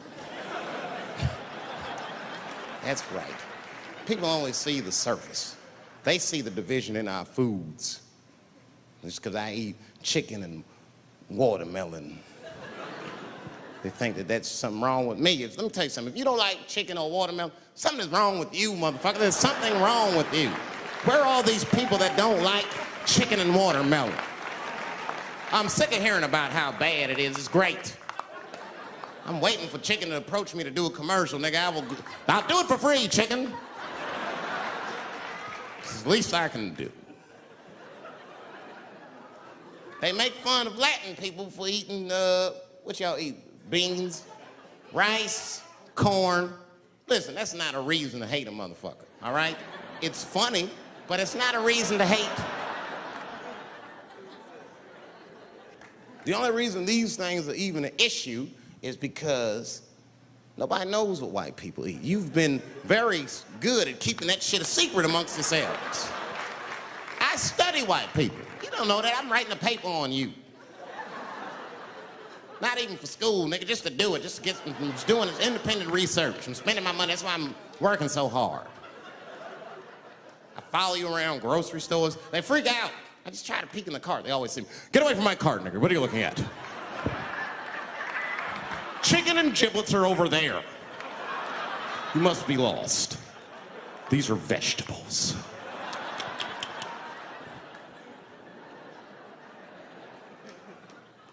I know what you drink. See how quiet I got? Grape juice. Surprise, motherfuckers, you didn't know I knew about grape juice, did you? Oh, don't play dumb with me. Looking, what is it? A lot of black people don't have the privilege of knowing about grape juice because they have grape drink. It's not the same formula that you get. Ain't no vitamins in that shit. You might have one of your black friends over, Todd. Todd, would you care for a glass of grape juice? What? Nigga, what the fuck is juice? I want some grape drink, baby. It's purple.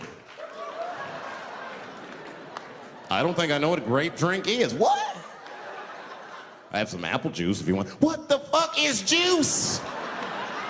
I want some apple drink. Scream.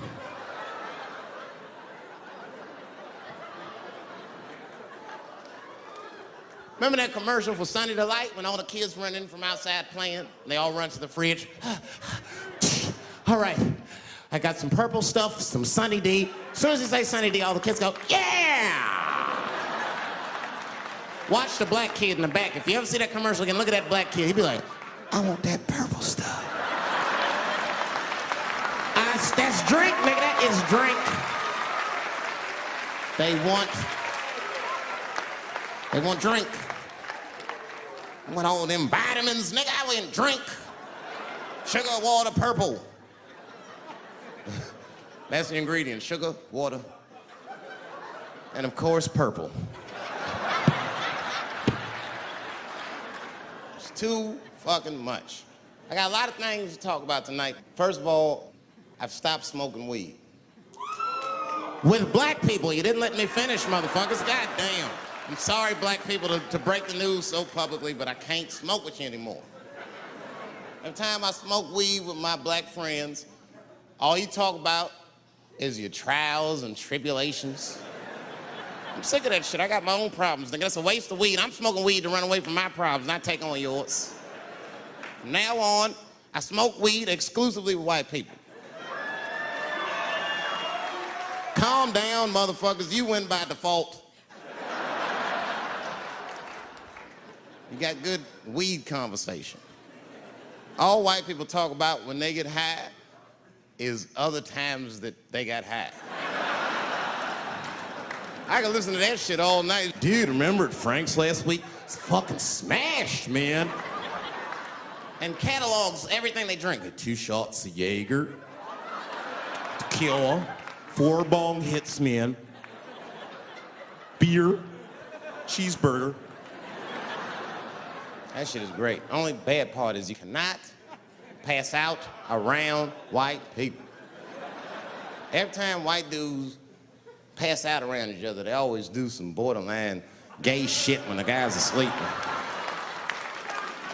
Frank fell asleep, so he like stuck a carrot in his ass and put shaving cream on his balls. Like, why, motherfucker? Why would you do that to a friend of yours? He trusted you enough to sleep around you. You gonna put a carrot in his ass? Is that nice? I tell you right now, if I put a carrot in a black dude's ass, a nigga will kill you when he wakes up for some shit like that. That is an automatic death sentence on the street.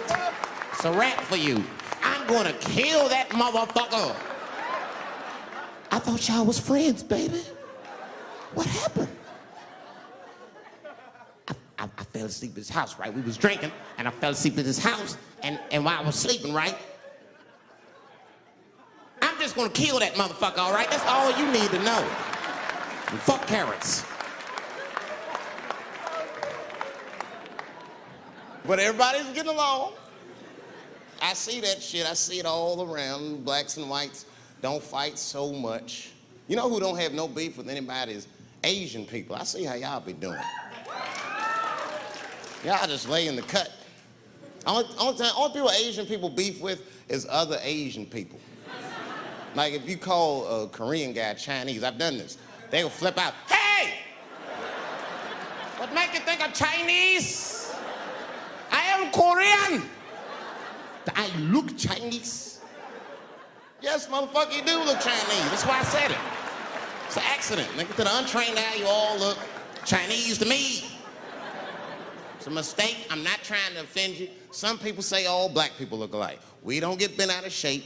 We normally just call those people police, okay? Just learn to live with it. That's all I can tell you. Everybody's afraid of police now. I'm scared to death of these police. I am, nigga. I got a police scanner. First money I got, this is the first shit I went out, bought me a police scanner. I just listen to these motherfuckers before I go out, just to make sure everything's cool. You hear shit on it. Calling all cars, be on the lookout for a black male between 4'7" and 6'8". Staying in the crib tonight, fuck that. Gotta work on that alibi for a minute. Every black person needs an alibi. I do them impromptu joints. If I'm by myself and need an alibi, I'll just open up the windows in the apartment, turn all the lights on, start beating off right in the window. Look at me. Hey, everybody, look, it's me, Dave Chappelle. I'm crazy, I'm jerking off. Note the time, motherfuckers. It's 2:35. Look at me, I'm jerking off in the window, 2:35. Comedian Dave Chappelle, it's June 10th. Note the time.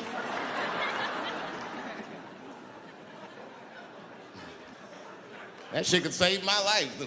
Officer David Chappelle couldn't have done that. I saw him in his window masturbating from 2:35 to 2:37. I'm certain of it. He was standing on a clock and holding a calendar and today's paper. Fuck, I need an alibi. I can't be no celebrity. This shit is just the worst. I'm seeing it. I see why stars are crazy now. These motherfuckers. I went to Disney World with my kids, which is a big deal for me. I don't get to see my kids so much. I do Chappelle show 20 hours a day. Sleep for like half an hour, raise my kids for 10, 20 minutes, and I go back to work. Now, this particular day, I got to hook up with the kids. We went to Disney World. Everybody at the park, fucking everybody. Hey, Rick James, bitch. Hey, I'm Rick James, bitch. It's like, hey, man, hey. You mind not calling me a bitch in front of my kids? Time out, motherfucker. We take a day off. Even Mickey Mouse did it. I said, this is the most unprofessional shit I have ever seen in my life. Rick James, bitch. Oh, I was fed up. I caught that motherfucker with an uppercut. Bop! Knocked his head clean off. Everybody was screaming. Oh my God, oh my God. Mickey Mouse is Mexican.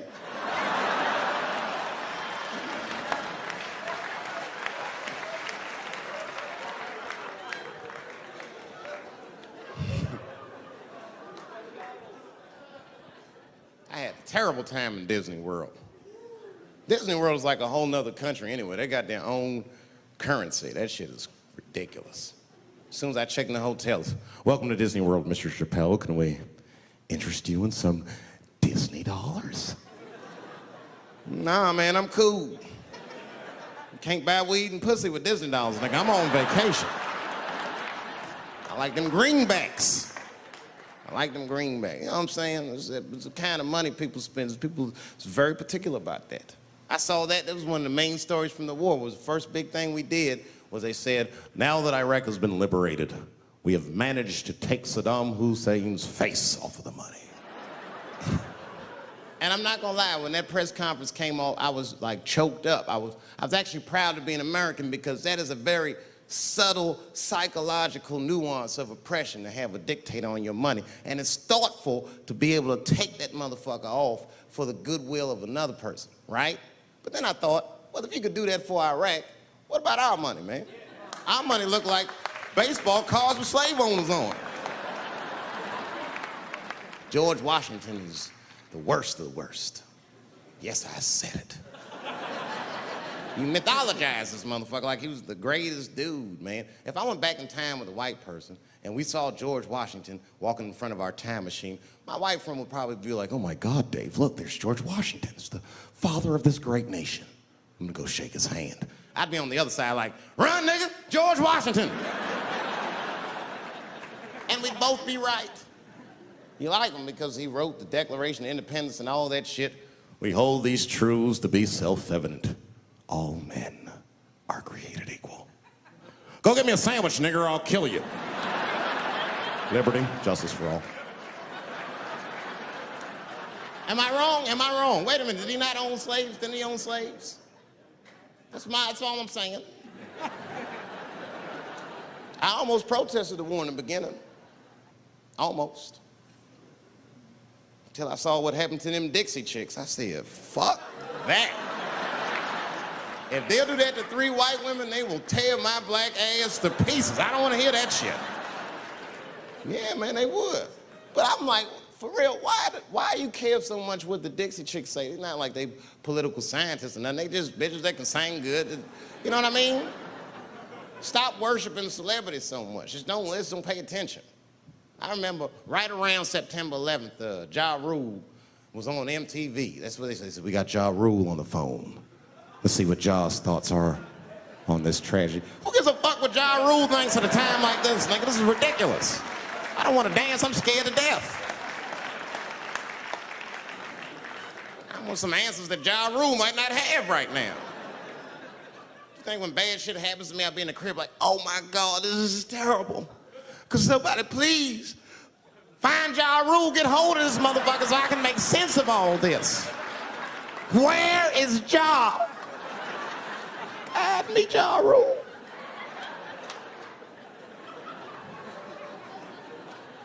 I don't even know why people listen to me. I'll say anything, nigga. I've done commercials for Coke and Pepsi. I don't give a fuck what comes out of my mouth. I just say what it takes. Whatever it takes, that's what I'm saying. If you want to know the truth, can't even taste the difference. Surprise! All I know was Pepsi paid me most recently, so tastes better. It's pretty much how the game goes.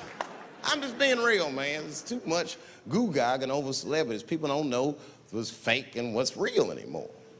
That's why Bill Cosby got in trouble. Look what happened to Bill Cosby. Bill Cosby said some real shit, and the whole world freaked out on him. For what? For having an opinion?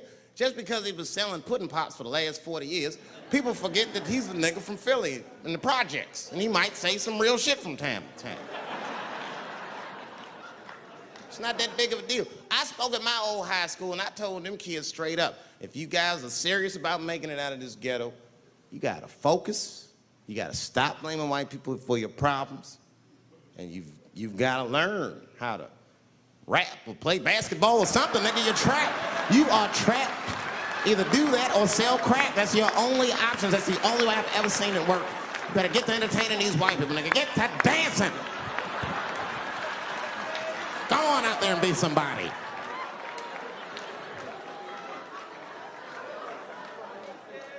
I just hope they listen.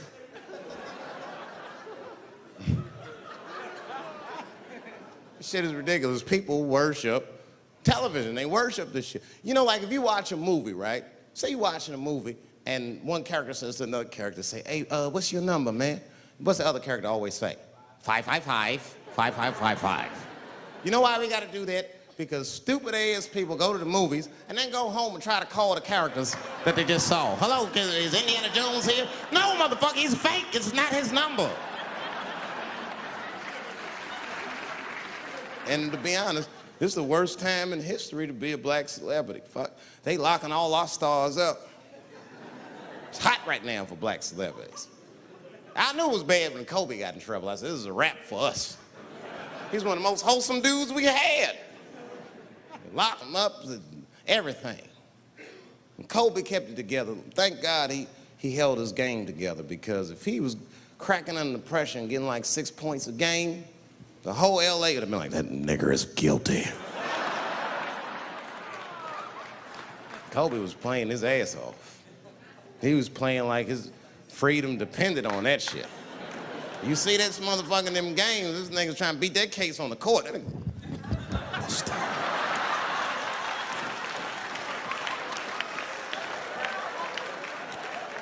Like the judge threw him the ball, like, play for your freedom.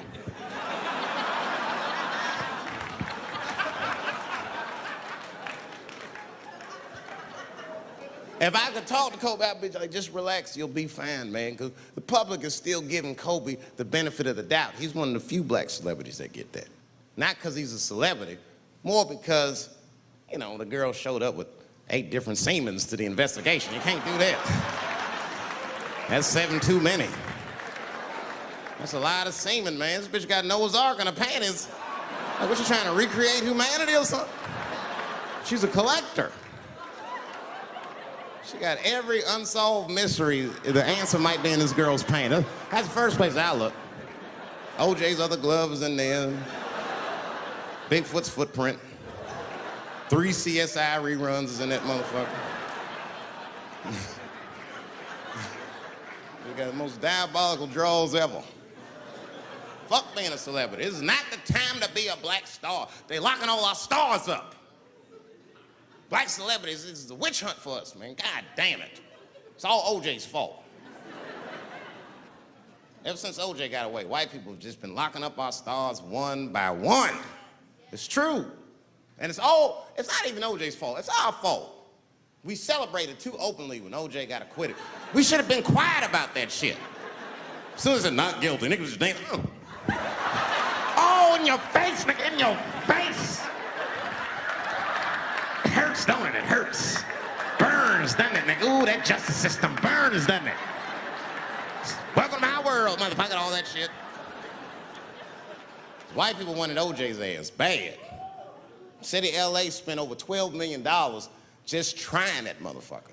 And the look on white people's face when he was acquitted, priceless. Priceless.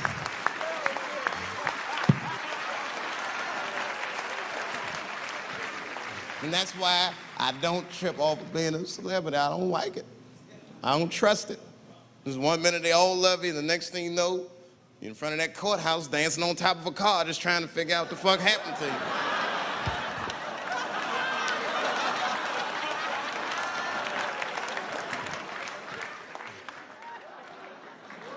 That's what I'm waiting for, because the timing of this Michael Jackson shit is what makes me doubt it.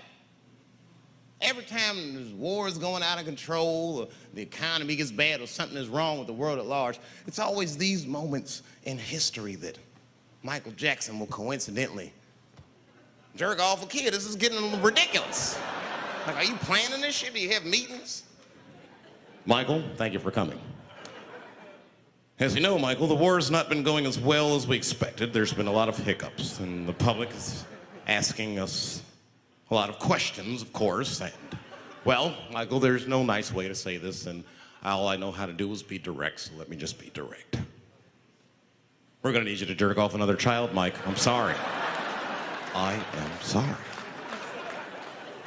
But it would really help out. Or maybe he did it. Who knows? Who knows? That's the thing. That's what I wanted to say. Who knows? Who the fuck knows? Mike, God, and this little boy know. That's about it. That's about it. The only reason that I can even talk about this shit is because everybody is speculating. They all think he did it. And I don't think he did it. I'm alone in this. I don't think he did it. I'm not gonna say I don't think he did it. That's too strong.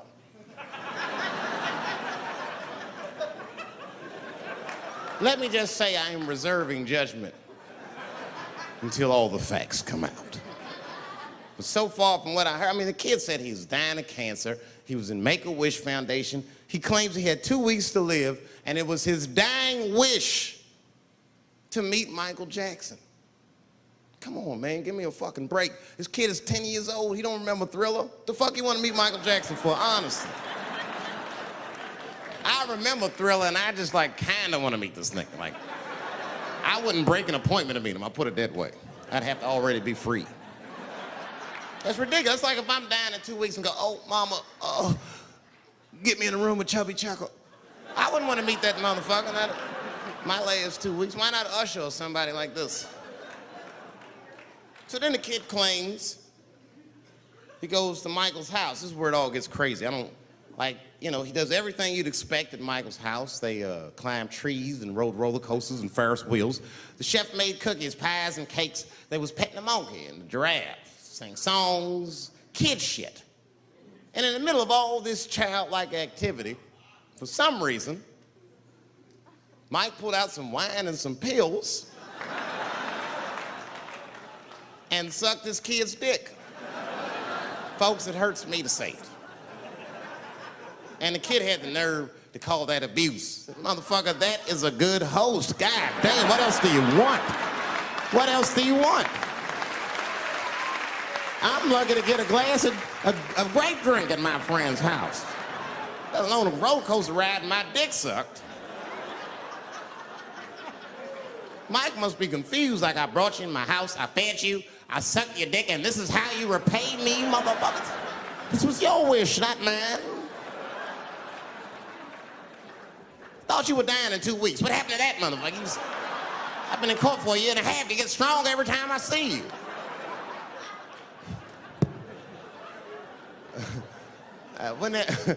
This is fucked up. I shouldn't even say this fuck.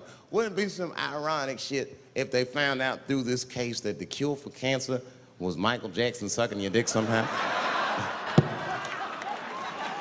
Like if Mike had powers like Green Mile and all the kids like, please, Mike, suck our dicks. Never again. He didn't appreciate it.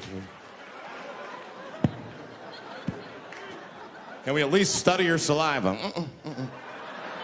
Please, Mike.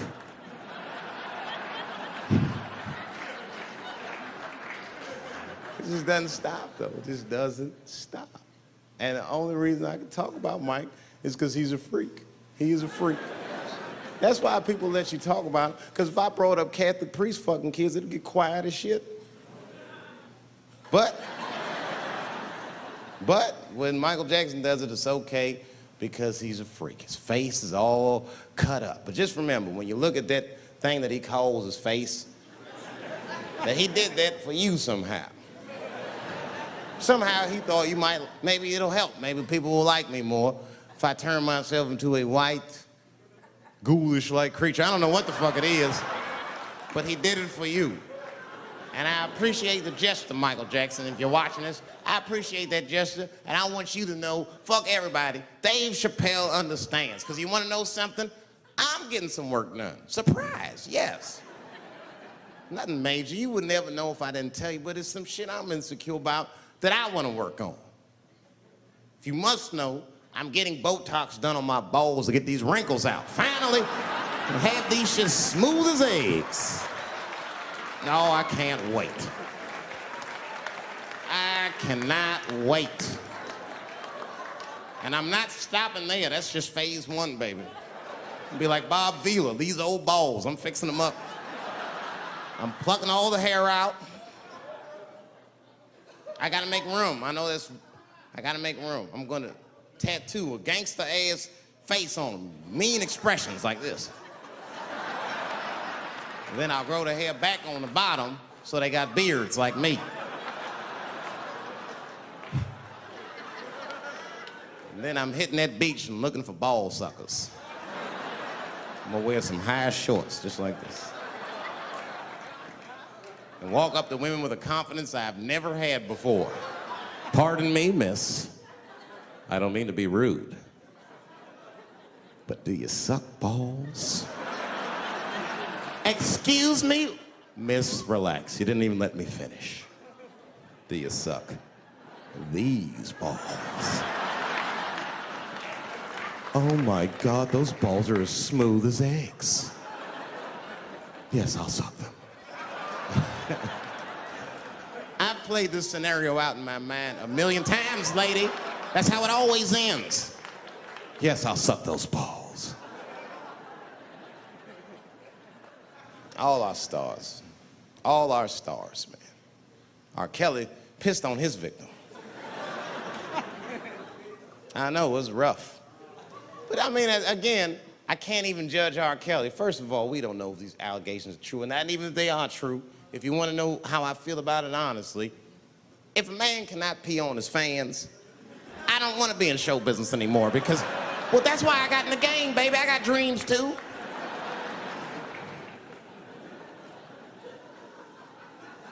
You guys are confusing the issue. While you guys are busy worrying about if R. Kelly even peed on this girl or not, you're not asking yourself the real question that America needs to decide once and for all. And that question is, how old is 15 really?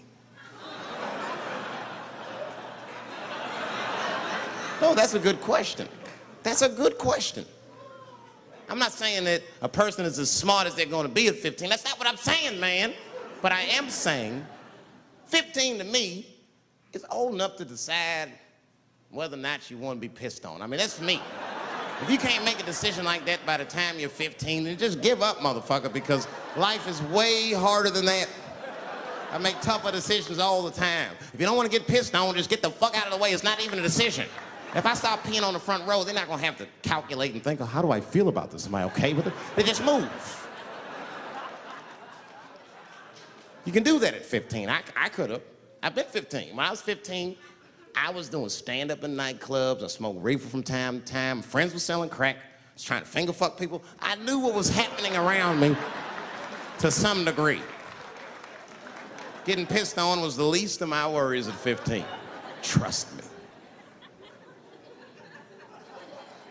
But it keeps coming up. There's a lot of confusion around that age. Anytime 15 comes up, people freak out. Like when that girl, Elizabeth Smart, got kidnapped. Right? Remember in Utah last year, 15-year-old girl Elizabeth Smart was kidnapped, and then they finally found her, and the whole country was relieved. And I was the only one saying, damn, she wasn't that smart after all. Now, because she got kidnapped, that could happen to anybody. I'm not knocking her for that.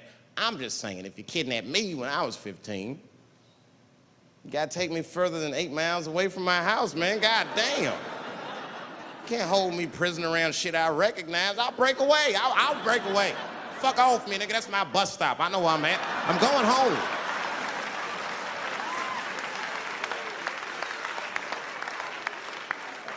She was missing for 6 months, 8 miles away from my house. That's 2 exits, man. That's nothing. And while she was missing, during this half a year that this girl is missing, there's a 7-year-old black girl gets kidnapped in Philadelphia. Nobody knows her name. They might have talked about her 2 or 3 times on the news, but she should have been the top story because she chewed through the ropes and had both of these motherfuckers in jail in 45 minutes flat. 7 years old. I'm not making this up. These 2 crackheads kidnapped her and took her back to the crack house and tied her up. And then they left her. The crackheads, they gotta make moves. Crack to smoke, chocolate to eat. These motherfuckers made moves, it was out. But as soon as they left, this little girl got the nibbling. She was kidnapped at 4 o'clock and at home watching herself on the news at 5:30. That shit is crazy. That's a news story. That is a news story. Now, meanwhile, in Utah, 15-year-old Elizabeth Smart's captors left her alone, too. And they didn't even tie her up, because they're hillbillies. They just bounced. Don't try to escape, bitch, or we'll kill you. Be right back. They leave. And she's 15, sitting in the house by herself. How am I going to get out of this? Come on, Elizabeth, think. Think, Elizabeth, how am I going to get out of here? Why don't you just open the fucking door and go outside? Have you thought about that? Do you have a quarter? Do you know your phone number? You're 15, bitch, run. Stop thinking and stop making moves. I know I sound mean, and I know what the people are thinking when I'm saying this. Dave, she is only 15. All right, but that's the discrepancy, because when you talk about a little girl like Elizabeth Smart, then the country feels like 15 is so young and so innocent. On the flip side, here comes 15 again. Now we're talking about a 15-year-old black kid in Florida. This black kid accidentally killed his neighbor when he's practicing wrestling moves that he saw on TV. Now, was he a kid? No. They gave him life. They always try our 15-year-olds as adults. The nigger knew what he was doing. It's a goddamn pile driver. If this kid gets on the ropes, there's no stopping him. You'd have to send the Rock to arrest him. And they gave a 15-year-old boy life in jail. If you think that it's okay to give him life in jail, then it should be legal to pee on him. That's all I'm saying. You got to make up your mind across the board how old 15 actually is. That's all I'm saying. So I'm going to tell you right now, if somebody comes in here and puts a gun in my head and says, Chappelle, you got a choice to make. You're either going to jail for a month or we'll let you go, but you got to let R. Kelly pee on you. I'm not hesitating. Bring in R. Kelly and tell him to stay away from my ass. I'd rather get pissed on the outside than fucking the butt on the inside, son. I can't go to jail with some smooth Botox balls and think everything's gonna be all right. It's not that kind of place. Take my chance with that piss. Piss will wash off with a 10-minute shower, I'm certain of it. This piss coming right out. What can I do? They're gonna put me in jail. Society's changing rapidly. Can't smoke indoors. What the fuck is that all about? I got kicked out of titty bar for smoking. No, that shit was ridiculous. The stripper did it. The stripper came up like, your smoking is a health risk for me. I don't want to work in this kind of environment. Bitch, you have your gonorrhea-infested pussy in my face. You started it.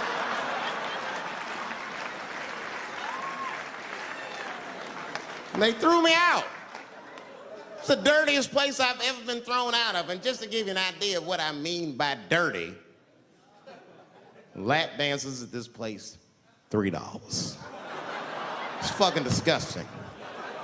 And at the same time, who could pass up a sale, son? It was $3. Of course I did it. It's only 12 quarters. Said, I'll break a 5 for that. I've never seen somebody work this hard for $3. This lady must have been a throwback to the Great Depression. She was all over me. It's the first time I ever told a stripper to get off me. All right. Yeah, thank you very much, miss. Thank you. That'll be all. That's enough. Thank you. Hey! Hey, get off of me! Whatever happened to lipstick on the collar, lady? I have a shit streak on the middle of my shirt. How the fuck am I gonna explain this when I get home?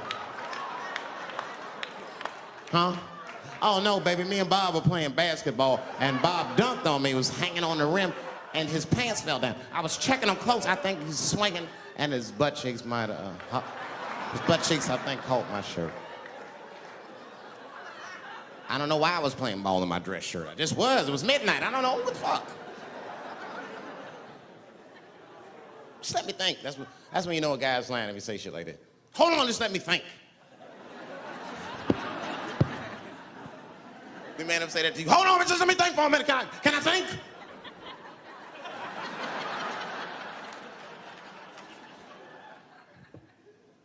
y'all women, man, you guys just made too much progress too fast. Not too much, but you're confused by it. You made so much progress, you're even confused. Men and women, we both like, what the fuck just happened? Because women got all this money now, but they still like women, like, oh, you never take me anywhere anymore. And the dude be thinking, bitch, you got more money than me, you never take me anywhere anymore.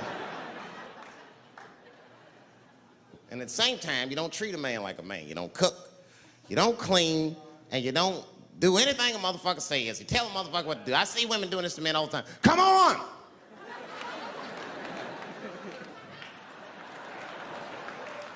No man wants that shit. I don't want anybody to tell me what to do that much. You gotta work with me. Like if it makes a man feel like a man to watch the game, then just let him sit there and watch the game for a minute. And if he happens to look over at you while he's watching the game, don't look at him all mean and make him feel guilty about watching it. Just pick up your own titty and suck it. Just try it out.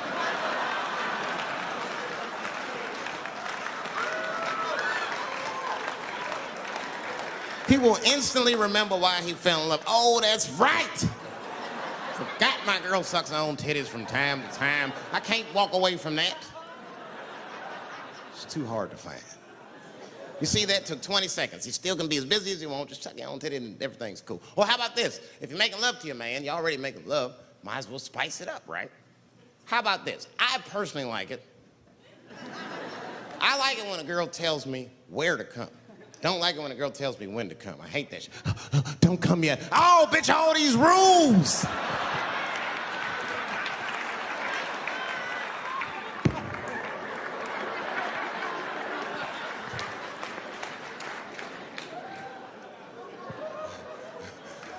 Instead of doing that, why don't you just tell us where? It's make us feel better, especially if you're aggressive about it. I like when a girl goes, wow, come in my face! Stick your chin out like a boxer. Bring it on, motherfucker! You're a bum!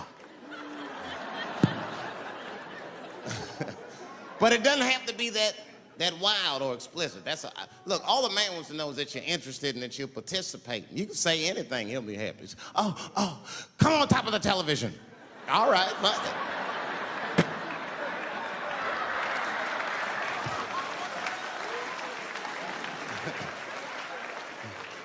The weirder the place, the better. Oh, come in my fishbowl. Damn, fishbowl. Oh shit, they're eating it. Oh.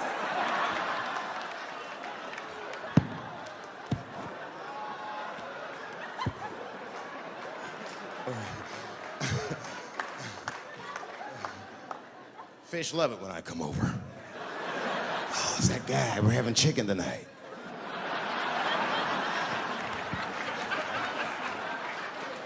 You guys, man, thanks, man. It's been the best year of my career. By far. I appreciate you guys watching me. Because I do it for my kids, really, man. And my kids are off the hook. You think I'm a bad motherfucker. Wait till you see the 2000 model Chappelle. This nigga is off the hook. My sons are bad. My oldest son is 3.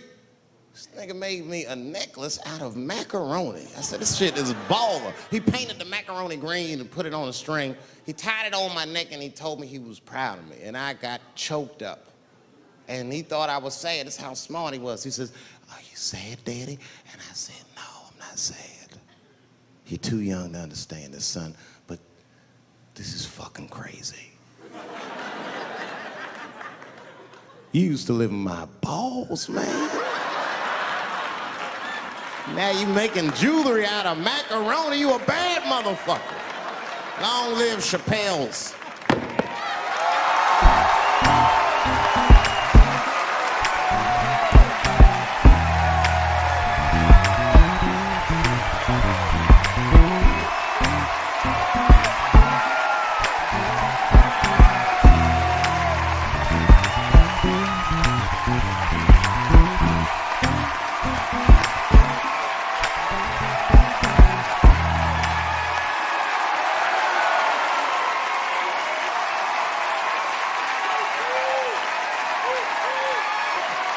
Oh, shit. Thanks, guys. Thank you. That's what it's all about. Everybody usually wants to be famous so they can rock nice jewelry and all that shit. Nigga, I already got a macaroni necklace. I got valuable shit. I got valuable shit.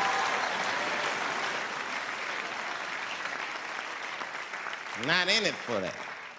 Only kind of shit I want to do with fame that's like decadent is I want to go to Vegas to the $5,000 blackjack table. And I don't even want to play. I just want to be such a big star that I could go up to one of the players in a tight hand and put my dick on their show. And I'm such a celebrity, they think it's funny. Hey, what the fuck? Oh shit, Dave Chappelle. Wow.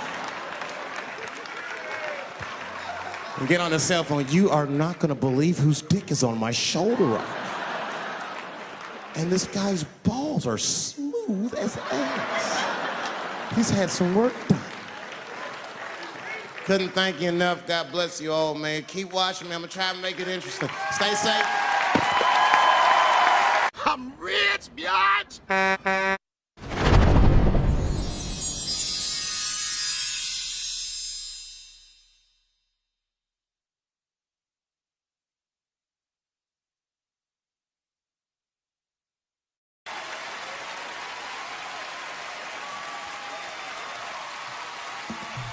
Ladies and gentlemen, Dave Chappelle.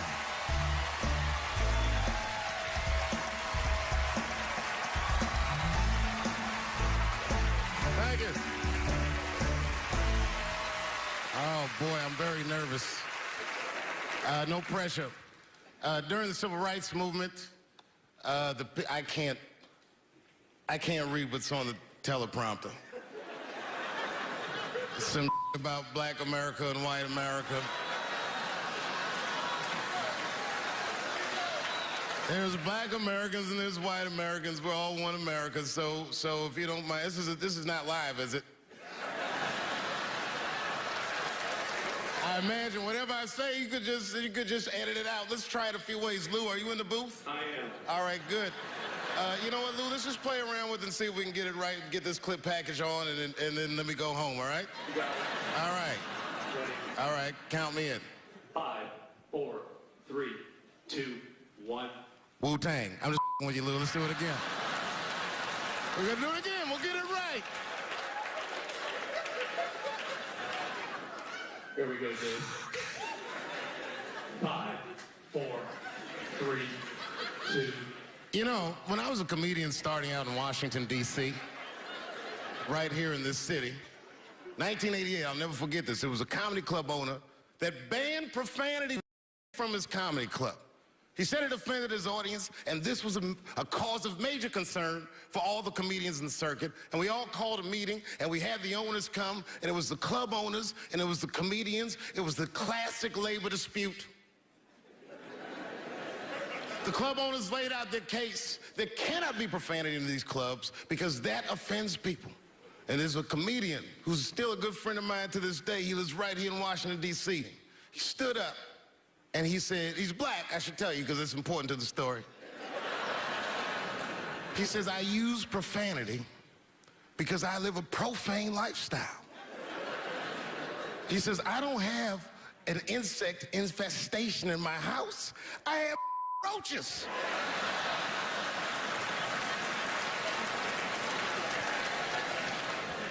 My favorite comedians are like musicians, and the audience is their instrument.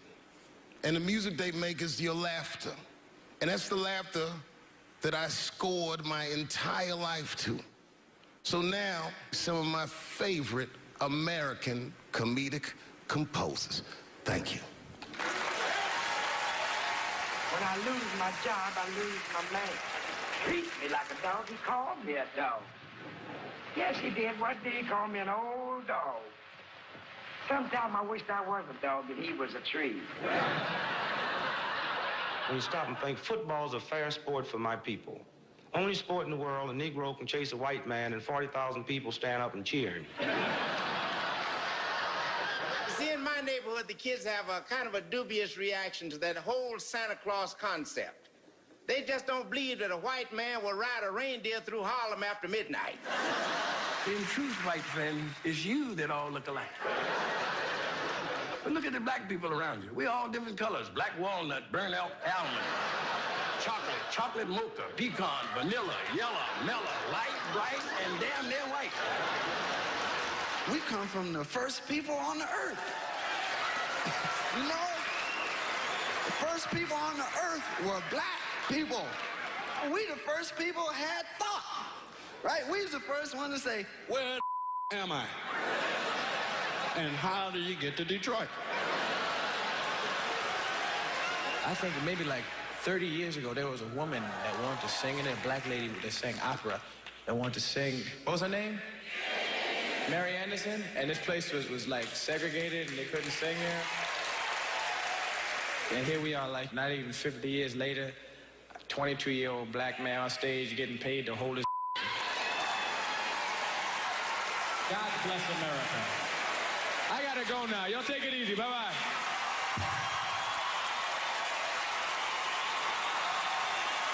Janelle Monáe, Will Smith, Common, Gladys Knight, and John Legend when we continue. Yeah, man. Well, you ladies are right. To be honest with you, your lives look terrifying to me. They do, man. I know nothing about being a woman, but I know fear. Yo, I used to live in New York when I was 17, and I couldn't even pay my bills. You know what I did to make money? I used to do shows for drug dealers that wanted to clean their money up. One time I did a real good set, and these motherfuckers called me in the back room.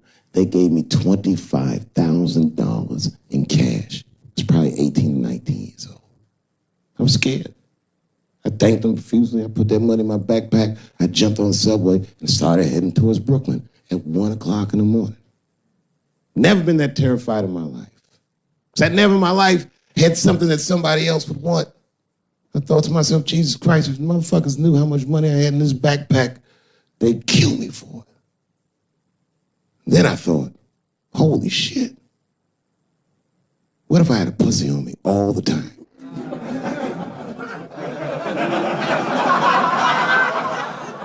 That's what women are dealing with. I'm gonna tell you right now. It's real talk. If them same drug dealers gave me a pussy and said, put this in your backpack and take it to Brooklyn, I'd be like, nigga, I can't accept this.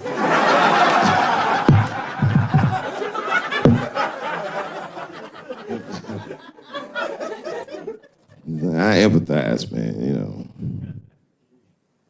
Everybody gets mad because I say these jokes. But you understand that this is the best time to say them. More now than ever. And I know there's some comedians in the back. Motherfucker, you have a responsibility to speak recklessly. Otherwise... New York Times said that Louis C.K. jizzed on his own stomach. You know, I've busted a lot of nuts in my day. None of them were newsworthy. Shit was really gross, because they didn't just say it like I said it. They didn't just say jizz on the stomach. They said it in that fucking Pulitzer Prize winning style that the New York Times has. It was very descriptive, like, you know what I mean? Louis C.K.'s semen shot out like a volcano of misogyny, slowly drizzling down like lava, covering his freckled penis as it slowly dripped to a fiery crown of red hair. Jesus Christ, I'm trying to eat some huevos rancheros and these niggas is...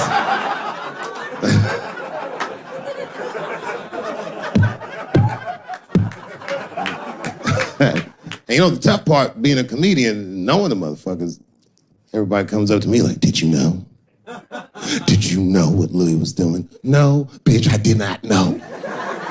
The fuck you think we talk about at the comedy club? Hey, nigga, how was the weekend? Great, man. I was just jerking off in faces and coming on my own stomach, having a good time. You know how this business is. No, I didn't know.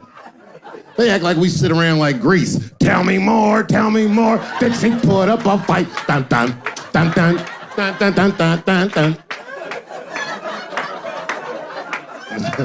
Sorry, I don't know the choreography, but you get the point. You get the point. She was intense. But Louis was like the turning point. I mean, you know, all these allegations are terrible. Louis was the only, I shouldn't say this, but fuck it. His allegation was the only one that made me like laugh. If you think about it, because all his friends is reading it and he's jerking off and he's surprising people. He's surprising me.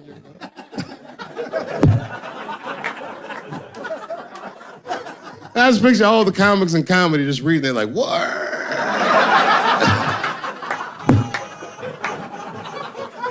It's terrible. I know it's terrible. I'm sorry, ladies. You're right. You are right. But at the same time, I mean, you know what I mean? I don't know. Jesus Christ, they took everything from Louis. I was like, I don't know, it might be disproportionate. I can't tell. I can't tell. This is like where it's hard to be a man. One lady said, Louis C.K. masturbating in front of me ruined my comedy dreams. Word? Well, then I dare say, madam, you may have never had a dream. Come on, man, that's a brittle spirit. That is a brittle-ass spirit, nigga. That shit is too much. This grown-ass woman. You know what this shit is like? It's like COINTELPRO. You know what that is? It's a program that the FBI had under J. Edgar Hoover. In this program, one of the many things they did was they would track the sexual habits of anyone they considered an enemy of the state. It was a lip button. That's why they got all these fucking sex tapes with Martin Luther King fucking bitches. But lucky for us, he actually had a dream. You think if Louis C.K. jerked off in front of Dr. King, he'd be like, I can't continue this movement. I'm sorry, but the freedom of black people must be stopped. I didn't know this nigga was gonna pull his dick out and jerk off like this. I just thought we were gonna get a couple of drinks and chill. Show business is just harder than that. Them women sounding like, I hate to say it, y'all, they sound weak. I know it sounds fucked up, I'm not supposed to say that, but one of these ladies was like, Louis C.K. was masturbating while I was on the phone with him. Bitch, you don't know how to hang up a phone?